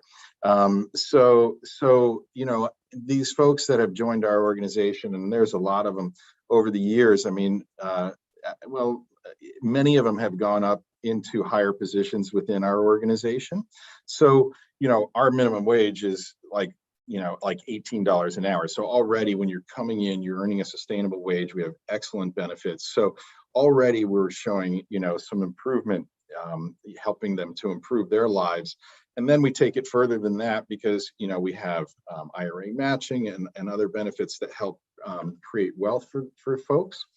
And then opportunities to move up in the organization. In fact, we just finished a strategic plan. And one of the things we really want to focus on are creating career pathways in our organization for the folks that we bring in. So while a number of folks have gone on to much higher positions in our company, we want to be much more intentional about it, right? And we want to provide those training opportunities. We want to support those training opportunities. We want to help those individuals, that we're bringing into our organization get better and better jobs and higher paying wages. I mean, I can tell you, we have folks in our business who have, entered in as a help desk analyst, maybe maybe making $35,000, $36,000 a year, and are now like, what we would call a highly technical networking, engineer that's probably pulling, somewhere in the 60 to 80 range, so there's, and that's quite a good opportunity for folks. And some have gone even higher than that. I can tell you, our managing director of technology services, which is a direct report of mine, and I only have 5 direct reports, came through not our program, but a program very similar to this, and has gone on to be, one of the chief, people in our business, and manages, probably 40, 50 people in our organization. So tremendous opportunity. I won't give away salaries because we're individuals, but doing well, let's just say. and that's what it's about. I always tell my team that, we've grown tremendously over the time I've been here. In 12 years, we've grown from about $1 million to we're probably doing about $12, $13 million in revenue. But I'd say there's really only 2 reasons to grow this organization. And the first is that we're helping more organizations embrace technology and use technology for social good, or we're helping to train more individuals in technology careers so that they're helping themselves with, getting better wages and things. The second reason is to provide opportunity to our associates in the organization. So we're either helping, individuals or nonprofits, or we're helping our own associates. As we grow, we want them to grow with our organization. And many people within our organization have, I mentioned those 5 direct reports. Almost all of them have 10 plus years within our organization. So they stay for a reason. Yeah. Yeah. And you've stayed, for a long time. So I think it just talks really about the company and what you're doing. And I completely agree. I mean, salary and benefits are one thing, but a lot of people now are looking for opportunities to grow within the company, or at least to grow their skill set to be able to take that somewhere else. But yes, I love that. And I could definitely see why people are sticking with Tech Impact for longer. And again, like also the work they're doing is amazing. The work you're doing is amazing. So I think many of us are looking for purposeful work like that as well. And you talked a little bit about youth, how you are helping youth pursue careers in tech. What about veterans? I know you're also helping veterans with that. Can you speak to that? Yeah, absolutely. So, as part of the work we're doing around apprenticeship, and let me explain apprenticeship just briefly. So, the apprentices have been around in this country for a long time, right? So, but typically in the trades, you would want to join as an apprentice to be a carpenter or electrician or something like that, where you're going to get mentored, right? You're going to get training, you're going to get mentored, you're going to continually learn new skills until you become skilled yourself, and then you become a journeyman, is what it's referred to. Well, now we're taking these same concepts and we're applying them to modern jobs like technology. So we partnered with an organization out of Washington State called Apprenti. And Apprenti is another nonprofit organization that's really helping to lead this movement of IT apprenticeships. And so we became a franchise of Apprenti here in Wilmington area, Delaware, and also in the Philadelphia region. And we may extend that even further at some point. So what are we doing? Well, we're registering with the government, federal government, state government, apprentices, apprenticeable positions. And that might be software developer or cybersecurity analyst or IT support professional. And what it is we create what's called, a training program, really an individualized training program that says, if you want to be a journey person in software development or cybersecurity or something else, here's what you're going to need to go through. We're going to have to get you trained and certified in the following, 2-3 things. And then we're going to need to get you some mentoring and get on the job training for 1,000+ hours. And over that next year or two, you're going to learn a lot, you're going to get certifications, and then we're going to graduate you, if you do well, into a journey person. And that's really where the career starts. So a lot of veterans are applying to this, and a lot of underrepresented communities are applying to this, because we're not looking for experience. What we're looking for is ability, right, and tenacity. And so there's a test that folks take at the front end of that gives us a lot of information about the type of person they are and their capacity to learn, not their experience level. And that's very unique. And what happens is we can move folks through these trainings and through this experience and put them into these really high-paying careers.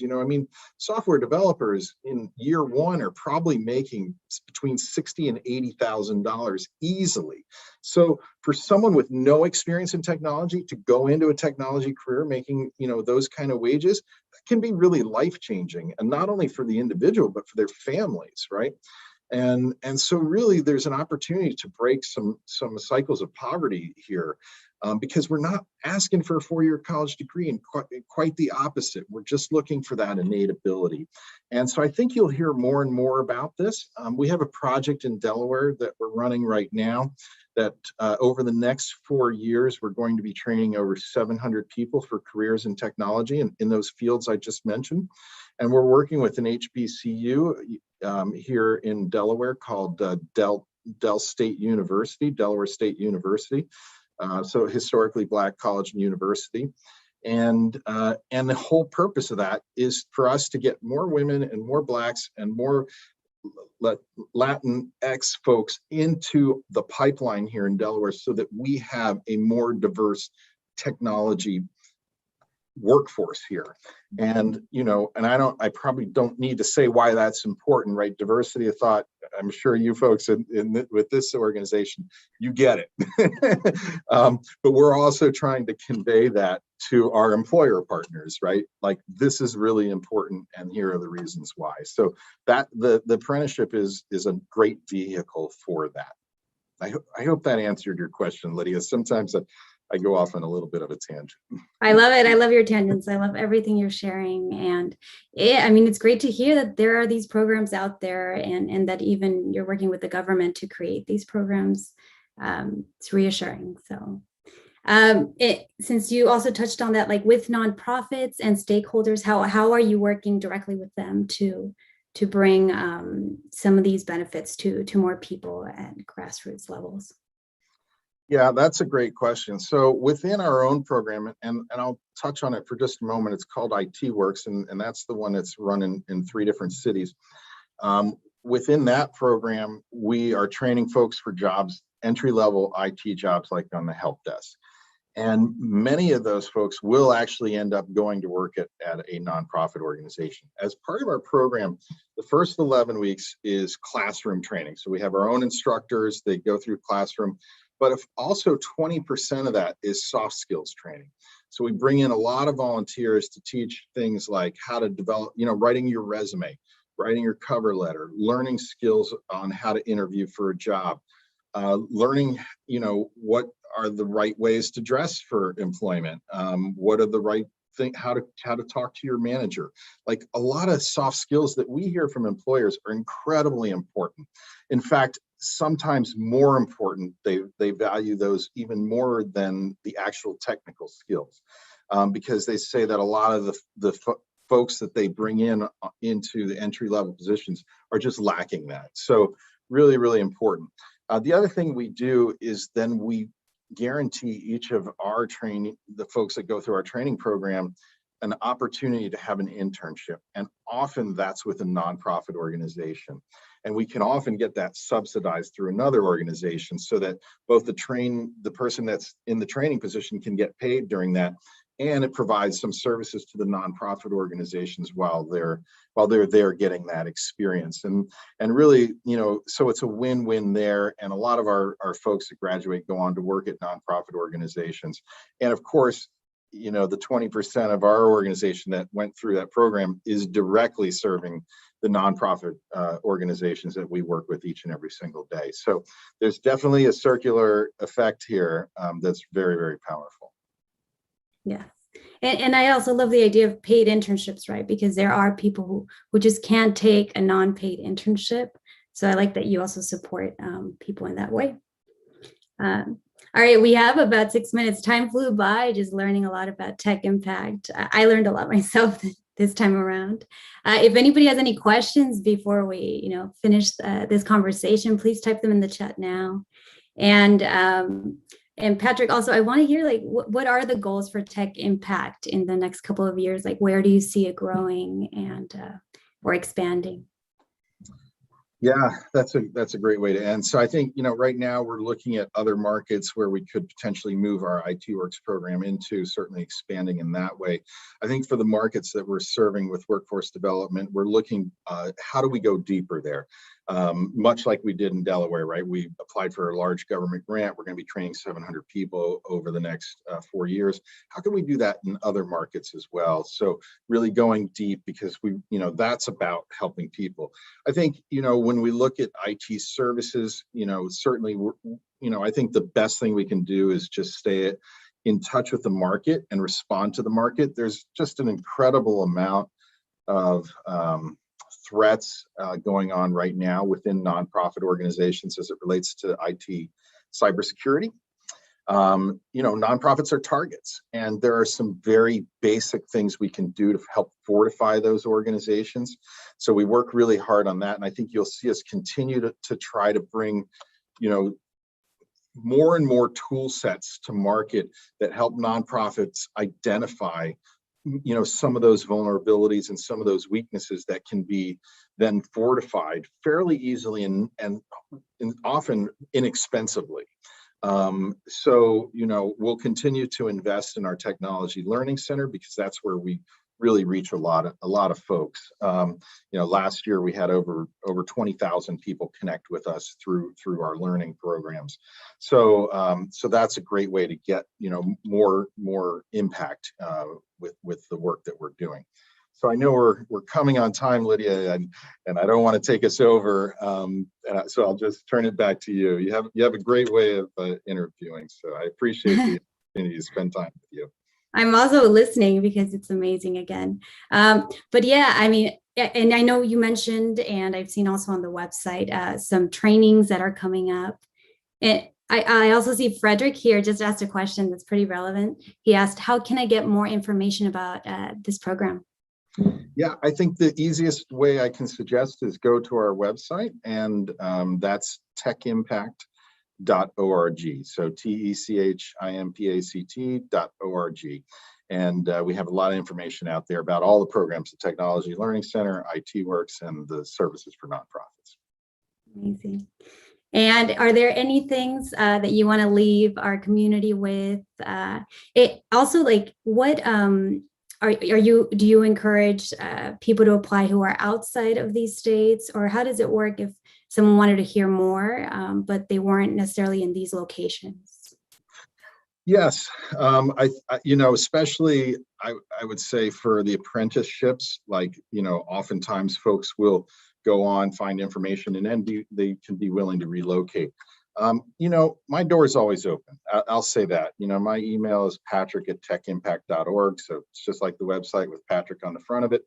And I'm always willing to help anyone who has questions about, their career or help nonprofits who have questions about technology. That's why we exist. We're here to help people and nonprofits. So like I said, my door is always open. I'm terrible to get a meeting with. You probably know that, Lydia, but I do respond on email usually within 24 hours. So I'm pretty easy to get that way. So I hope, let me just end by saying I'm really grateful for the time I, got to spend with you, with this wonderful organization here, and this great conference that you've put on. So thank you for inviting me. It's been a real pleasure. And I look forward to connecting with your constituents, as they like. Thank you, Patrick. And likewise, I mean, I think we are excited to promote and share programs like yours that are really helping people in tech, and really opportunities like this where you don't need the background that we've needed in the past to apply or to be a part of this and to grow within companies. So it's super valuable for our community, and we will definitely be sharing through our sources.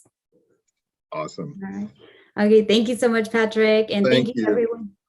Thank you everyone for joining. Our team will be sharing info on how to connect with Patrick and Tech Impact, and continue following their work and their training sessions that are coming up.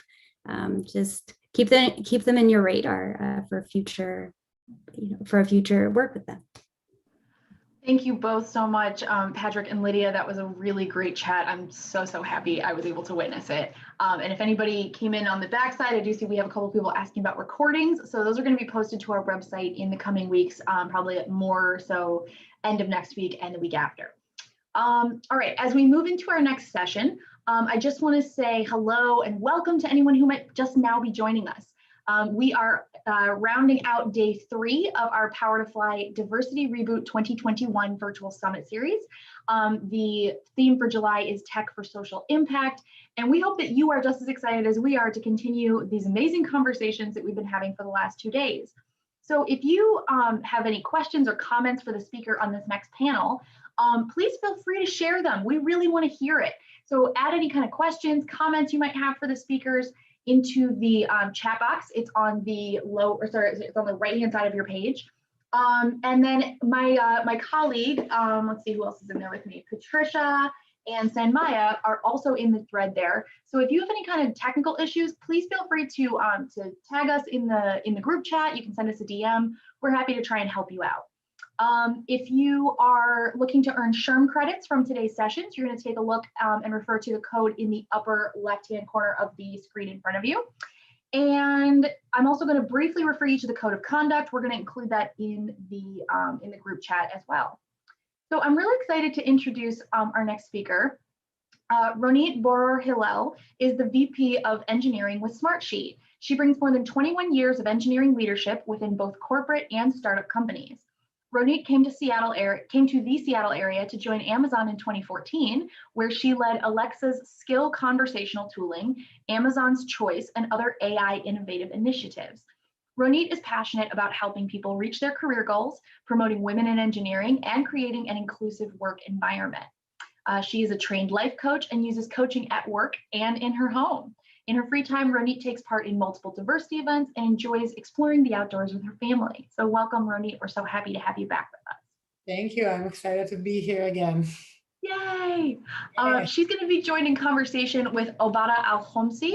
Obada received his Bachelor's of Science in Mining Engineering in May 2019 and is currently at work on his Master's in Mining Engineering. Being an autodidact programmer, he was able to learn multiple programming languages and platforms with an expertise in Python, ROS, and Gazebo. Obada aims to increase sustainability in the mining industry by using AI to optimize operations. I'm really excited to hear this chat. So Ronit, I will turn the floor over to you and Obada. Thank you. Yeah. Thanks a lot, Meg, for the introduction. I guess thanks for joining us, Ronit. And we can start this conversation by maybe giving us a brief background about yourself and how your career journey and how you got to work at Smartsheet with no code. Yeah, I joined Smartsheet about 2 years ago, and my journey is long. I've been in engineering for the last 21 years. Started in computer science, so very traditional, and went and explored multiple industries and companies and social problems that we have around to solve.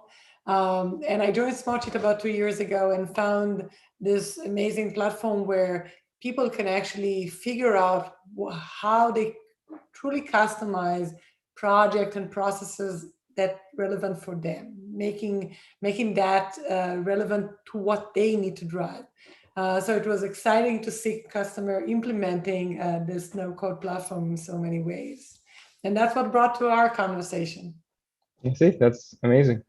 I guess, what is one thing that you love about working in Smartsheet?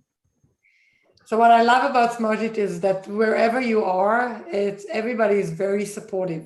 And there is kind of a joint feeling of community in Smartsheet. And that joint community feeling trickle to our customers. And we see them as part of that. Awesome. So I guess at Smartsheet, one of your main things that you work at is no code. And I'm wondering if you can give us a bit of background of what is no code, what does it do?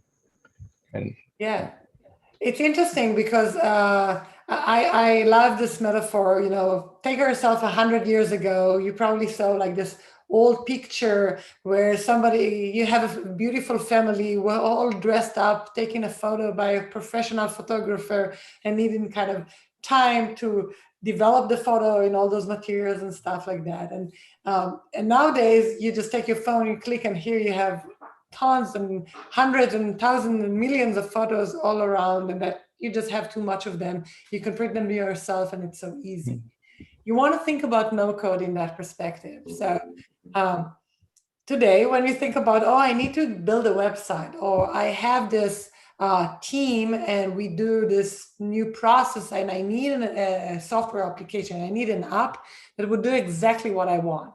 So what people end up doing is a lot of time just taking Excel and kind of doodling up with some table and creating some kind of process that they can work with, but it doesn't cut it. So companies go and pay a lot of money to engineers that would build application that would be very dedicated to what they need. No code bring a revolution. It practically states, hey, regardless of who you are, you're a leader in the Scout, or a business person, or you are building a community. It doesn't matter if it's a private or a community or a commercial implementation. You don't need to know even how to write a single line of code. And here you go. You just need to figure out what it is that you want to build. And with couple of configurations, sometimes a couple of hours, you create your own app. It could be a mobile app, it could be a desktop app, it could be even a voice app. So the possibilities are huge today. And you don't need to write a single line of code to do so. It's so liberating. That's amazing, and I really like the metaphor that you gave. And I'm guessing, what is actually a voice app? I'm not quite sure what that is. Yeah, as I share some of my background come back from my Amazon times, and one of the capability that Alexa have is to allow you to write Alexa skills without writing a line of code. So you can actually go and configure experiences and create a game. I created a game for my kids. I have 3 kids, and the game goes through a fairy tale. And I wrote this down only by setting power measures, writing the story, adding sound effect.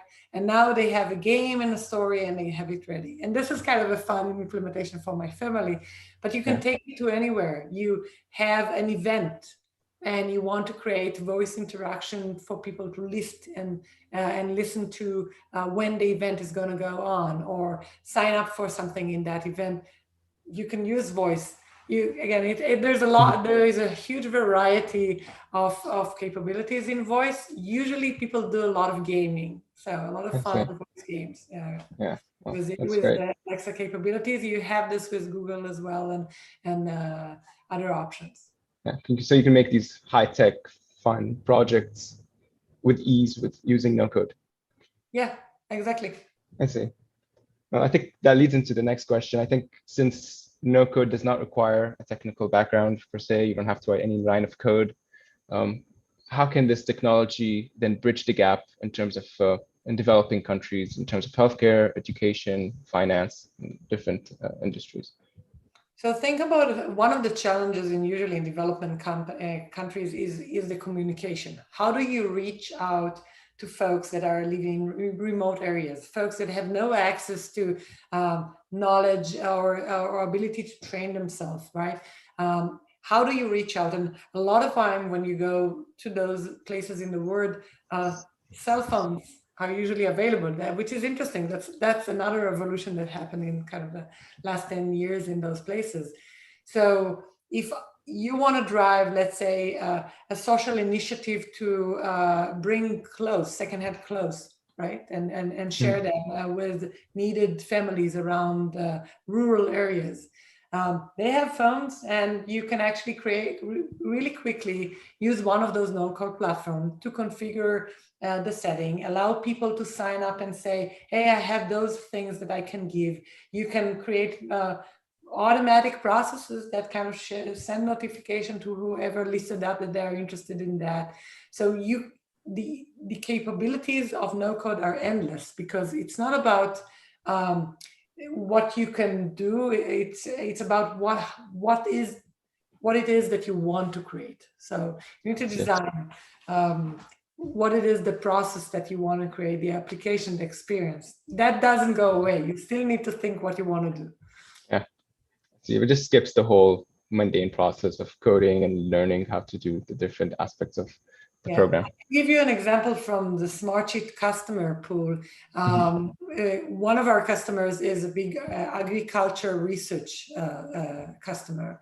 And what they do is experiment all around the world, because as we know, the world population is growing and the ability to grow food become more challenging. You have less land, you need to grow more food, you need to become more efficient, right?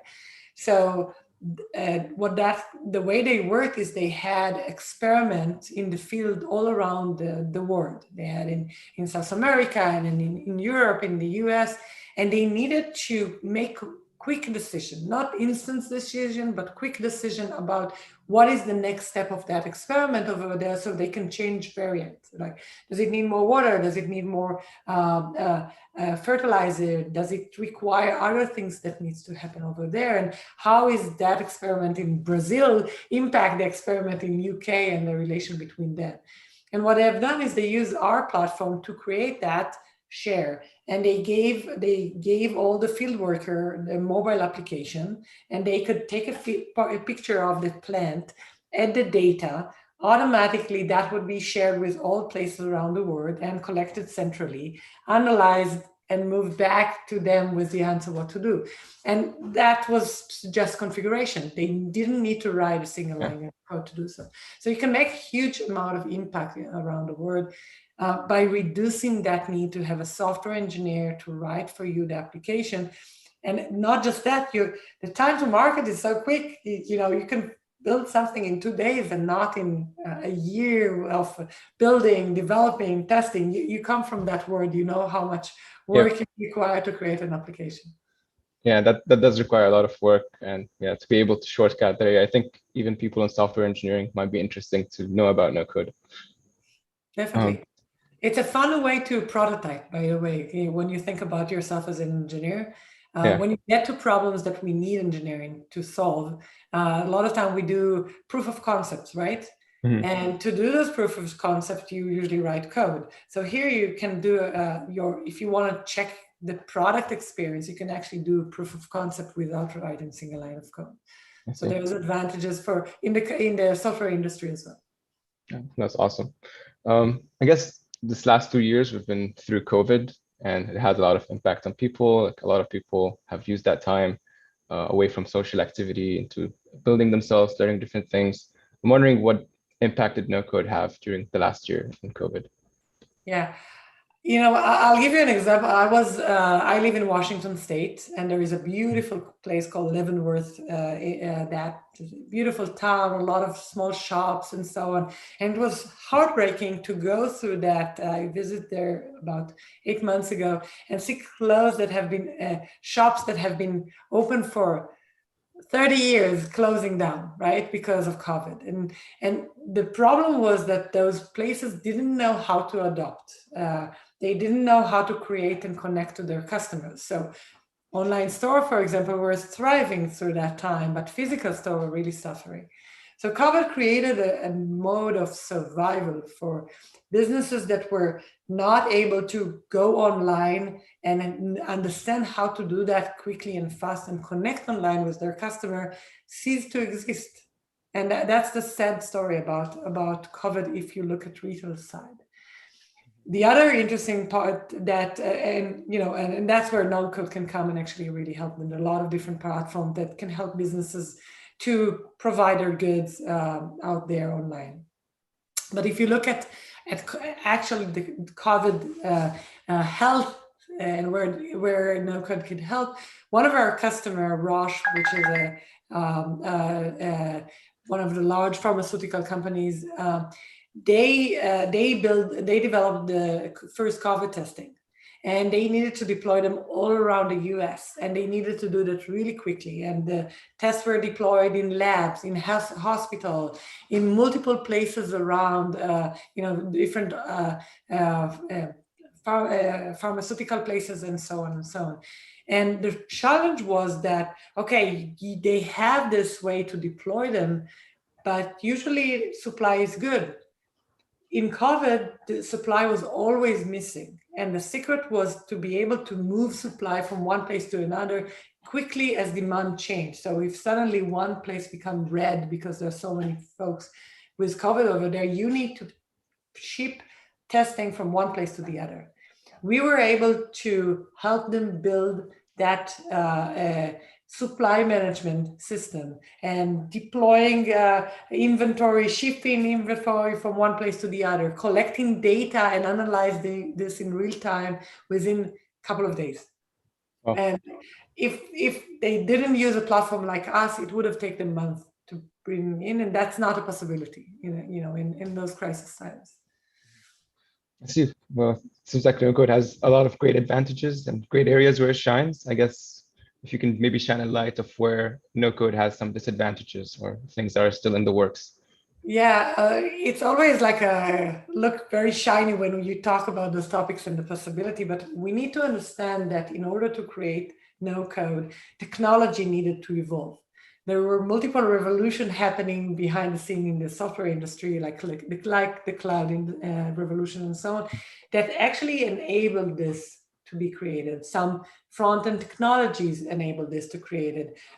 So all of those created good grounds for us to start driving more meaningful and flexible usage. But it's not that anything in the world can be created in no-code. There are limitations on the possibilities of implementation. You need to understand that once you create an application with some kind of, how does it work? Maybe I should explain that first. Usually those platforms go and say, hey, design what you want to build. Now that you have in mind your application, you know which pages you want, what kind of action you want to occur in those pages. Now you're ready to pick up the right platform. So you go and search which one have barcode scanning. Yeah, or maybe I need that. Which one can send notifications through SMS or email or maybe other communication channels. Which one I can do video conferences inside. Which one can have a data storage so I can collect data. Which one have dashboards that I can use. Which one is working with all mobile devices, which one is not, and so on. So you need to do some due diligence around that. And then you usually attach yourself to one of them. So, and each one of them have its own limitations. So the downside of no code is that in the end of the day, you have a certain amount of templates and capabilities and functionality, and that you need to pre-think whether this platform that you have picked would allow you to do that. Otherwise, you would need to pay the effort to rewrite it on another platform. And we need to understand that, yes, it's still evolving. We are not yet there, but as the fun part about technology, it's that it's exponential, right? Once it started kicking off, it's kicking off really fast. So in the coming year, we'll see more and more complex scenarios becoming available in no code. You can already create complex computation. You can have an AI assistant. You can have no code on apps on mobile devices and for various uses. So you can do a lot of that, but there is more and more implementations that would come in the future and more reliability. That's another thing. Like there is always the element of quality that needs to improve and will improve in time. See. Well, I guess since you mentioned AI and like data analytics, collecting data, yes, how good is no code with creating AI? And maybe not just specifically voice AI or different kinds of AI like machine vision or other products. Yeah, so we talked a little bit about voice AI, and I think that all of you can explore the different kind of big AI presence we have today, and what you can create with them is usually portion, a very small portion of their actual capabilities even today. So voice AI is getting there, but it's more of a command based or experience based or game based. I have some friend in Amazon Alexa, and I know that there are multiple business implementations that they are using Alexa blueprints to do so. There are capabilities, but it's still there. AI itself, it's a big name for a lot of prediction and multiple kind of computation that are done by machine learning and understanding what's need to be done. I'm not very much aware of very strong no-code implementation in that perspective. There is a lot of analytics capabilities. There is some basic AI capabilities that you can do with no-code. Currently, it's light on that way, and that is taking ourselves to the edge, because even code implementation with AI is still, there's a lot of learning curve going on over there. Yeah. I guess we can go for one more question before we start taking questions from the audience. So what is no-code and no-code tech for social impact company according to you? So to understand the question, what is a company that does what does a company like no-code that is developed for social impact look like? Most of the platforms that provide no code are agnostic. They give you a platform and you can do a huge amount of things, like endless things. So it's not about a company that is that does want to drive social impact and no code. It's more of companies that want to drive, companies and organizations that want to drive social impact are now free to use no code as a way to create their application really fast and reach a very vast audience with the message that they want to share. Right? They can reach a vast size of population. They can communicate with and connect with a lot of different people around the world, and that is the impact. That is the revolution that no code enables them. Well, I'm really excited about no code and what it can do in the future. So I'm wondering what is the vision for no code as it evolves, whether in the short term and the long term. Where do you see no code going and the capabilities that it can have? So in the long term, I would want no code I want anyone in the world to be able to create application with no code. So we call them citizen developers. Everyone in the world become developers. They just need to figure out what they want to do, and they build it and configure it together. That's the vision. In a place where we make software engineering enable tool in a sense, right? Where I see the industry heading is that you'll always have technology growing and evolving to places some that we can imagine, some that we'll discover in the future, right? And what you'll see is that no code would go and trail that. So as a capability is maturing, you talked about AI. Once certain models, machine learning models mature and we control them very well, and we don't need to spend months on training the model, if anybody here comes from machine learning knows that, then, I can just, pick it up, take it and put it as an implementation in an application. It's become available for no code. So as technology evolve and grow, no code kind of come behind this and adopt those technologies that mature and goes in. So where I see the future is that more and more complex implementation becoming available in no code, and it would go exponential as well. It would follow, it will trail the software engineering industry. It's awesome. I can't wait to see where no code goes and what capabilities are available. I guess we do have some questions from the audience. Meg has forwarded me some of the questions. I'll start with the first one. What basic skills are required to use no code? While the average 30, 40 something is tech literate, the skills are less pervasive in older age groups.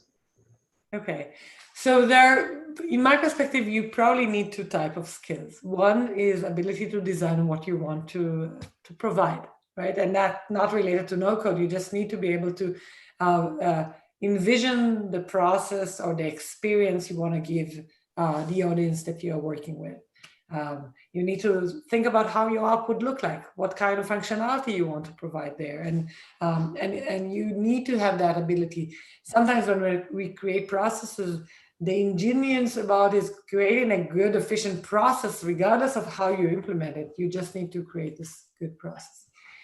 The second part is you do need to be a little tech savvy. You want to be able to get into a website and understand how that works. You want to be able to do some mathematical formulas. And if you don't need complex one, that's easy. But if you need complex computation because that's what you do, then you'll need some math skill and to be able to do that. But that depends as well as you, if you need computation. And so usually many of those platforms allow you to create formulas. And by using those formulas, you can actually deduct next action or a summary of activity and a bunch of that. So you need to have some orientation to, hey, I can get on the web and I can open this tool that I pull and drag stuff into the display, and I can set some formulas, and voila, I got this going. So that's the basic skill you need today. You cannot just talk to it and say, hey, please create me an app with the first page of this and the second page. Maybe we'll get there. Maybe one day, yeah. Another question we have is, what should be the ideal way forward for a solo entrepreneur to explore no-code, or maybe quickly glance through a course bootcamp like from Udemy or other websites? I would actually recommend them to pick a platform, a no-code platform that they find interesting, maybe even one or two, and just go browse them and play with them. That's usually the best way to experiment. What is it like? There are for sure multiple interesting YouTubes to watch and so on, but I love kind of picking up a platform and playing with it, because then I am learning the best. But that's me. Yeah, I think I function the same, like more of project-based exploration and learning the product. We have a follow-up question, which is, do you think no-code covers all aspects of tech that a founder might need in a day-to-day functioning? For sure, the answer is no. All is a very general word, but it probably covers multiple aspects that you would find easy to implement in no-code. So I would encourage them to say, hey, here are the 5 different processes or 5 different processes and experience that I have and that are really relevant for my company or my organization. What do I need to implement them in no-code? And start doodling with those. Mm-hmm. Yeah, I think we don't have any more audience questions, so I'll chime in and bring one of my questions. Given your experience in engineering and research teams over the years, how do you see the applicability of no code in such environments where there's a lot of innovation and creating new platforms? If you are asking about the ability to use no code for engineering, is that the question? Yeah. I think that no code is again, it's a way, there are a couple of places that you can use it. One is a way to experiment on different concepts. Then in some cases, it's a place to say, hey, do I really need to write that application? So when you come and get requirement for things that you think are not that complex or not that unique, usually the uniqueness is the one that you want to think about. Maybe I don't need to spend that time building it. I can just pick one of those platforms and put that in. When you have no experience in AI or in voice, pulling some of those into your platform. Maybe it would not be no code, but it would be low code. So there would be some code to connect it to your application if you're a software engineer. But the rest of the thing it would do itself. And you can see that, again, very common in the voice platforms that you have all around and in the chatbot platforms that you have all around. But there are other capabilities that allow that as well. So that's where I see no code helping software engineers. Yeah, I think it can be quite useful. And yeah, thank you a lot for this conversation. It's very interesting to learn more about no code. I guess if you can just tell maybe the audience how they can connect with you, maybe drop an email or a website that they can get in contact with you if they want to have more information. Thank you for hosting me today. It was a fun conversation. Anyone can connect with me through LinkedIn. That's usually the best place, and I see that a lot, and I'm happy to answer more questions there. I come from Smartsheet, so if you want to have a taste of what is no code, our workup platform and Smartsheet in general allow you to create really interesting processes using no code. So you can experiment with that as well. Follow the trends. They go and they evolve and change, and you'll be surprised that things that were not enabled a year ago are now available for everybody. All right. Yeah, thanks a lot. Thank you so much. Thank you to both of you, Obada and Ronit. That was a really great chat. And thank you so much for taking those audience questions. I was just as interested as well. So that was, it was really great that y'all had time to do that. Thank you. Thanks. Thank you, Meg. All right, to round us into our next session, as we get our next speakers onboarded, I just want to say hello and welcome to anyone who might just be joining us. We are rounding out day 3 of our virtual summit series. July's focus is tech for social impact, and it looks like, according to the chat box and how that's blowing up, a lot of you are just as excited as we are about this subject and about continuing these great conversations that we've been having for the last 2 days. So for this upcoming chat, I would really encourage you to participate if you would like. You can ask questions or comment on what the speakers are saying. Myself and my colleague Sanmaya are in the group chat. It's going to be on the right-hand side of your screen, right over here. And we are in there to grab those questions and comments that you have for the speakers so that we can raise them to them. So hopefully they can address them as time permits. Now, if you have any kind of technical issues, please feel free to tag us as well. Sanmaya and I, along with Patricia, are there in case you have any kind of tech issues. If you are going to jump in on the group chat or in DMs, we highly encourage it. Just make sure you refer to the code of conduct first. I'm going to put that in the group chat here in just a moment. It's there to ensure that this event, like all of our virtual events, is a great and positive experience for everyone involved. Again, if you're looking to earn SHRM credits from these sessions, you need to refer to the code that's in the upper left-hand corner of the slide in front of you. And as we introduce our next speakers, I'm really excited to introduce you to Stephanie Simpson, who is the communications manager for Restore, where she focuses on external communications, anti-trafficking training, and community mobilization.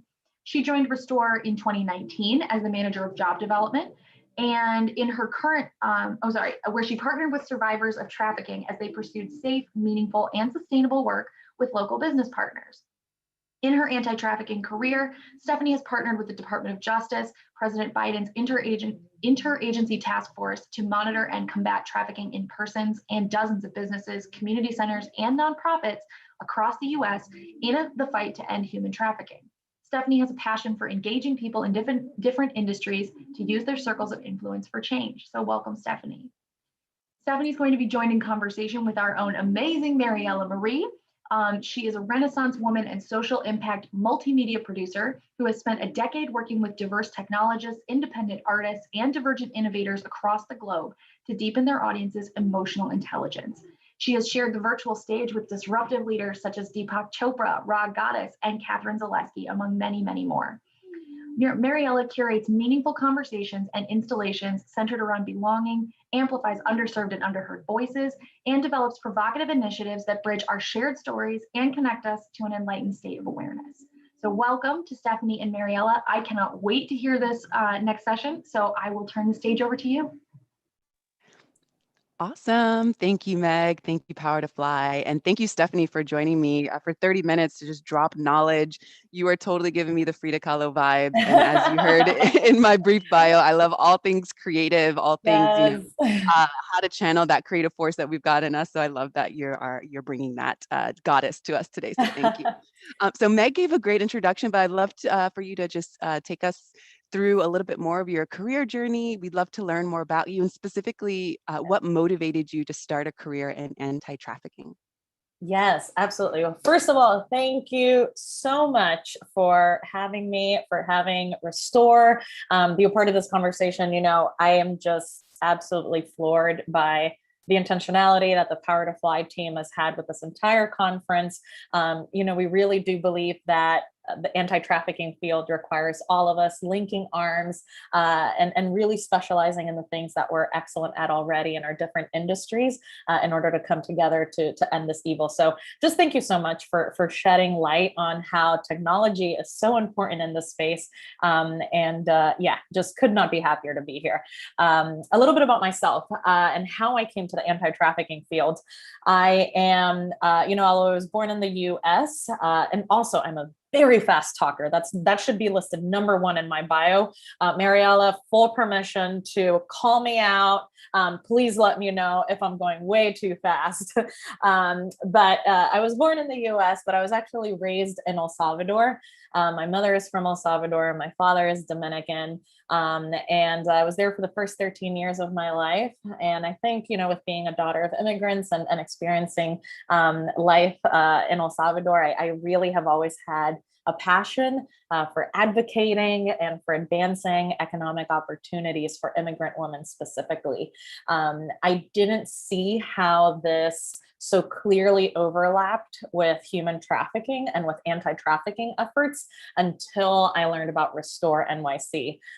You know, at Restore, they really had a firm understanding and a firm grasp of the economic vulnerabilities that lead to human trafficking and the economic injustice that is human trafficking.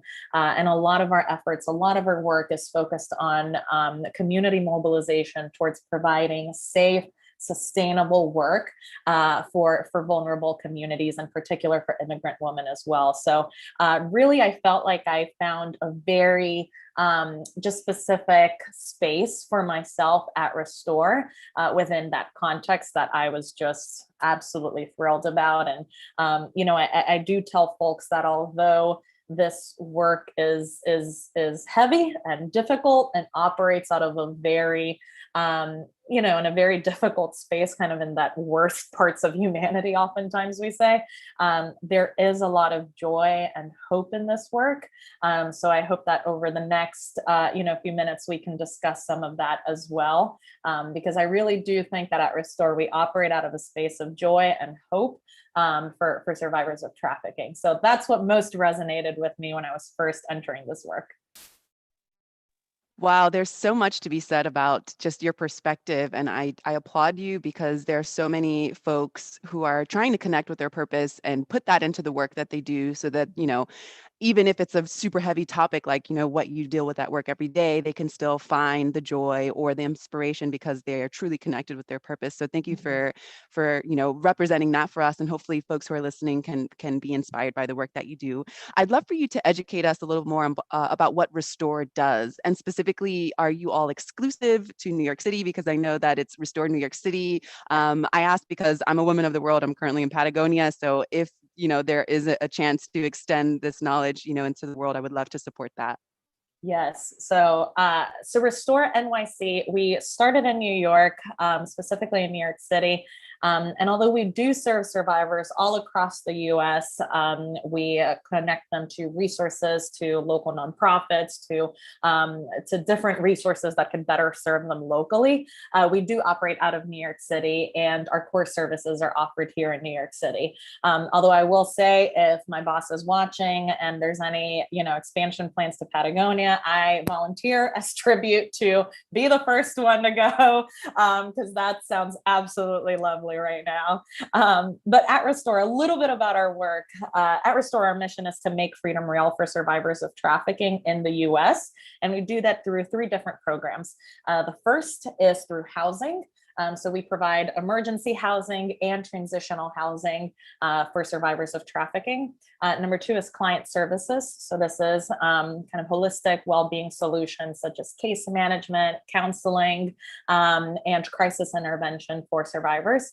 And then the third is economic empowerment. And this is a really unique solution at Restore, and really what I believe is at the core of also dismantling a lot of human trafficking, as I said, being an economic injustice.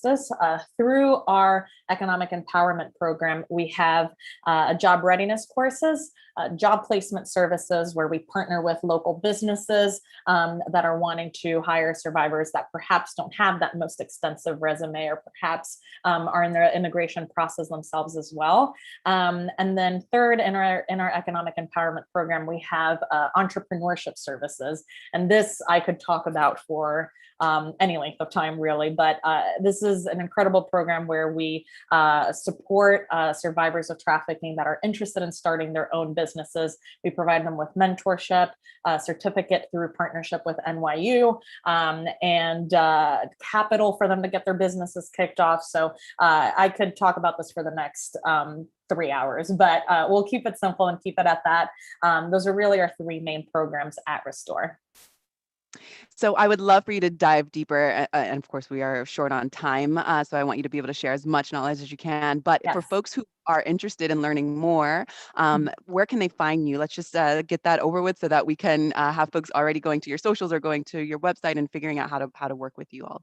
Yes, so you can find us at restorenyc.org.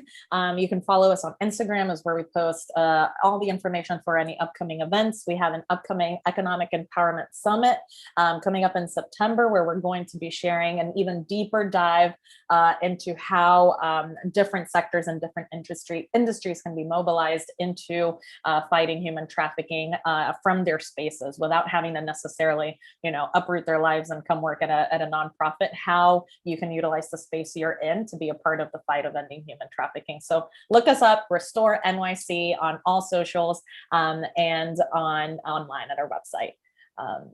Awesome. Should we go ahead and get kicked off into what human trafficking is and go right into it? Absolutely. Let's go for it. Yes. So, we're going to discuss a little bit about what human trafficking is, just because there are so many different perceptions. We've all watched Taken, there's so many different ideas of what human trafficking can be, that oftentimes I like to just start with making sure that we're all on the same page of what human trafficking means. So US law defines human trafficking as the use of force, fraud, or coercion to compel a person into commercial sex or labor against their will. A couple things to note about that. Number one is that that's the US definition for human trafficking, and it's actually a little stricter and is a little more difficult to prove in court than UN standards or other international standards for human trafficking. Number two is this use of coercion. Oftentimes our idea of what human trafficking is in the most extreme ends of the spectrum for sexual violence, physical violence. And although there are cases like that, and we do serve survivors that have, these more extreme cases and more violent cases, what we most often see is folks that are experiencing coercion. So people that have been kept in cycles of exploitation through coercive practices. So we've heard stories of women that are told, we know where your family lives. Let's not make this more difficult than it has to be. Or if you tell anybody what's happening here, we're going to call ICE. We're going to call, different immigration services and get you deported. What are you going to do then? How will you send money back to your family? How are you going to feed your kids? So I think it's important to note that it's oftentimes more difficult to prove in court, and it's more of this gray space where this trafficking is happening and where we're seeing a lot of that exploitation is through these coercive practices. Globally, there's about 40 million people that are being trafficked at any given point.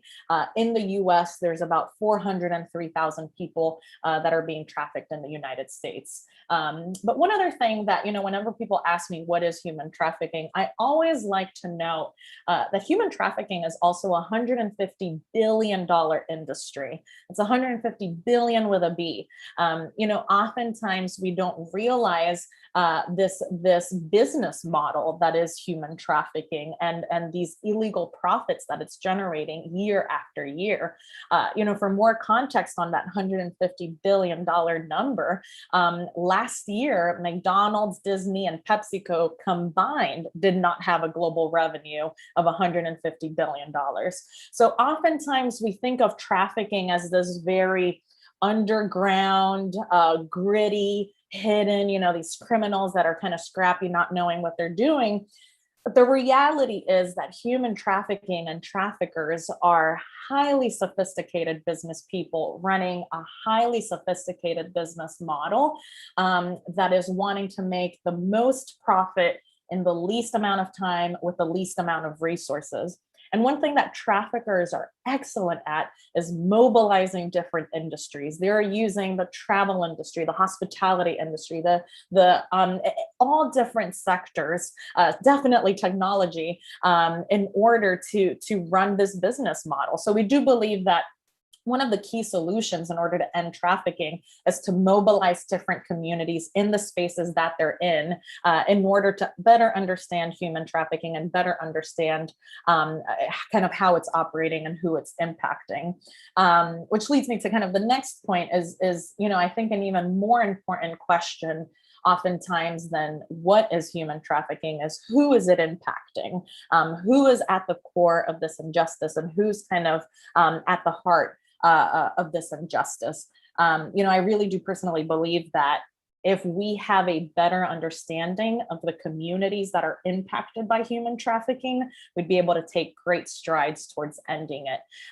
So who is at the core of human trafficking? Who are traffickers targeting more specifically? There's going to be a bunch of numbers coming your way right now, but we have 64% of survivors of trafficking report being homeless or experiencing unstable housing when they were recruited into a trafficking situation. So homeless communities are disproportionately trafficked. We see that 60% of sex trafficked youth have been in foster care at some point in their life. So it's vulnerable youth that are being trafficked. We see that 94% of trafficking victims are women, adult women.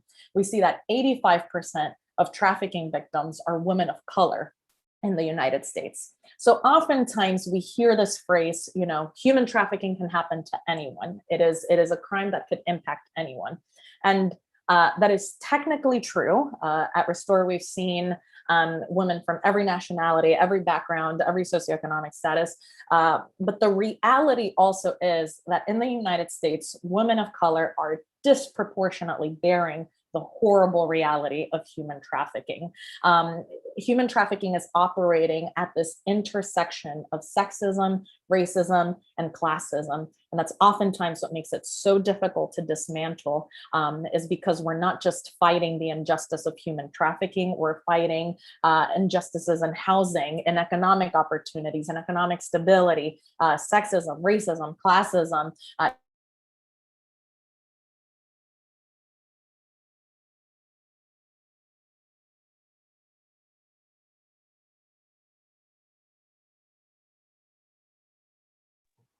It looks like we might have lost Stephanie for just a moment, so give us a second and we'll get her brought back. But Mariella, I know that you usually facilitate questions from the audience. I haven't seen any yet, but are there any things that, anything else you want to say to our audience to make them understand that they can really participate here?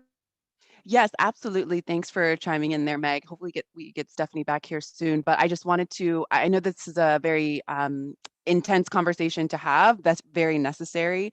But we would love to hear from you if you have any questions. There are no wrong questions. There are no stupid questions, especially with this important topic. So feel free to write your questions or reflections. If you have any sensitive information and you prefer to be held anonymous, you can write to any of our Power to Fly team there in the live chat privately, and they will raise your question and keep you anonymous there. But I just want to make sure that folks who are joining us live know that they have the floor to voice their reflections, questions, and ask, for any necessary resources that come to mind right now.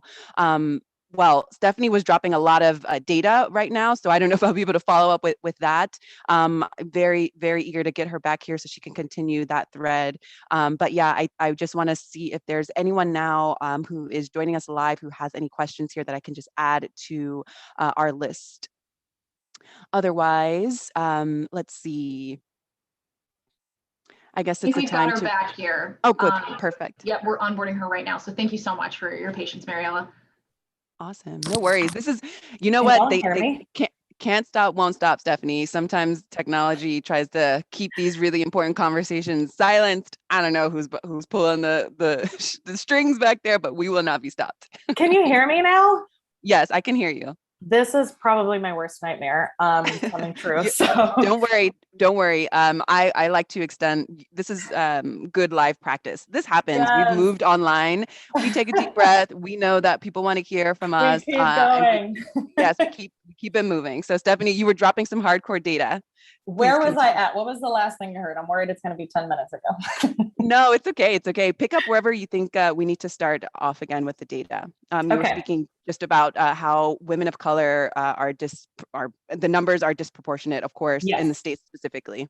Absolutely. So yeah, so even though we like to kind of operate from a space of it can happen to anyone, as we've said, traffickers are running a business model where they're wanting to make the highest amount of profits with the least amount of resources, the least amount of pushback, right? So although it can happen, it's unlikely that traffickers will be targeting, young suburban girls, snatching them from a Target parking lot or something of that sort, because they have communities of support. They have families around them. They have friends. They have communities that are rallying behind them. So we're not seeing this as oftentimes as traffickers recruiting, the runaway foster youth, the homeless woman, people that are already experiencing other layers and other intersecting systems of injustice that are working against them, and that are oftentimes the easiest targets for them to go after.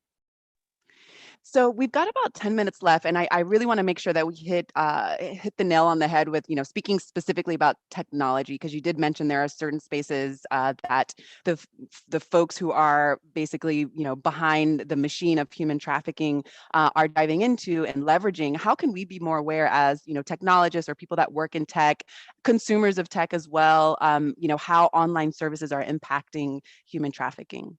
Absolutely. And this is where the conversation can sometimes take a little bit of a difficult spin, a little bit of a more uncomfortable tone. And I also want to note, I am going to be discussing some very sensitive subjects, including sexual abuse and rape. So I just want everybody that's watching to be mindful in case any feelings or experiences come up with that. But as we kind of make that mental switch of seeing traffickers that are doing evil for the sake of evil, if we switch over to an understanding that traffickers are evil for the sake of profit, then we better understand how this is run and is operated as a business. So when the pandemic swept in, and you and me and a ton of other people and businesses and industries were scraping to figure out how can we continue our work and earning money and generating income online and in a digital space, traffickers did the exact same thing. So at the beginning of the pandemic, we saw a significant decrease in demand for in-person sex services like brothels, illicit massage businesses, and it was now moved to a digital space. So Polaris, who's the #1 data collector for human trafficking in the US, they also run the human trafficking hotline. They have now moved pornography as the top 3 form of sex trafficking in the United States. So we're seeing an increase of sex trafficking through pornography. And this is where it becomes tough, because oftentimes we get asked, is tell me like what are the kind of dark sides of the web, or like these markets, these underground markets where human trafficking is happening. The reality is that it's happening right in front of us, and it's happening in websites that we've likely accessed before.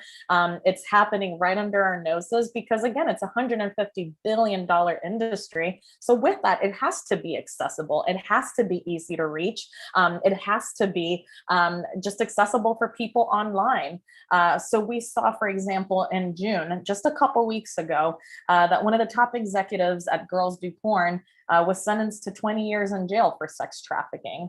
We saw how they were using coercive tactics of, telling girls that there were online modeling opportunities available. And then when they would come in and do their audition, they would coerce into turning it into, oh, it's not a photo, it's actually going to be a video, and it's actually going to be a pornographic video, but we won't be posting it online, we'll be selling it privately. And then we would see that they would sell it to Pornhub, who would then post it online. So we saw a lot of these coercive practices happening in this space. Just last December, Nicholas Kristof, who's a columnist for the New York Times and a dear partner to Restore, he was sharing, he wrote an expose and a column for the New York Times titled Children of Pornhub. And it was really kind of focused on the exploitation and some of the practices and human trafficking that are happening on Pornhub. And for some context here too, Pornhub has more monthly visitors than Netflix, Yahoo, or Amazon. They're considered the 10th most visited website in the world, and they have almost 3 billion ad impressions a day. So they're generating a ton of money. Like, this is not, a local kind of content creator coming up with their own videos, coming up with their own things. This is a multi-billion-dollar company that's generating illegal profits off of videos of kids and women being exploited online. After this expose, we saw that Pornhub removed around 75% of their content from their website. It led to MasterCard and Visa breaking ties with the company. And it led to Pornhub saying that over the next year, they're wanting to implement better consent verification systems and age verification systems. Although I have a quote here from the executive director of the National Center on Sexual Exploitation, where she's talking about, we don't know that Pornhub is able to be trusted with this, and we don't know that they're able to self-regulate and hold themselves accountable when for years and years now, they have been knowingly profiting from rape, from the abuse and trafficking of women and vulnerable women on their websites. What we're also seeing an increase of is deceptive job ads online. So a lot of how they're recruiting women for these pornography videos is by posting on Craigslist an ad that'll say, similar to what we heard from the Girls Do Porn case, they'll post an ad online saying, hey, this opportunity, come on in, try out, we'll meet you here. And then once the women arrive, oftentimes they don't have immigration status, and so they're not able to access other jobs. They don't have other economic opportunities they're able to access. They don't have perhaps an education, or they're facing other systemic barriers that prohibit them from accessing other services and other economic opportunities. So, again, I always try to say this is, of course, sensitive, because it often feels like an attack on sex positivity. But, I do think that human trafficking is it's just a mixture of so many different injustices, and it operates in the nuance. And I think that, let's just press into that nuance. I don't think the issue at hand here is pornography, but I think the issue at hand here is exploitation. It's trafficking, it's abuse. I think that we can hold both of those tensions of both being sex positive while also recognizing the lack of technology for consent verification, for age verification, that often allows for trafficking situations to happen and allows for people to exploit others that really are just wanting to make ends meet. So thank you for highlighting that body positivity and sex positivity is actually a healthy thing, and that these folks are taking advantage of that. And of course, there's a bag of tricks as to how they can take advantage of that. So thank you for raising that to our awareness.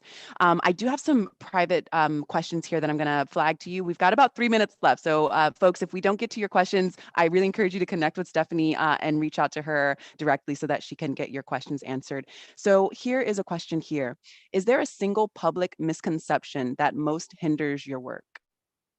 I would say the one that we talked about earlier of human trafficking happening in the very dark web, that we have never seen it. Human trafficking is a $150 billion industry. It's happening everywhere.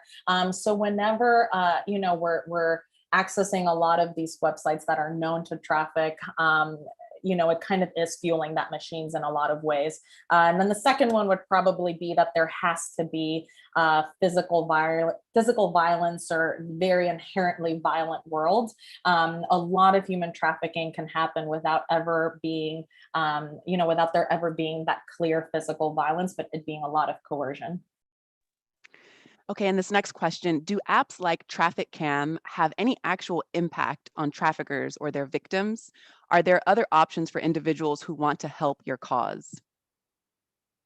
Yeah, I think the one thing, if in the last minute, if I can, there's a lot to kind of unpack in that first part of the question. The simple answer is that we have met a lot of survivors of trafficking that have told us, my trafficker told me to say that I am doing this willingly, that I am doing this, by choice. So I just want to say that there's so much nuance there. There's so much that requires us leaning in. And whenever folks ask, what is the number one way to help our causes? A, get educated, come to our events. We host hour-long conversations, webinars about the intersectionality of trafficking, how race impacts trafficking, how gender impacts trafficking. So please come to those. And number two is hire survivors. When you focus and when you prioritize diversity, equity, and inclusion in your hiring, you are part of the fight to ending human trafficking. You are creating space and creating economic opportunities for communities that would otherwise be vulnerable.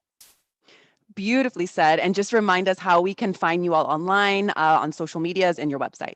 Yes, please go to restorenyc.org. I will make sure my Wi-Fi is working next time we do one of these webinars. Follow us on Instagram at restorenyc. We post updates, education, statistics, survivor stories. Please come join us in this work. We would love to have you. There's space for every single one of us. Awesome. Thank you so much, Stephanie. Thank you for taking time out of your busy schedule to drop knowledge with us today. Meg, we're going to pass the mic back to you. And Stephanie, I look forward to staying connected. Thank you. Thank you both so much. I was not looking forward to that chat today, in vain. I knew it would be some amazing knowledge. So I cannot wait to connect further with Stephanie and your group for those amazing chats that you mentioned. All right, as we roll on into our next session, I just want to say hi. If you are just now joining us, welcome. You are just in time for day 3 of Power to Fly's Diversity Reboot 2021 Virtual Summit Series. July's focus is tech for social impact. And as we continue to have these amazing conversations, we want to hear from you. So if you have questions for the speakers, please put them in the group chat. If you've got comments on what they're saying, throw them in there. We want to know how y'all are responding to all of this. We want to know what questions you have so that we can ask that of our speakers. So throughout this conversation, just please refer to the code of conduct. We're going to share it in the chat here in just a moment. That is going to be, it's just there to ensure that this chat, as well as all of our virtual events, are a positive experience for everyone involved. If you have any kind of tech issues, you can also tag myself or my colleagues and Maya. We're both in the chat over there on the right-hand side of your screen, and we are happy to help if you have technical issues. Last but not least, the SHRM credit code for today's session is going to be in the upper left-hand corner of the slide in front of you. And without further ado, I'd really like to introduce you to Valentine Olawa. Valentine is very passionate about helping and working with organizations that are driving for a more just, inclusive, and democratic world. He serves as the Managing Director of Revenue for Mobilize, where he oversees the sales, marketing, and client services teams. I'm really excited to listen in on this chat. He is going to be in conversation with our own amazing community and events lead, Rob Rebar. Rob, take it away. Thank you, Meg. I'll invite Valentine to the main stage here as well. Really looking forward to digging into this conversation today. And I think I just wanted to start, Valentine, by, can you tell us a little bit more about yourself?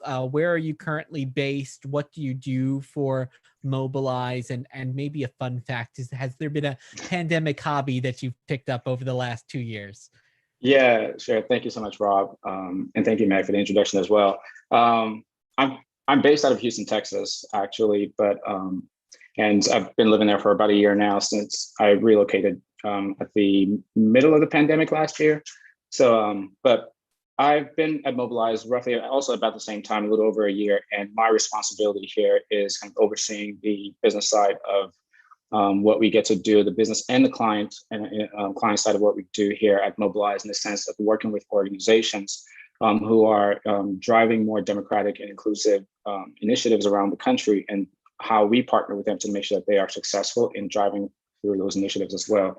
So as Meg had mentioned, my responsibility kind of spans across all of our go-to-market teams and how we work with clients. That's amazing. And I'm really interested in this conversation because I really want to dig into more what Mobilize is doing. We were talking in the green room. I live in a small-ish village in upstate New York. We're really trying to change kind of the old guard that's been in charge of the village for many years. There's been a lot of new blood moving into the village.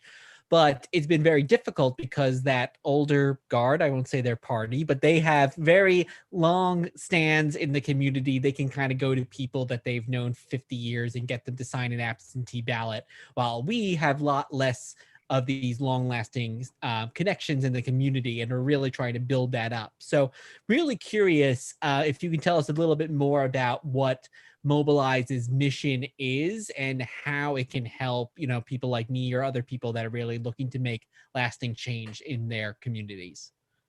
Yeah, absolutely. So a 30-second overview or backstory as to how Mobilize was started by the co-founders, actually, about roughly 3 years ago. It was started on the back of Women's March back in 2017, and as it was essentially as a result of we saw the need for grassroots and people-led drive and initiatives across the country, and that spun into what Mobilize has now become, where we work with several organizations, nonprofit organizations, advocacy groups, and political campaign organizations to think about how do we leverage communities, how do we leverage the power of communities to actually make an impact, whether that is by getting the right people, or getting the right political folks in office, or championing for ballot initiatives that drive the level of change that we want to see, that are inclusive, that are more democratic, and that are also driving for just and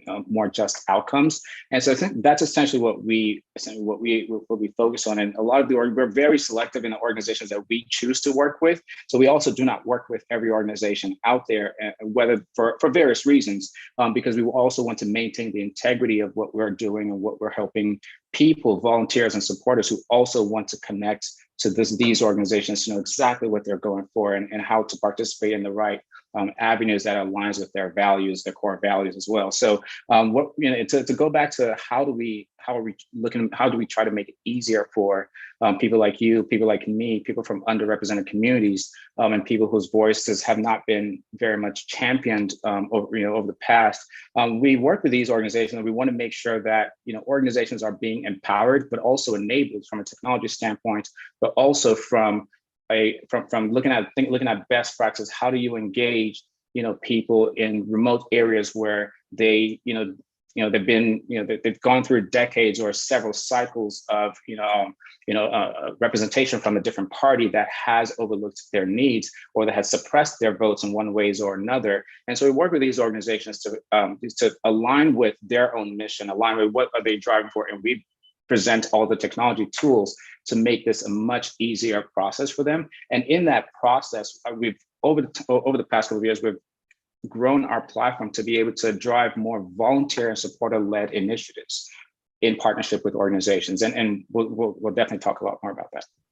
Yeah, no, that reminds me a lot of how we approach our mission here at Power to Fly, where, you know, we don't, if a company says, okay, we want to diversify their workforce, we're often then say to them, okay, but what are you doing? You know, can you show us, you know, what you're doing to actually create a more diverse and equitable workplace before we really start working with you? So I definitely connect with you there. And you were talking about underrepresented groups, and I thought this figure that I saw in a recent survey was interesting, and because it said 56% of white people volunteer for some cause, while 19% of Latinx people, 11% of Black people, and 7% of AAPI people are volunteering. So I'm just curious what, you know, there's so many root causes there, and often so there's so many root causes, and I'm just curious what, you know, where this lack of diversity in recruiting comes from, and what can organizations do if they're looking to really diversify the people that are volunteering for them? Yeah, it's a very stark statistic, right?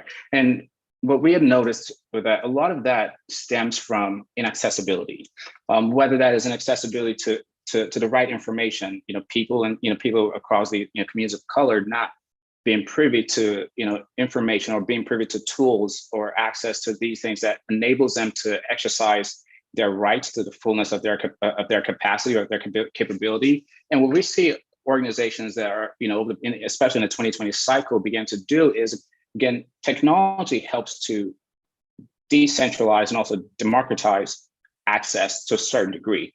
And we are, you know, partnering with organizations to help them tap into communities. So as an example, something that we saw in the past during the 2020 Victory 2020 cycle, were that up to 50% of first-time volunteers volunteered as a result of someone within their community actually hosting a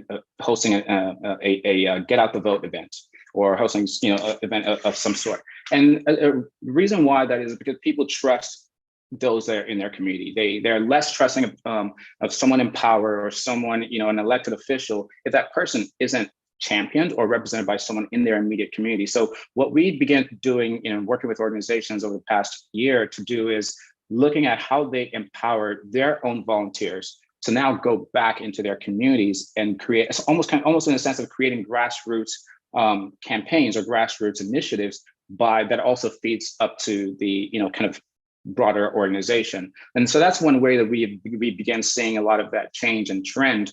Another way that kind of what Mobilize now also does directly is we give out what we call grassroots or free accounts to organizations to just be able to drive their own initiatives and do things that are subsidized almost in a sense by, you know, the bigger organizations that are kind of paying to use Mobilize, and we provide, you know, other organizations that do not have the resources but still want to get out there and drive change to be able to do the same, and have the exact same resources to drive that out. And I think that has been, in a way, it has helped a lot of organizations and a lot of underrepresented communities to still be able to get their voices heard. That's great. And I mean, speaking of some of those big organizations that you mentioned, you all have worked with the Biden-Harris campaign, the Human Rights Campaign, the Sierra Club, the New York City 2020 census. So some really big names there. And I'm just curious, you know, maybe from one of these more grassroots examples, are there other kind of success stories or a specific example that pops into your mind that was successful? Oh yeah, I mean, there are quite a few, right? There are quite a few. I'd say that one that you know, we were extremely proud to have been a part of, and we saw a direct, you know, we saw direct excitement in those communities where, you know, the Georgia State Senate runoff. I think that was a really, really huge, you know, that was a huge undertaking by, you know, Stacey Abrams' organizations, by, you know, the Georgia State Party, by a number of organizations that were all working towards how do we get the right people into the Senate office in Georgia. And so we saw a huge mobilization efforts across both people within the state of Georgia, but we also saw just about the same number of volunteering efforts from people outside of the state of Georgia. So we saw folks, you know, from across Western states, from across the mid and southern states, also volunteering for these organizations to make phone calls, to send out, to do text banking, and to do a lot of virtual events and activities that were driving more awareness in the state of Georgia, that were driving more, voter turnout and voter registration, and also subsequently voter turnout in the state of Georgia. So we saw a number of those that were, that ultimately led to the victories that, for, Reverend Warnock and John Ossoff there in Georgia. I would say another one that we've seen as a recent success also is the vaccination effort by the organization Made to Save, which is an initiative or a sub-organization under Civic Nation that works with the with President Biden's administration to drive towards its goal of, its July 4th goal of vaccinating, getting as many Americans vaccinated as possible. And so that was also a huge effort ran on the back of Mobilize, that we were just happy to support them and support their initiatives towards driving a lot of that, towards driving the outcomes that they saw. So yeah, there's something that I would say that the team here at Mobilize can be proud of, but more so that we were able to support, and get into communities that, where they wouldn't have had the opportunity to. That's amazing. And thinking about the Georgia runoff and, of course, the presidential election, both of those were occurring, of course, during the pandemic. We're now, maybe starting to ease out of the pandemic a bit. And I'm curious, over the course of your year with Mobilize, how have you seen volunteerism really change, and where do you see it going into the future? Because I'm sure there's been some things that you've really had to create maybe during the last, year and a half that, you want to hold on to, and other things that, of course, had to go by the wayside that you're now looking to bring back. So where do you see it moving, volunteerism as a whole and Mobilize as a company in the post-pandemic future? Yeah, that's a great point. For context, we shifted from being a platform that we saw 25%, roughly 25% virtual, volunteerism in March, and overnight it became about 99% virtual, event and volunteer engagement in March, and has since sustained, roughly those levels are above the 80% virtual volunteering leading up to now. And I think we definitely see that being here to stay. And one of the key reasons why we see organizations still relying on or doubling down on virtual, being able to do a lot of virtual volunteering is because it provides more accessibility. It creates more access to folks who may have not traditionally had the time to go to a physical location and do an event or volunteer for an event. It also gives the opportunity for these organizations to tap into a broader set of network. And so going back to what we saw in Georgia, where almost 50% of the people who drove actions that led to the victories in Georgia happened from folks who are out of state.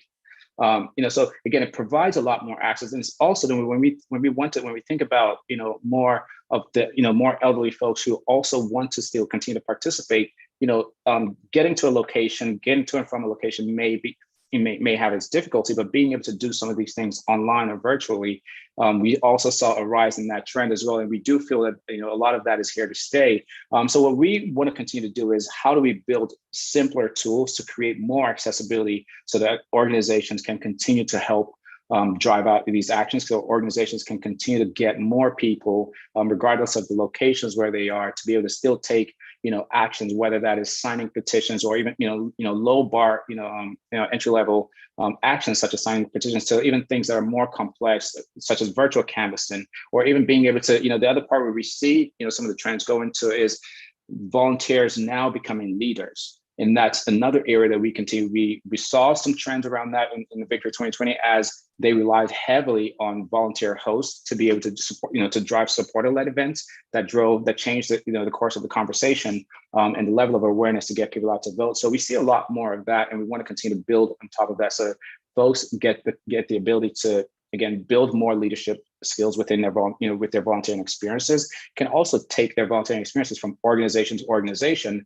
and still have a history of what they've been able to help organizations to achieve, how they've helped organizations to drive change. And most importantly, we want to continue to help a lot of advocacy groups who are driving for ballot initiatives to continue to be successful. So the more we want to help them provide that, lower the barrier of entry for volunteers across the country to do the work that they want them to do, it only helps to drive the change that we want to see.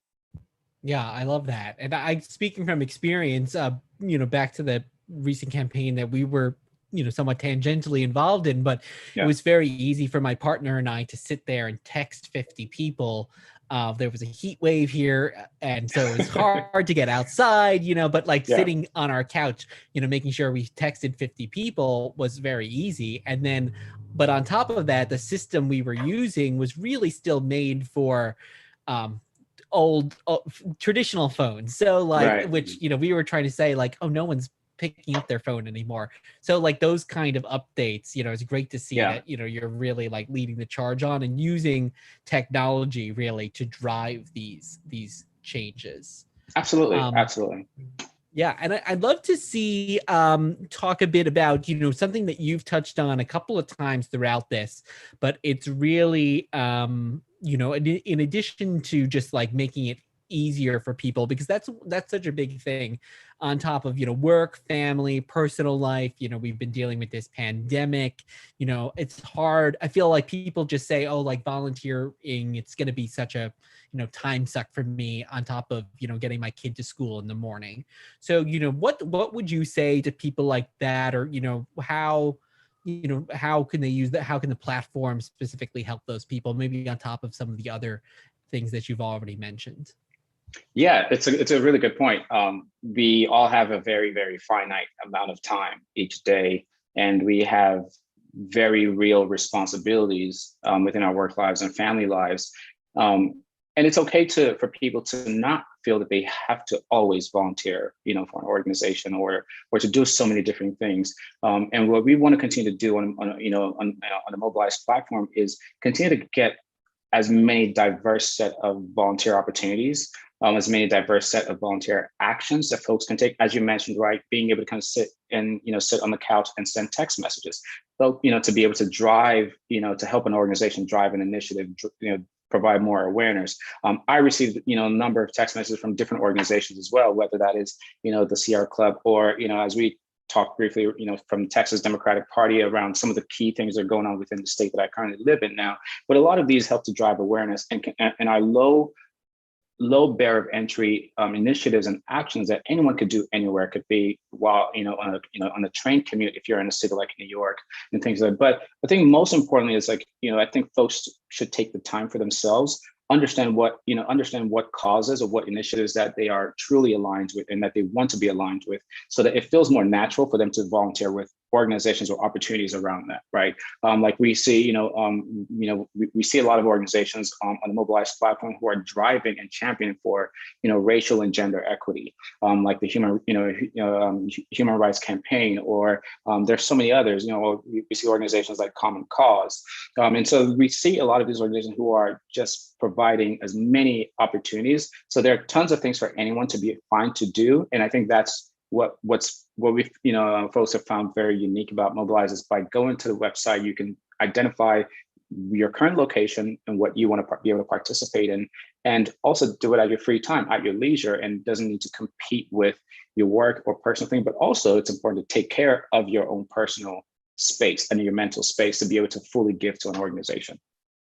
Yeah, no, that's such a great point. And you can't volunteer for everything. So, figuring out where your passions lie. And as you said, there are some more, easier things you can do, like signing petitions and things like that, or what I did, sitting on a couch and sending text messages. I love that. I got one person wrote just back stop, as if I was a robot, but I was in fact a human being. So I appreciated that. And, earlier we were talking a bit about kind of a racial breakdown of volunteerism, but I was looking at this other study from Zippia. It actually is just from 2020. And they were saying that women are about 59% more likely to volunteer for a cause than men. Here at Power to Fly, about 90% of our community are women, though we have many strong male allies like myself and yourself who are joining. So I'm just curious, have you at Have you also seen this at Mobilize, this kind of breakdown, or why do you think that is? And maybe what are ways that we can also diversify, not just in terms of race, but in terms of gender as well? Yeah, we definitely, at the end of 2020, we also, looked into our own analytics as well. And we saw that there, it's roughly about a 60-40 breakdown, women to men.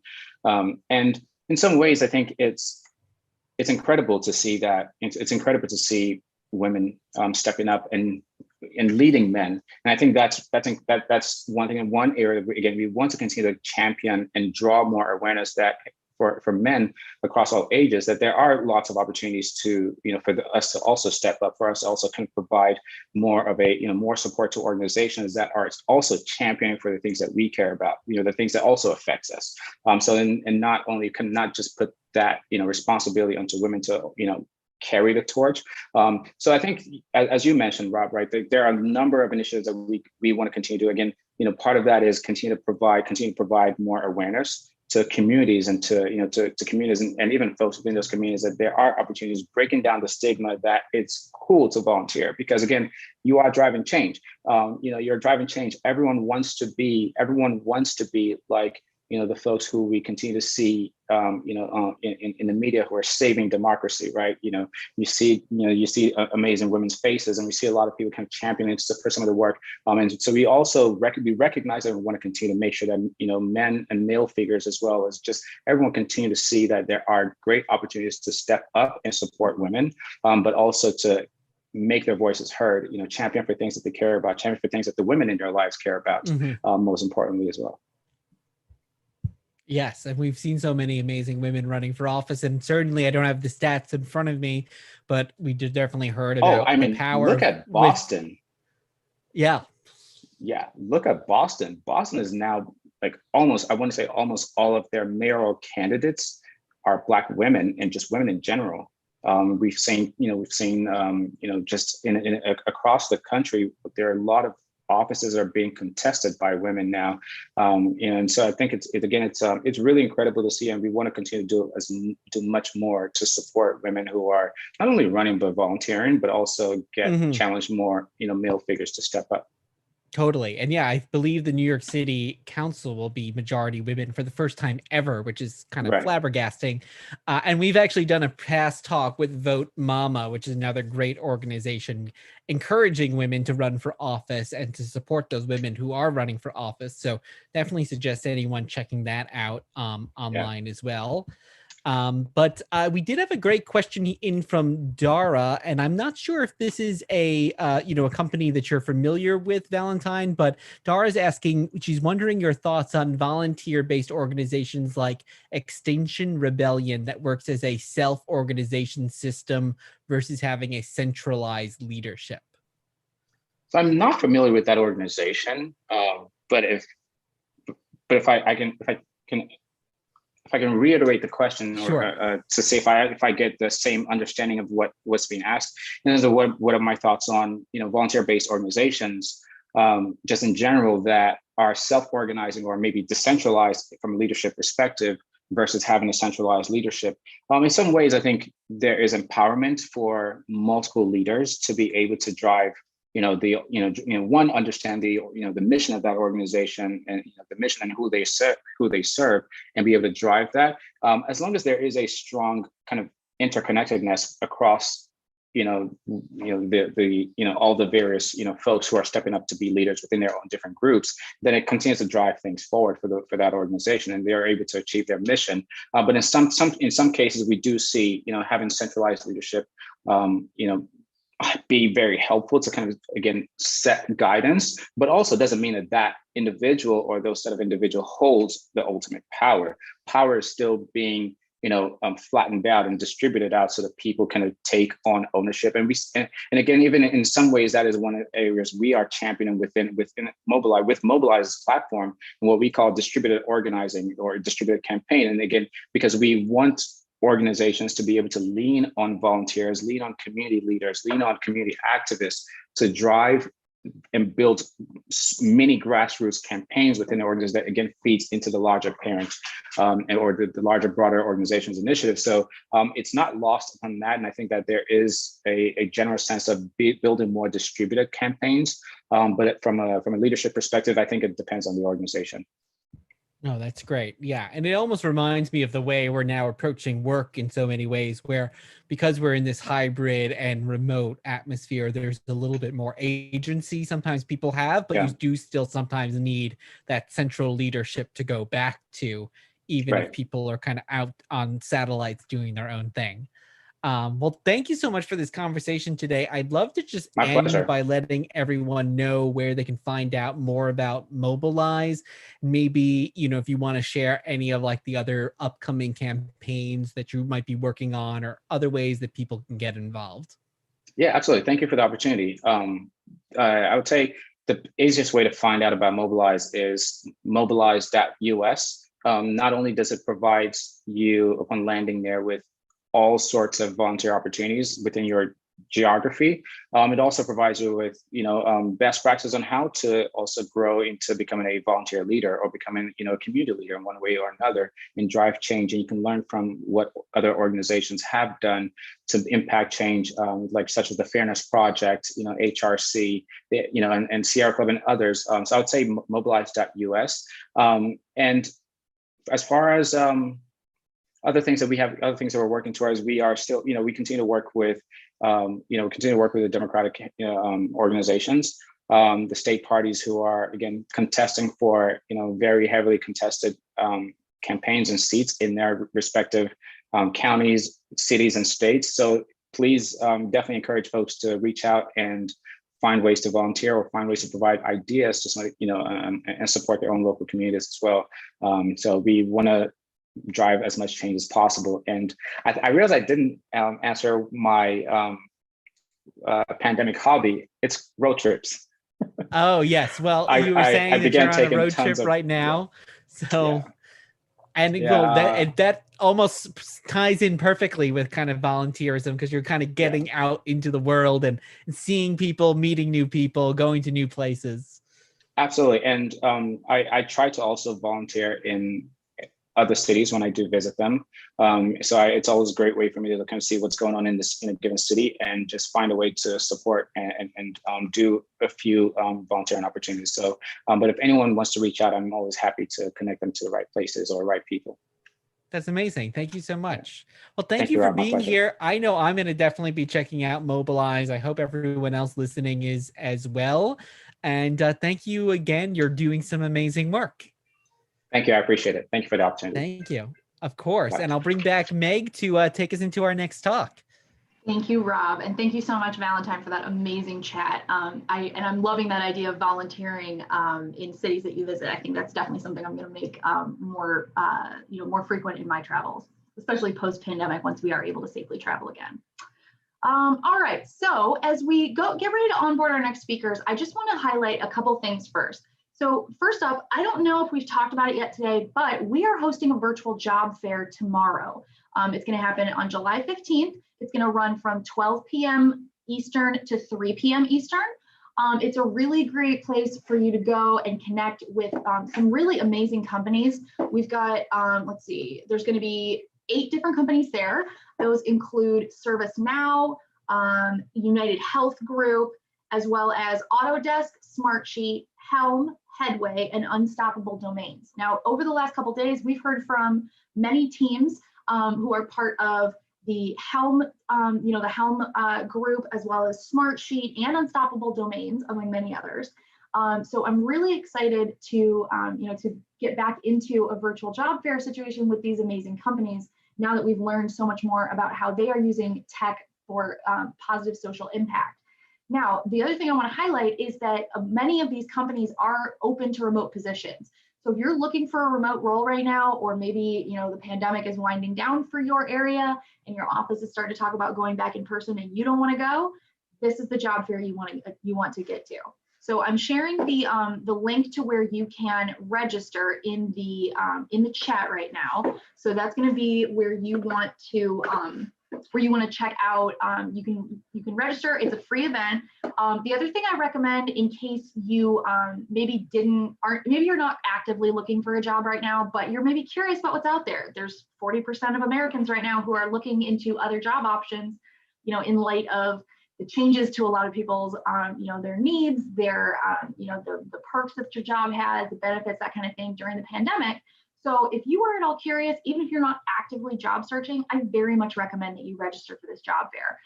It is a great way, like I said, to get face time with the hiring teams for, for all of these organizations. In many cases, there's going to be hiring managers as well as members of their various teams, sales, tech, that kind of stuff. So it's a really great way to get that face time. The other thing I want to highlight is that even if you cannot attend, but you are interested in learning more about these companies, make sure that you register. Everyone who registers is going to have their Power to Fly profile, and any kind of information you have in there tied into your LinkedIn profile, all that kind of stuff is going to get sent to those teams. So even if you can't make it and you want to make sure to stay on these companies' radar, definitely register. All right, so as we jump into our next session, I see we have our speakers ready to onboard. So if we can flip to the next slide. Thank you. I'm really excited to introduce you to our next panel. So if you are interested in, participating and asking questions or commenting on this chat that we're about to witness, please feel free to. We want to hear from our attendees. So please feel free to add any questions or comments you might have into the group chat. It's on the left-hand side of your screen. It should be like right down here. And if you have any technical issues, please feel free to tag myself or my colleague Sanmaya. We're both in the chat and ready and willing to help in any way we can. All right, so for our next panel, we're going to be talking to Kimberly Seals-Allers. Kimberly is an award-winning journalist, 5-time author, international speaker, strategist, and advocate for maternal and infant health. She is the founder of Irth, IRTH, which is a Yelp-like review and rating app for Black women and birthing people from marginalized groups to leave and find reviews of maternity and infant care physicians, birthing hospitals, and many other things as a tool to address bias and racism in care. This app is now in beta testing, and Kimberly has raised, I believe it's over $500,000 in the last year. So it's like terribly impressive, as well as being a sad commentary on the changes that we really still need to make to systemic inequality in our healthcare systems. Kimberly had released her 5th book in January 2017. It was titled The Big Letdown: How Medicine, Big Business, and Feminism Undermine Breastfeeding. Kimberly is a divorced mother of 2. She lives in Queens, New York, and I am so excited to hear what she has to say. So Kimberly will be joining the stage with our own amazing Mariella Marie. Mariella, if you've attended any of our past chats, you will know Mariella is an amazingly dynamic and just really unique personality, and brings this amazing, warm energy to everything she touches. I'm so excited to see her and hear her interact with Kimberly today. So I'm gonna drop off and let Mariella and Kimberly take the stage. Take it away, ladies. All right. Thank you for that beautiful introduction, Meg. Thank you, Power to Fly, for facilitating this conversation. And Kimberly, thank you for gracing us with your presence. I want you just to share all the beautiful things you've been up to. And since we've got about 30 minutes, I want you to dive as deep as you can, but also just to get it out of the way, how can folks connect with you when we finish this conversation so they can learn more and support the work that you're doing? Yeah, thank you so much. I'm so excited to be here. Well, they can certainly learn more about the Irth app by following us on Instagram at the Irth app, IRTHAPP, earthapp.com. And you can follow me at IAMK Seals-Allers. And then you can go to KimberlySealsAllers.com to learn more about my work more broadly. And also check out the birthrightpodcast.com, where we talk about positive Black birth stories, something that we need to discuss more about.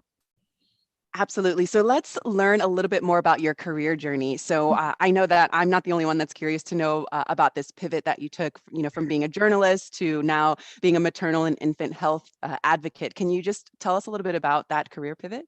Yeah, so You're right. I was a journalist having a wonderful career in journalism. I was a writer at Fortune magazine. I covered Wall Street from the New York Post. Rupert Murdoch sent me to London to work for the Times. I was a senior editor at Essence and did not think at all about having children. I was living my best life in all of my dreams. But I did become pregnant. And, for me, everything shifted. That was really a turning point, not just around what mattered to me, but also my own personal experience during my pregnancy, which is part of the inspiration that led me to create Earth. And so I think, because I am a journalist at heart and I'm a storyteller, I probably over-researched myself, while I was pregnant, and the things that I was learning about Black women and our birth outcomes and pregnancy and childbirth, mortality, breast, all the things were terrifying, just terrifying. And for me as a journalist, the answers were just simply not acceptable. I didn't find the answers that I felt the issue deserved at that time. There was a small conversation, a very nascent conversation about the role of racism and how it impacts our bodies and our birth and breastfeeding outcomes.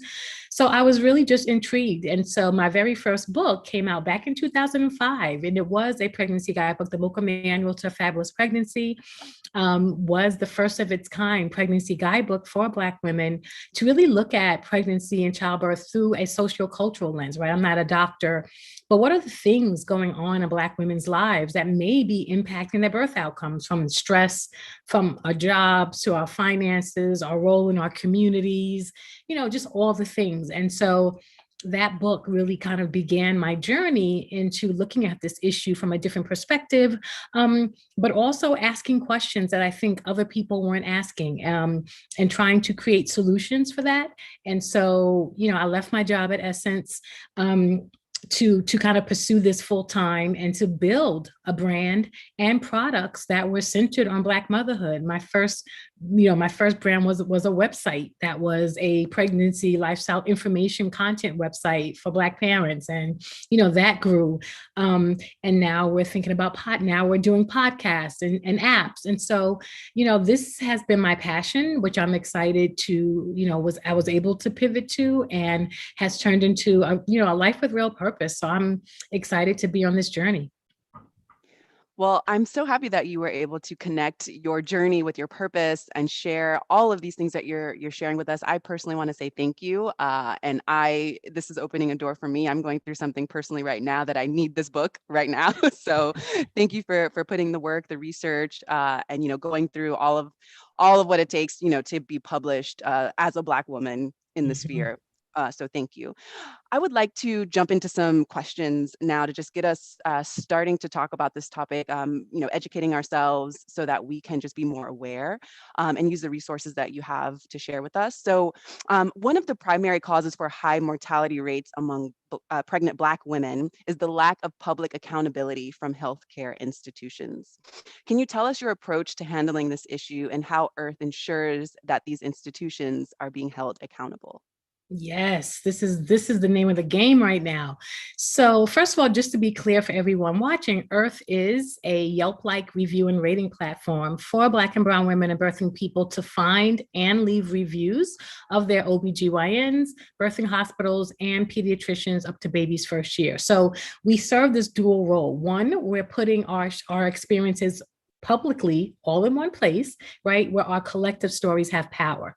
And in that, we are bringing transparency and accountability to this medical system, because let me tell you, I had my own negative experience and I was dismissed. Look at what happened to Serena Williams, one of the greatest athletes of all times. Constantly in my work on the ground for the past 8 years, it was like all of these stories from every city that I was in and all of these people being dismissed. And I'm like, we need to put all these stories in one place, right? And we need to use our collective power and wield our consumer power in saying, for those of us who can, one, we are not going to use providers who are not treating our sisters well, and we are going to be using our consumer power to share publicly so that we can inform our community. I mean, we often say with so many things with Black women, like, we're going to have to save ourselves, and this is a tool to help us save ourselves. Now, On the hospital side, many of them have done anti-bias trainings, right? Which is a great first start. But this idea that you can undo racism in a 90-minute training, I don't care if it's all day, it's not happening. And on top of that, nobody ever checks back in to see if this training has actually improved the patient experience for those people it's supposed to be helping, right? So nobody's ever checked back in with us and be like, hey, did that anti-bias training work out for you? No.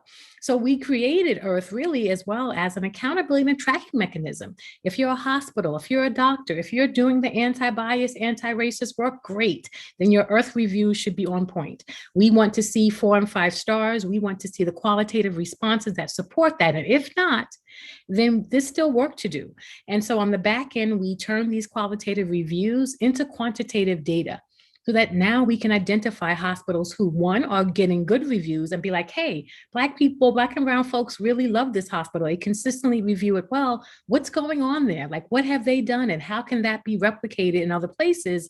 And on the other side, when there's a pattern of poor reviews, let's step in and try to help this situation. The other thing about this accountability, Mariella, that drives me up a wall is that right now, in addition to the anti-bias trainings, many hospitals and states have mandated maternal mortality review boards, which first of all, are very important, but they go in after somebody has died to analyze and figure out what went wrong, right? And that bothers me deeply, that someone has to die for you to see what's going on. At Earth, we say, we help hospitals learn from the living, right? You can capture and learn from our lived experience to prevent another Black person from dying. Like, that's my goal. Not that we wait till somebody dies and then we try to figure out what went wrong. We have the tools, and Earth is one of them, to actually figure out what's going on, look for those patterns, look for those things that we know lead to adverse events and prevent it from happening. So that's the work that we're doing, providing this consumer tool on the front end so we can be transparent, we can inform our community, but on the back end, we get to work to identify patterns, find well-reviewed hospitals, find those who are not, and then try to turn that into helpful information so they can improve. Beautiful work across the board, so necessary. The power of storytelling is key, right? And I often speak about just the B side of history, the side that we don't get when we go, to the way that our institutions are set up. We learn one side. We usually learn from the people who wrote the history books, I say, right? Unless you go where the library. With the library, right? Exactly. Or I went to Spelman College for a year, and I was like, every person in the United States should be required to take an African diaspora in the world class that we have at Spelman College. You have to take it in order to graduate. There were so many emotions, like grown-ass women learning all of these things for the first time. That why try to avoid the history and the knowledge and the stories that are a part of our culture, and try to bamboozle us to make us think that we can fit into the status quo, but we can't. Anyway, that's a tangent. What I really am interested in knowing. I'm a proud Spelman mom, so I'm with you in all of that. There you go. Okay. Yes, HBCUs. Let's make it a requirement. I just love that you're really pushing the accountability through community, essentially. So my question is, when you, because I know that you probably do receive pushback from some of these institutions, how do you handle that pushback? Yeah, Maria, the pushback is real, and it's really been amazing. I mean, of course I expected it, but the depth of it is deeply concerning, because first of all, hospitals have been centered for far too long in this process. First of all, they can't believe that we created something without them, and that doctors and hospitals are not allowed to comment and respond in Earth. No, you're not allowed there. And the fact that we had the audacity to create something literally by Black and brown people for Black and brown people without them is something they really struggle with. And it's been shocking to me the ways that these power dynamics, because we know racism is about power, right? That is an element of racism that is really about power. And the power the medical system has held over Black and brown folks and our bodies is still very much a dynamic at play. And that is also what we seek to disrupt by using technology to disrupt that power dynamic. And that scares the crap out of them. It scares the crap out of them. So there are a couple of ways that I approach this, usually always with a smile, is that, this is happening, right? We've seen technology used to disrupt many industries, to deal with inequities, to deal with imbalances. This is happening. It is coming. And we invite them in an opportunity to be a part of it, or wait until it hits you the other way. I don't know how to say that nicely. And then, the other part for me is them understanding that we have to listen to Black people. So many times hospitals and doctors are like, but what if somebody's upset? And what if someone just has a debate? Okay, I remind them, listen, I use Yelp all the time. And sometimes I look at a review and I say, you know what, this person's being pretty harsh. That person, this didn't deserve a 2 or whatever. But I get to make that judgment. No one takes that power away from me. So with Earth, we trust people of color to look at a number of reviews and make their own judgment. And this idea that we believe Black people is deeply troubling to them. And we know this is at the center of why we have been treated so badly and so poorly within the medical system. And so it's a deeply rooted issue. We get lots of pushback. We get lots of folks who do not want to work with us. And so that's why we're taking our movement to the people, right? Like, yes, we want you to work with us, but ultimately, this is a tool that we need Black and brown folks to support, to get behind, to leave reviews, to come in, search, help us build the database so that we can actually disrupt this power dynamic, which continues to operate.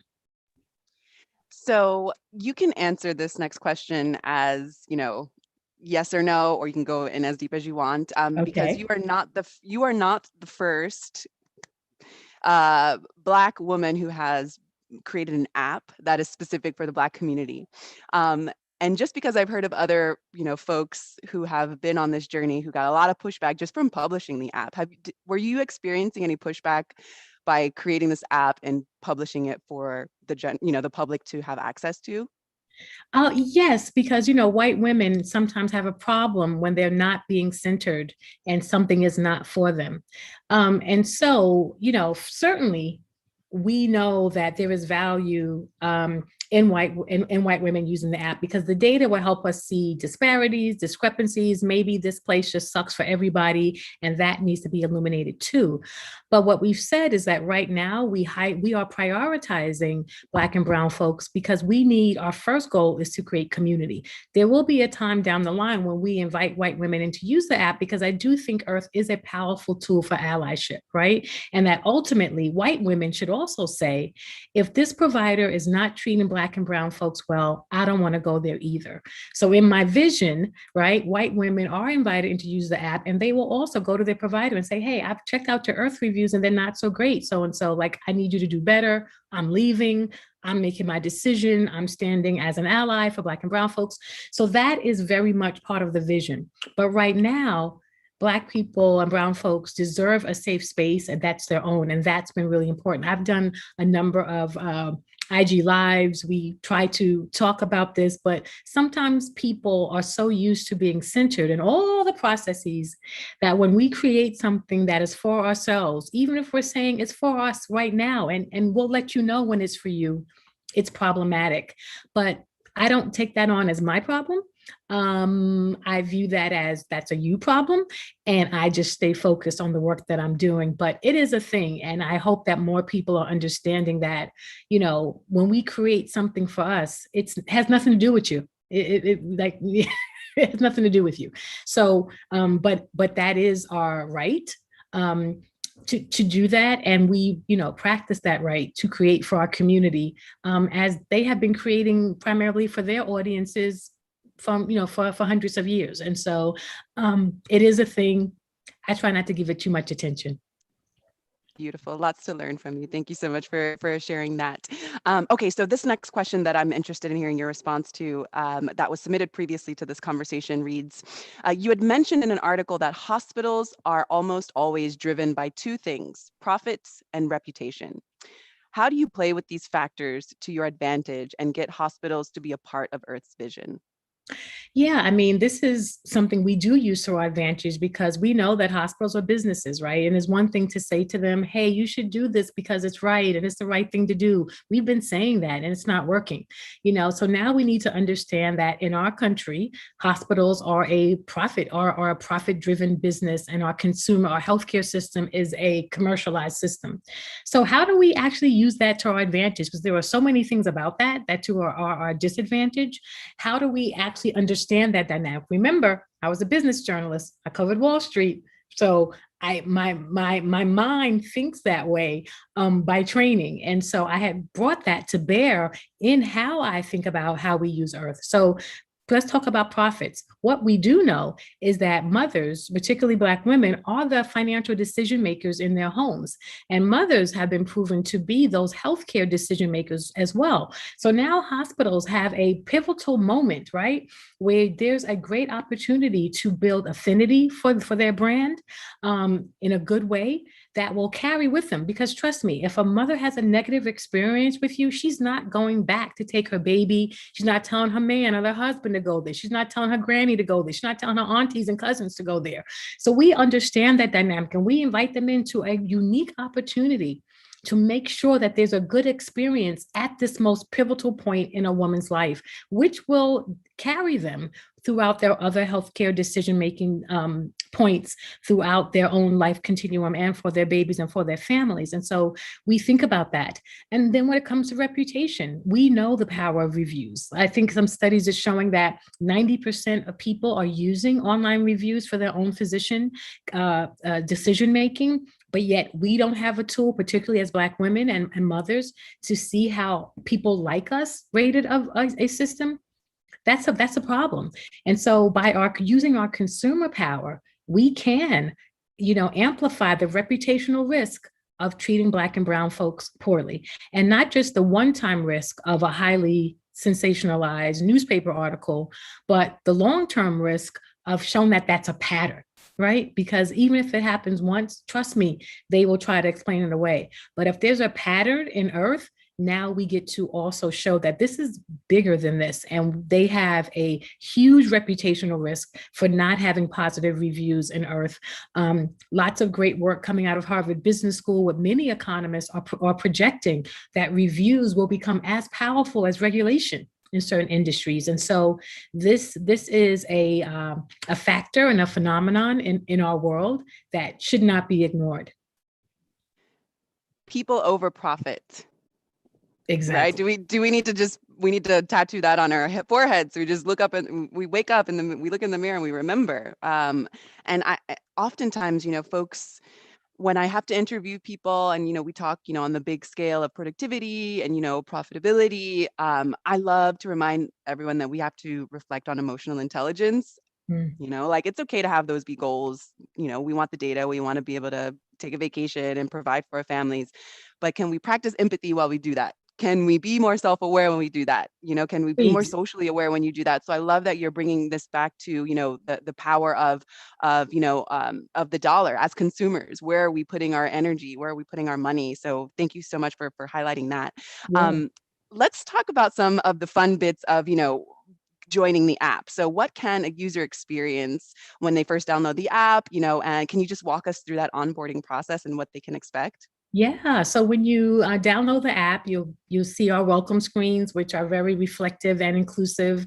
We try to make sure that our pictures reflect who we are as a community, including non-binary folks. And so that was really important to our designers.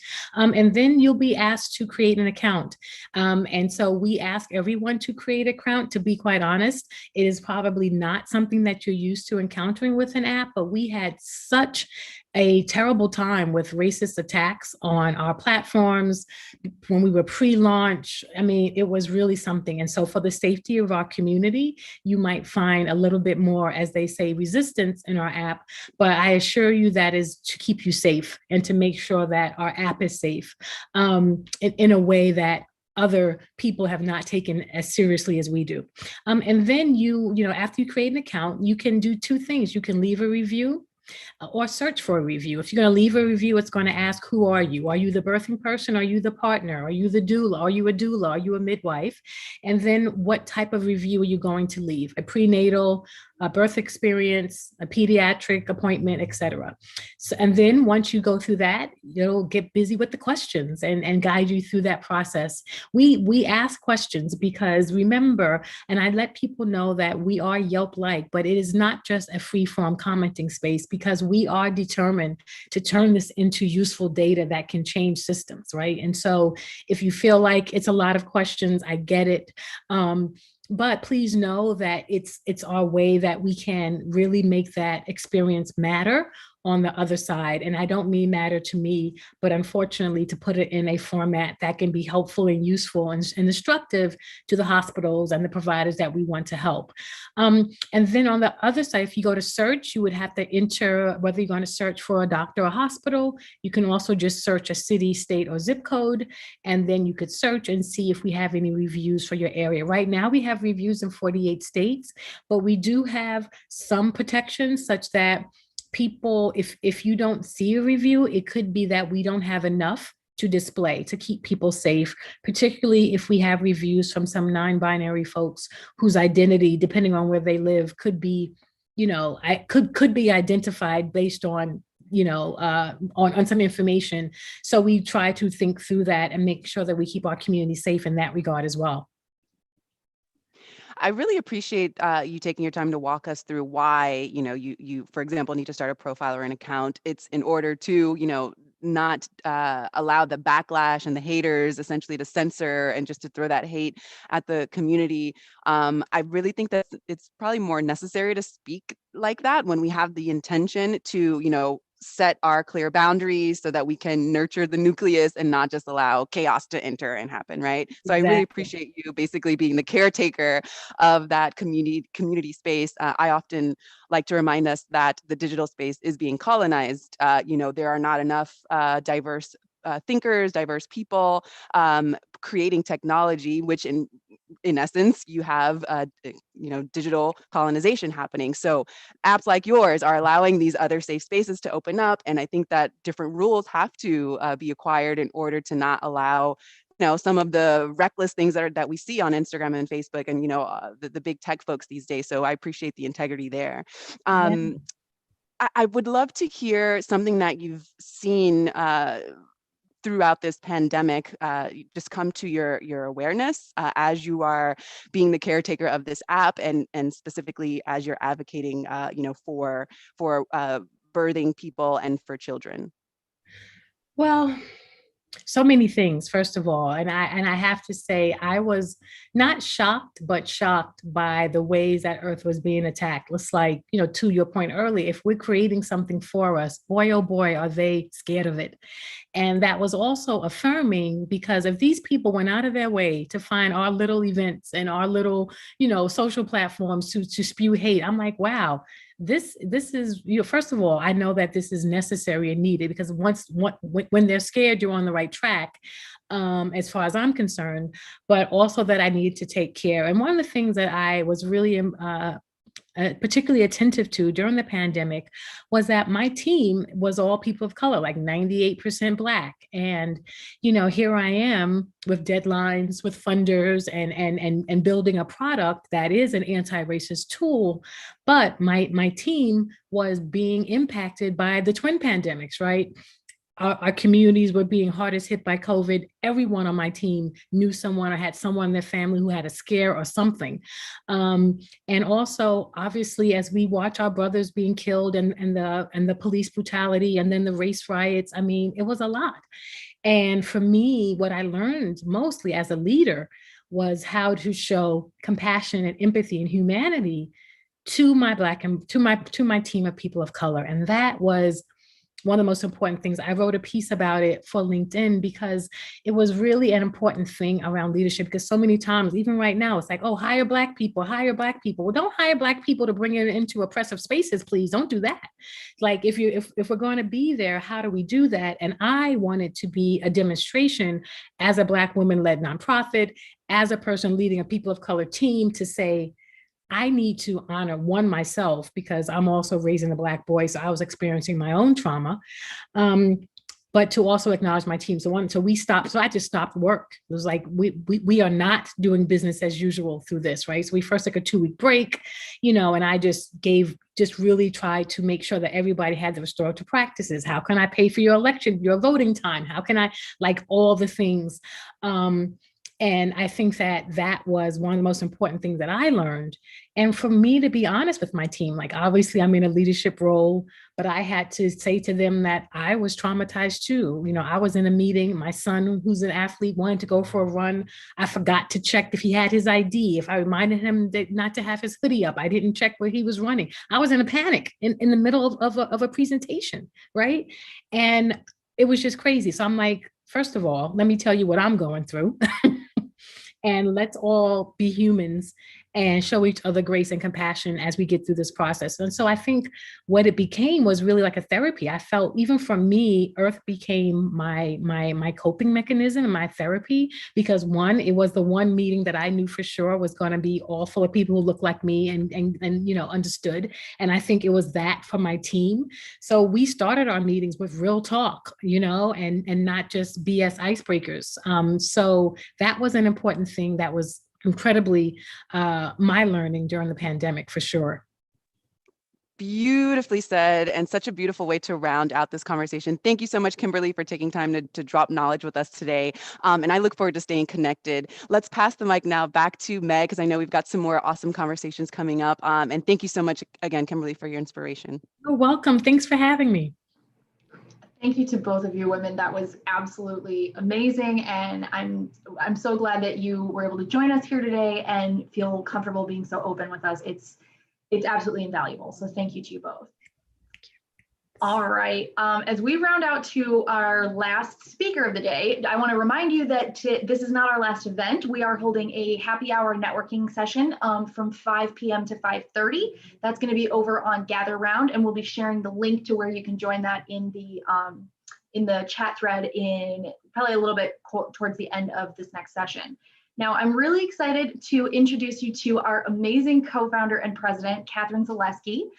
Before she founded or co-founded Power to Fly to help tackle gender disparity, she started off in media, and she had previously worked at the Washington Post as an executive producer. She was also head of digital news products.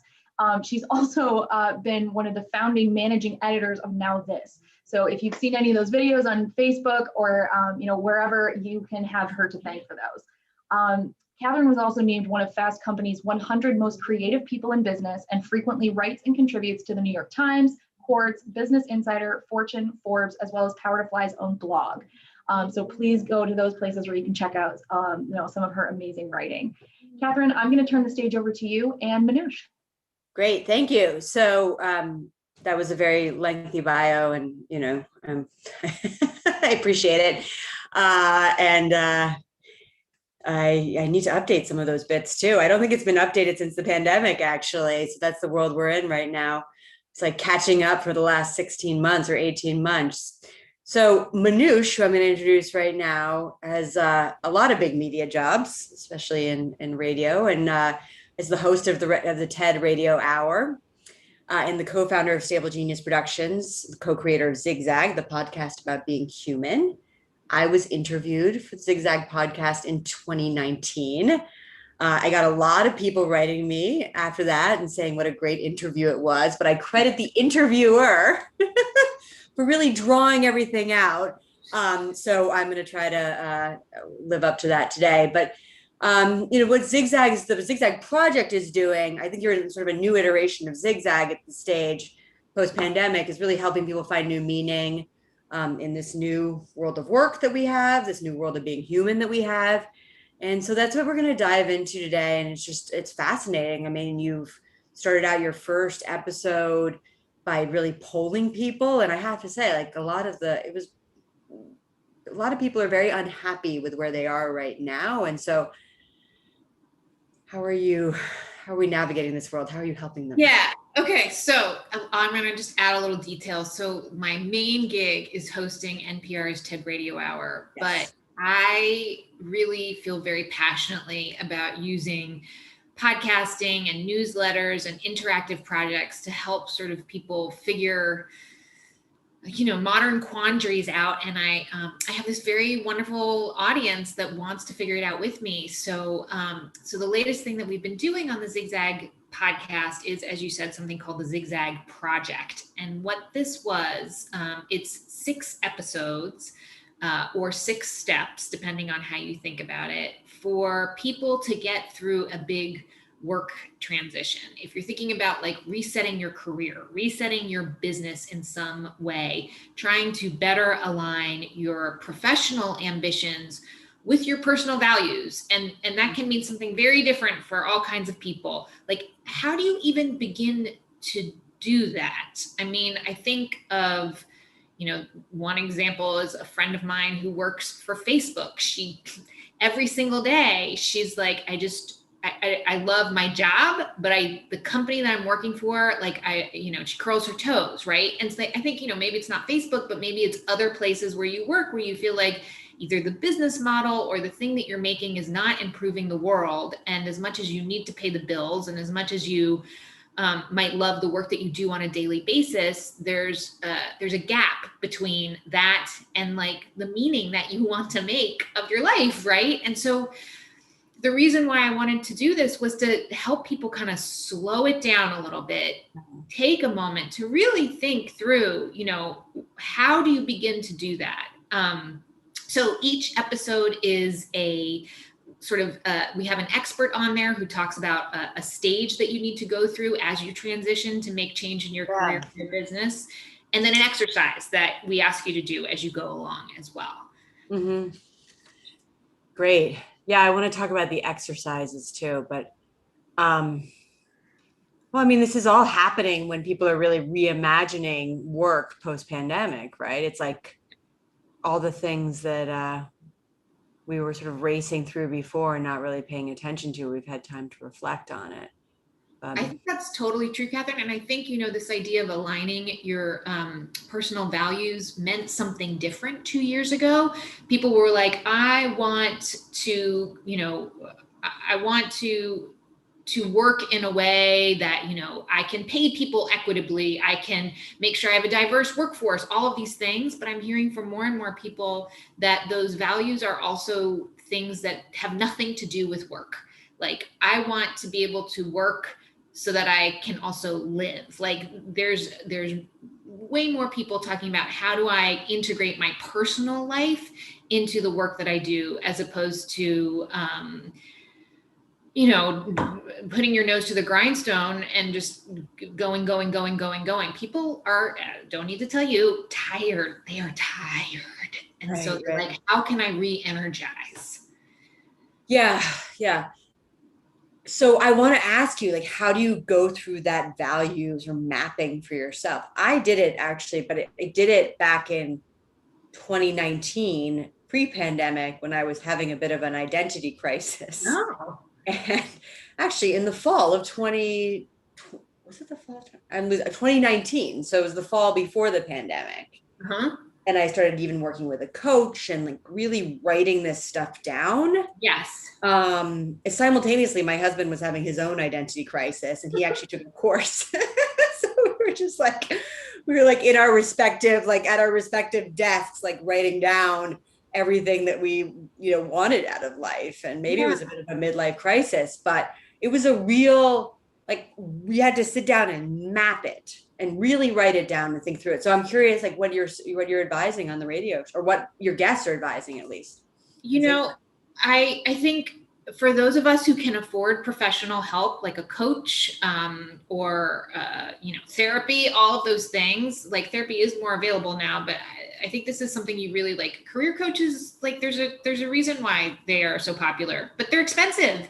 And so what I wanted to do was to make this 6 sort of episode series that anyone could do anytime, because it's free, right? Like, I have a sponsor who I believe in their message. And so I feel really like that's me aligning my values with my ambition. I have this Jobs of Ohio said they would sponsor the whole season, which is great. Right. And so I can make it available to everyone. And to me, like, so the last expert I have on the podcast is Stacey Abrams. And she She's pretty good. And Good she expert.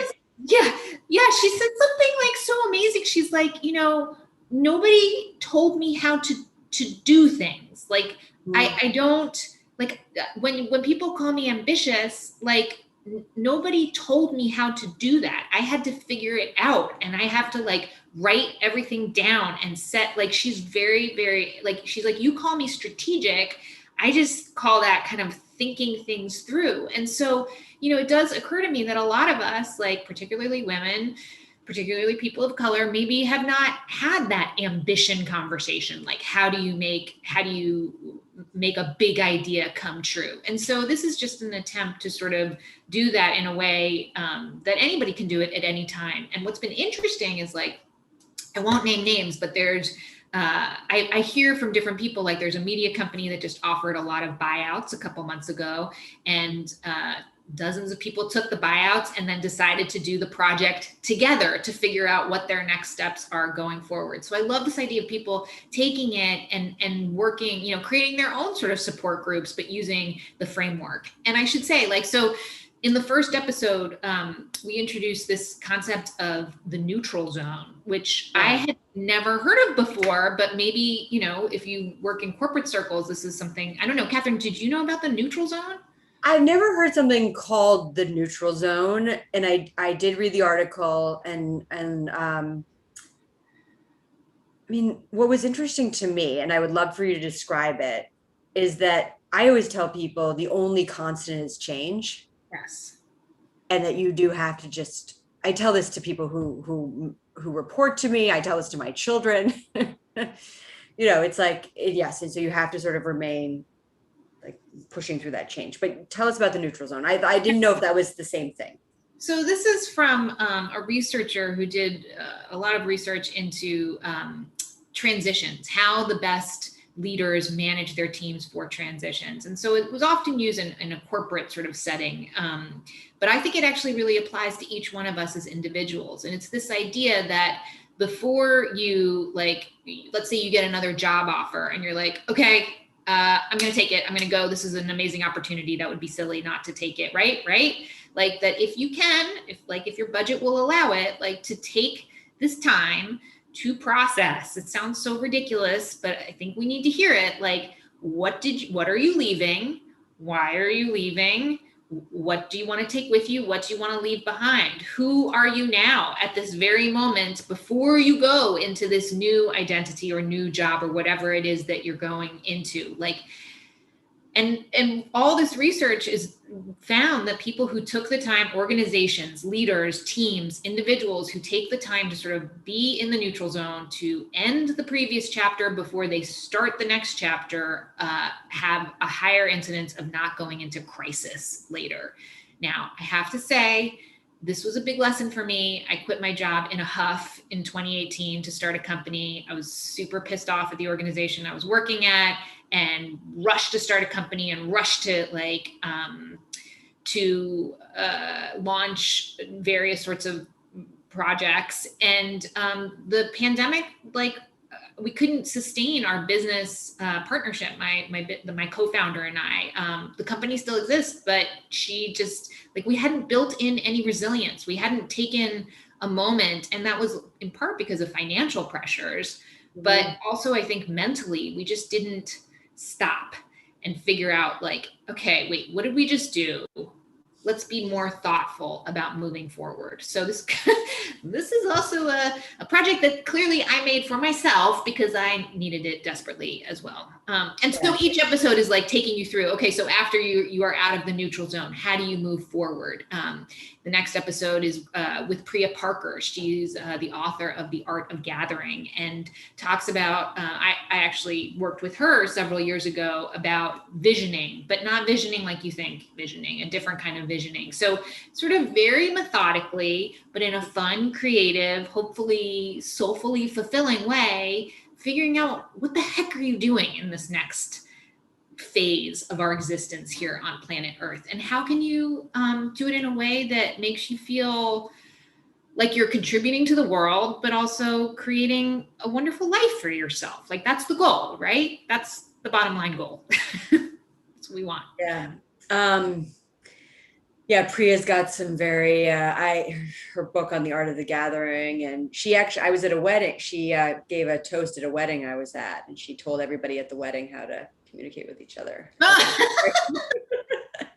It made the wedding a lot less awkward. There was no assigned seating at the wedding, so it was actually perfect. Good.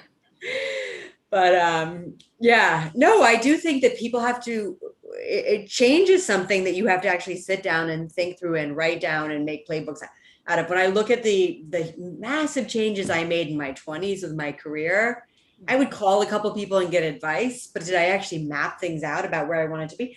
But part of it is I didn't even know where I wanted to be. I was deeply confused. I mean, you know, I'm not saying I know exactly where I want to be now, but I have a lot of anchors now. You know, like I got to get my kids into school. You know, my kids have to go to school. They have to get fed every morning. Like these things sort of calm you down a little bit more when you're in your 30s and late 30s and 40s. But so what would you advise for people who still haven't really figured it out? Well, I think that's interesting that you point that out, because I was expecting like to have mostly women, which it was. 4,000 people have taken the survey, the intro survey for the project, and 70% women, definitely. But I sort of thought, okay, they're going to be mostly in their 30s and 40s.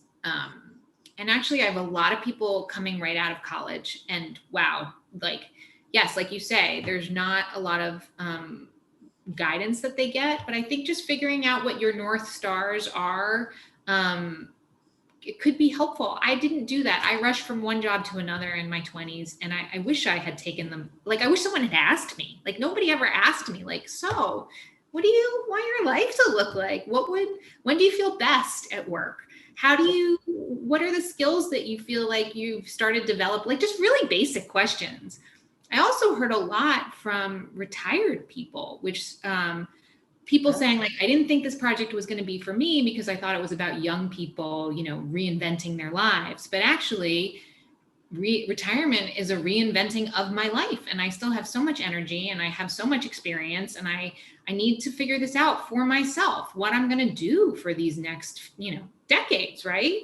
So, and I think, you know, and that comes back to the name of the podcast is Zigzag, right? That's what we're doing here. It's not like, you know, you do the project one and done, you figured out the meaning of your life. Like, no, this is like, it's going to take these constant switching and changes. And then a pandemic comes along and you got to figure it out all over again. And then you have a baby and that changes it all over again too, you know, but if you have, the belief that you have the tools to figure it out, maybe it won't stress us out as much as it does. That we can sort of coach ourselves, be better at coaching ourselves through these really big sort of freaky moments. Because that's what I hear from a lot of people is, you know, like one woman was like, I am, you know, writing you this email from my dad's office where I go every day to cry, because I don't know what I'm going to do with like what I just feel like immobilized by what's going on in the world. And so like, if I can be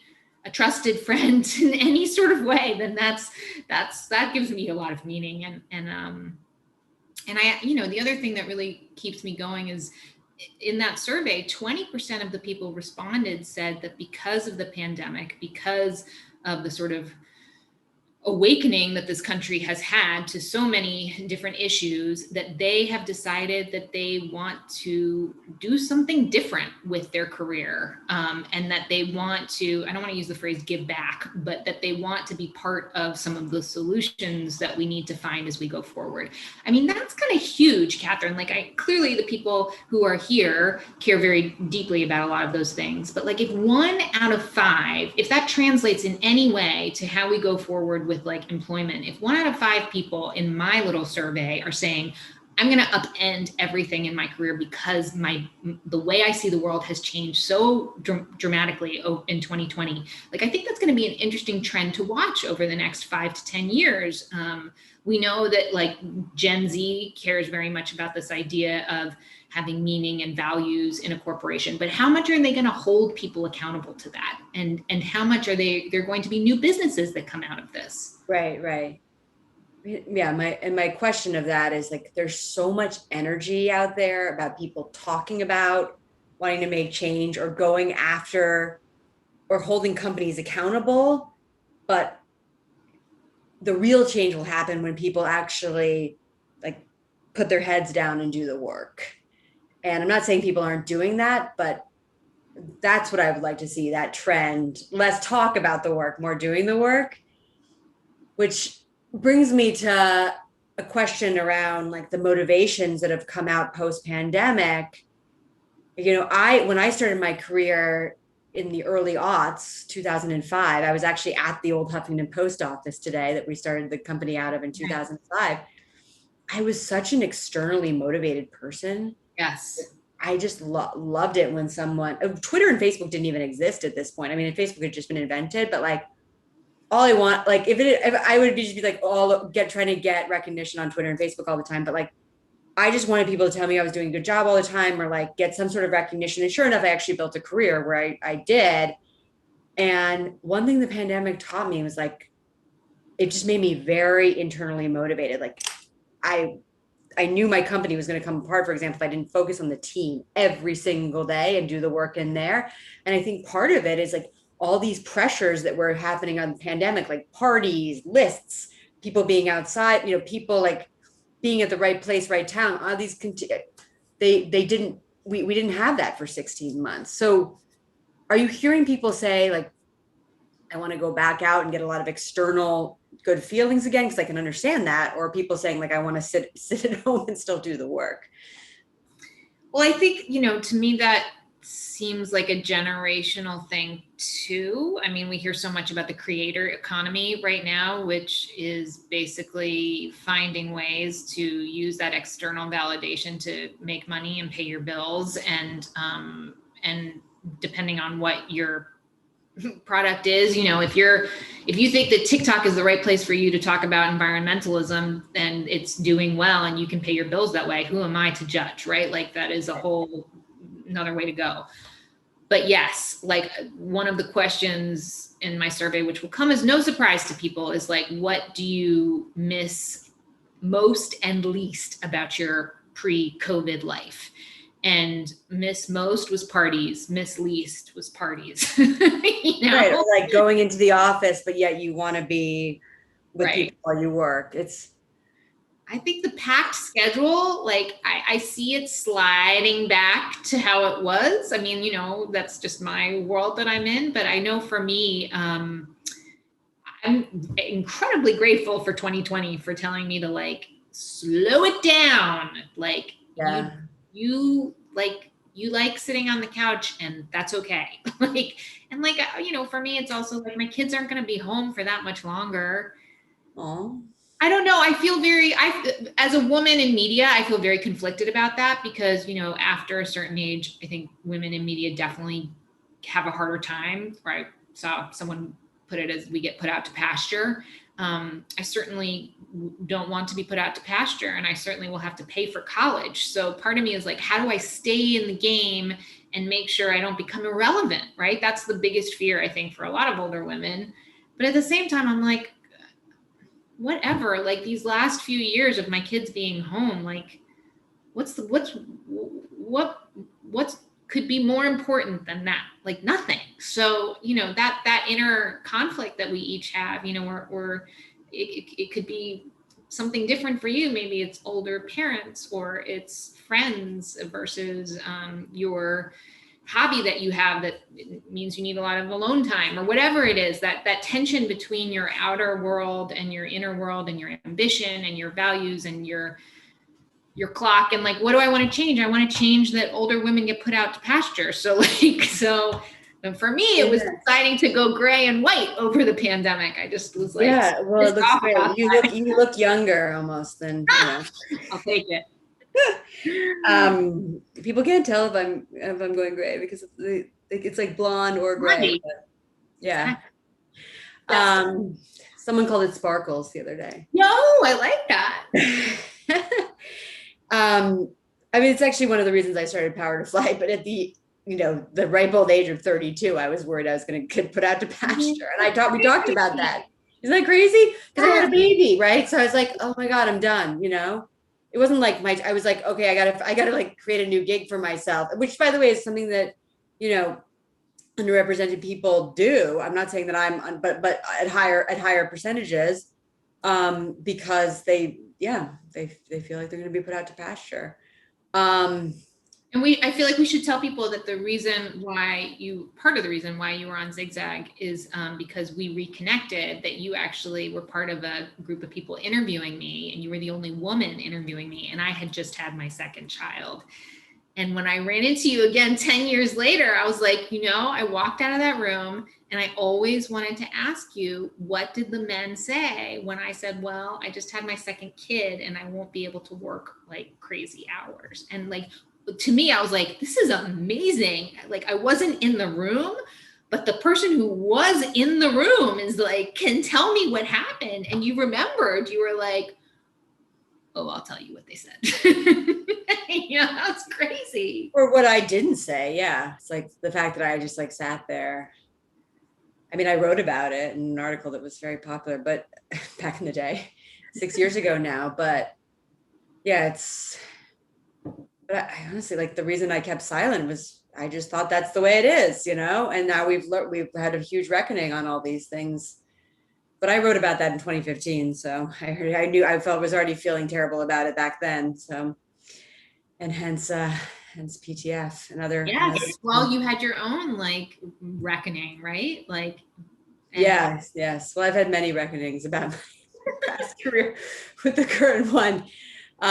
So yeah, by the way, we're getting some really nice comments. Oh, okay, cool. Let's do it. So Segan says, would love to know what is bringing Manoush joy right now, or what is giving her hope? I don't really have time for one question. I've been like a terrible moderator in that sense. I've been hogging you the whole time, but. Oh no, that's a lovely question. Thank you. I am trying to work-wise really take note of the small moments that I feel the most satisfaction. And for me, as a journalist / audio podcasty person, the moment, like I used to just gloss over those, but the moment when somebody explains something very clearly, and it's also a beautifully scored sensation for the listener, that you could feel that the listener will connect with that person, that brings me like my heart is fluttering as we speak of it. And so like, well, if that like turns me on so much, I should just be chasing that all the time, right? Like, never mind about like growth and downloads and numbers and everything. If that's the moment, then I try to remind myself that that's what it's all about. Like all the frustration, all the other hard stuff, like that little pitter patter that I get when that happens. Oh, I love it. Joyful. Oh, okay. Well, that's a good note to end on. We also got some wonderful comments from Azrar. I know, really great. People want more. So we come back for the network. We'll bring you back. But we do have a networking hour coming up. So, or next 30 minutes. So I've been told to wrap it up. Is someone going to come and kick us off, or do we literally? I can come handle that for you. There she is. I just want to say, huge fan of the NPR hour. So thank you so much, Manoush, for that. And this was an absolutely wonderful conversation to get to listen to. I think this is probably just what we needed after a morning of a lot of structure, was that really relaxed, organic discussion between, people who have a history together. So thank you so much for sharing that with us all. Thank you. Go forth and network. All right. To round us out for today, we are having the networking that Catherine mentioned. We're going to jump over to that. So I'll be hosting that. Come hang out with me and, get to know some cool people, listen to some great jams, and we will see you over there. Hopefully we'll see also many more of you. If you can't come to networking today, make sure you head over to our virtual job fair tomorrow. That's happening from 12 to 3 p.m. Eastern. There's going to be, I think, 8 different companies there, 5 of which are hiring for remote positions. So definitely take advantage of that. See you later, guys. Bye.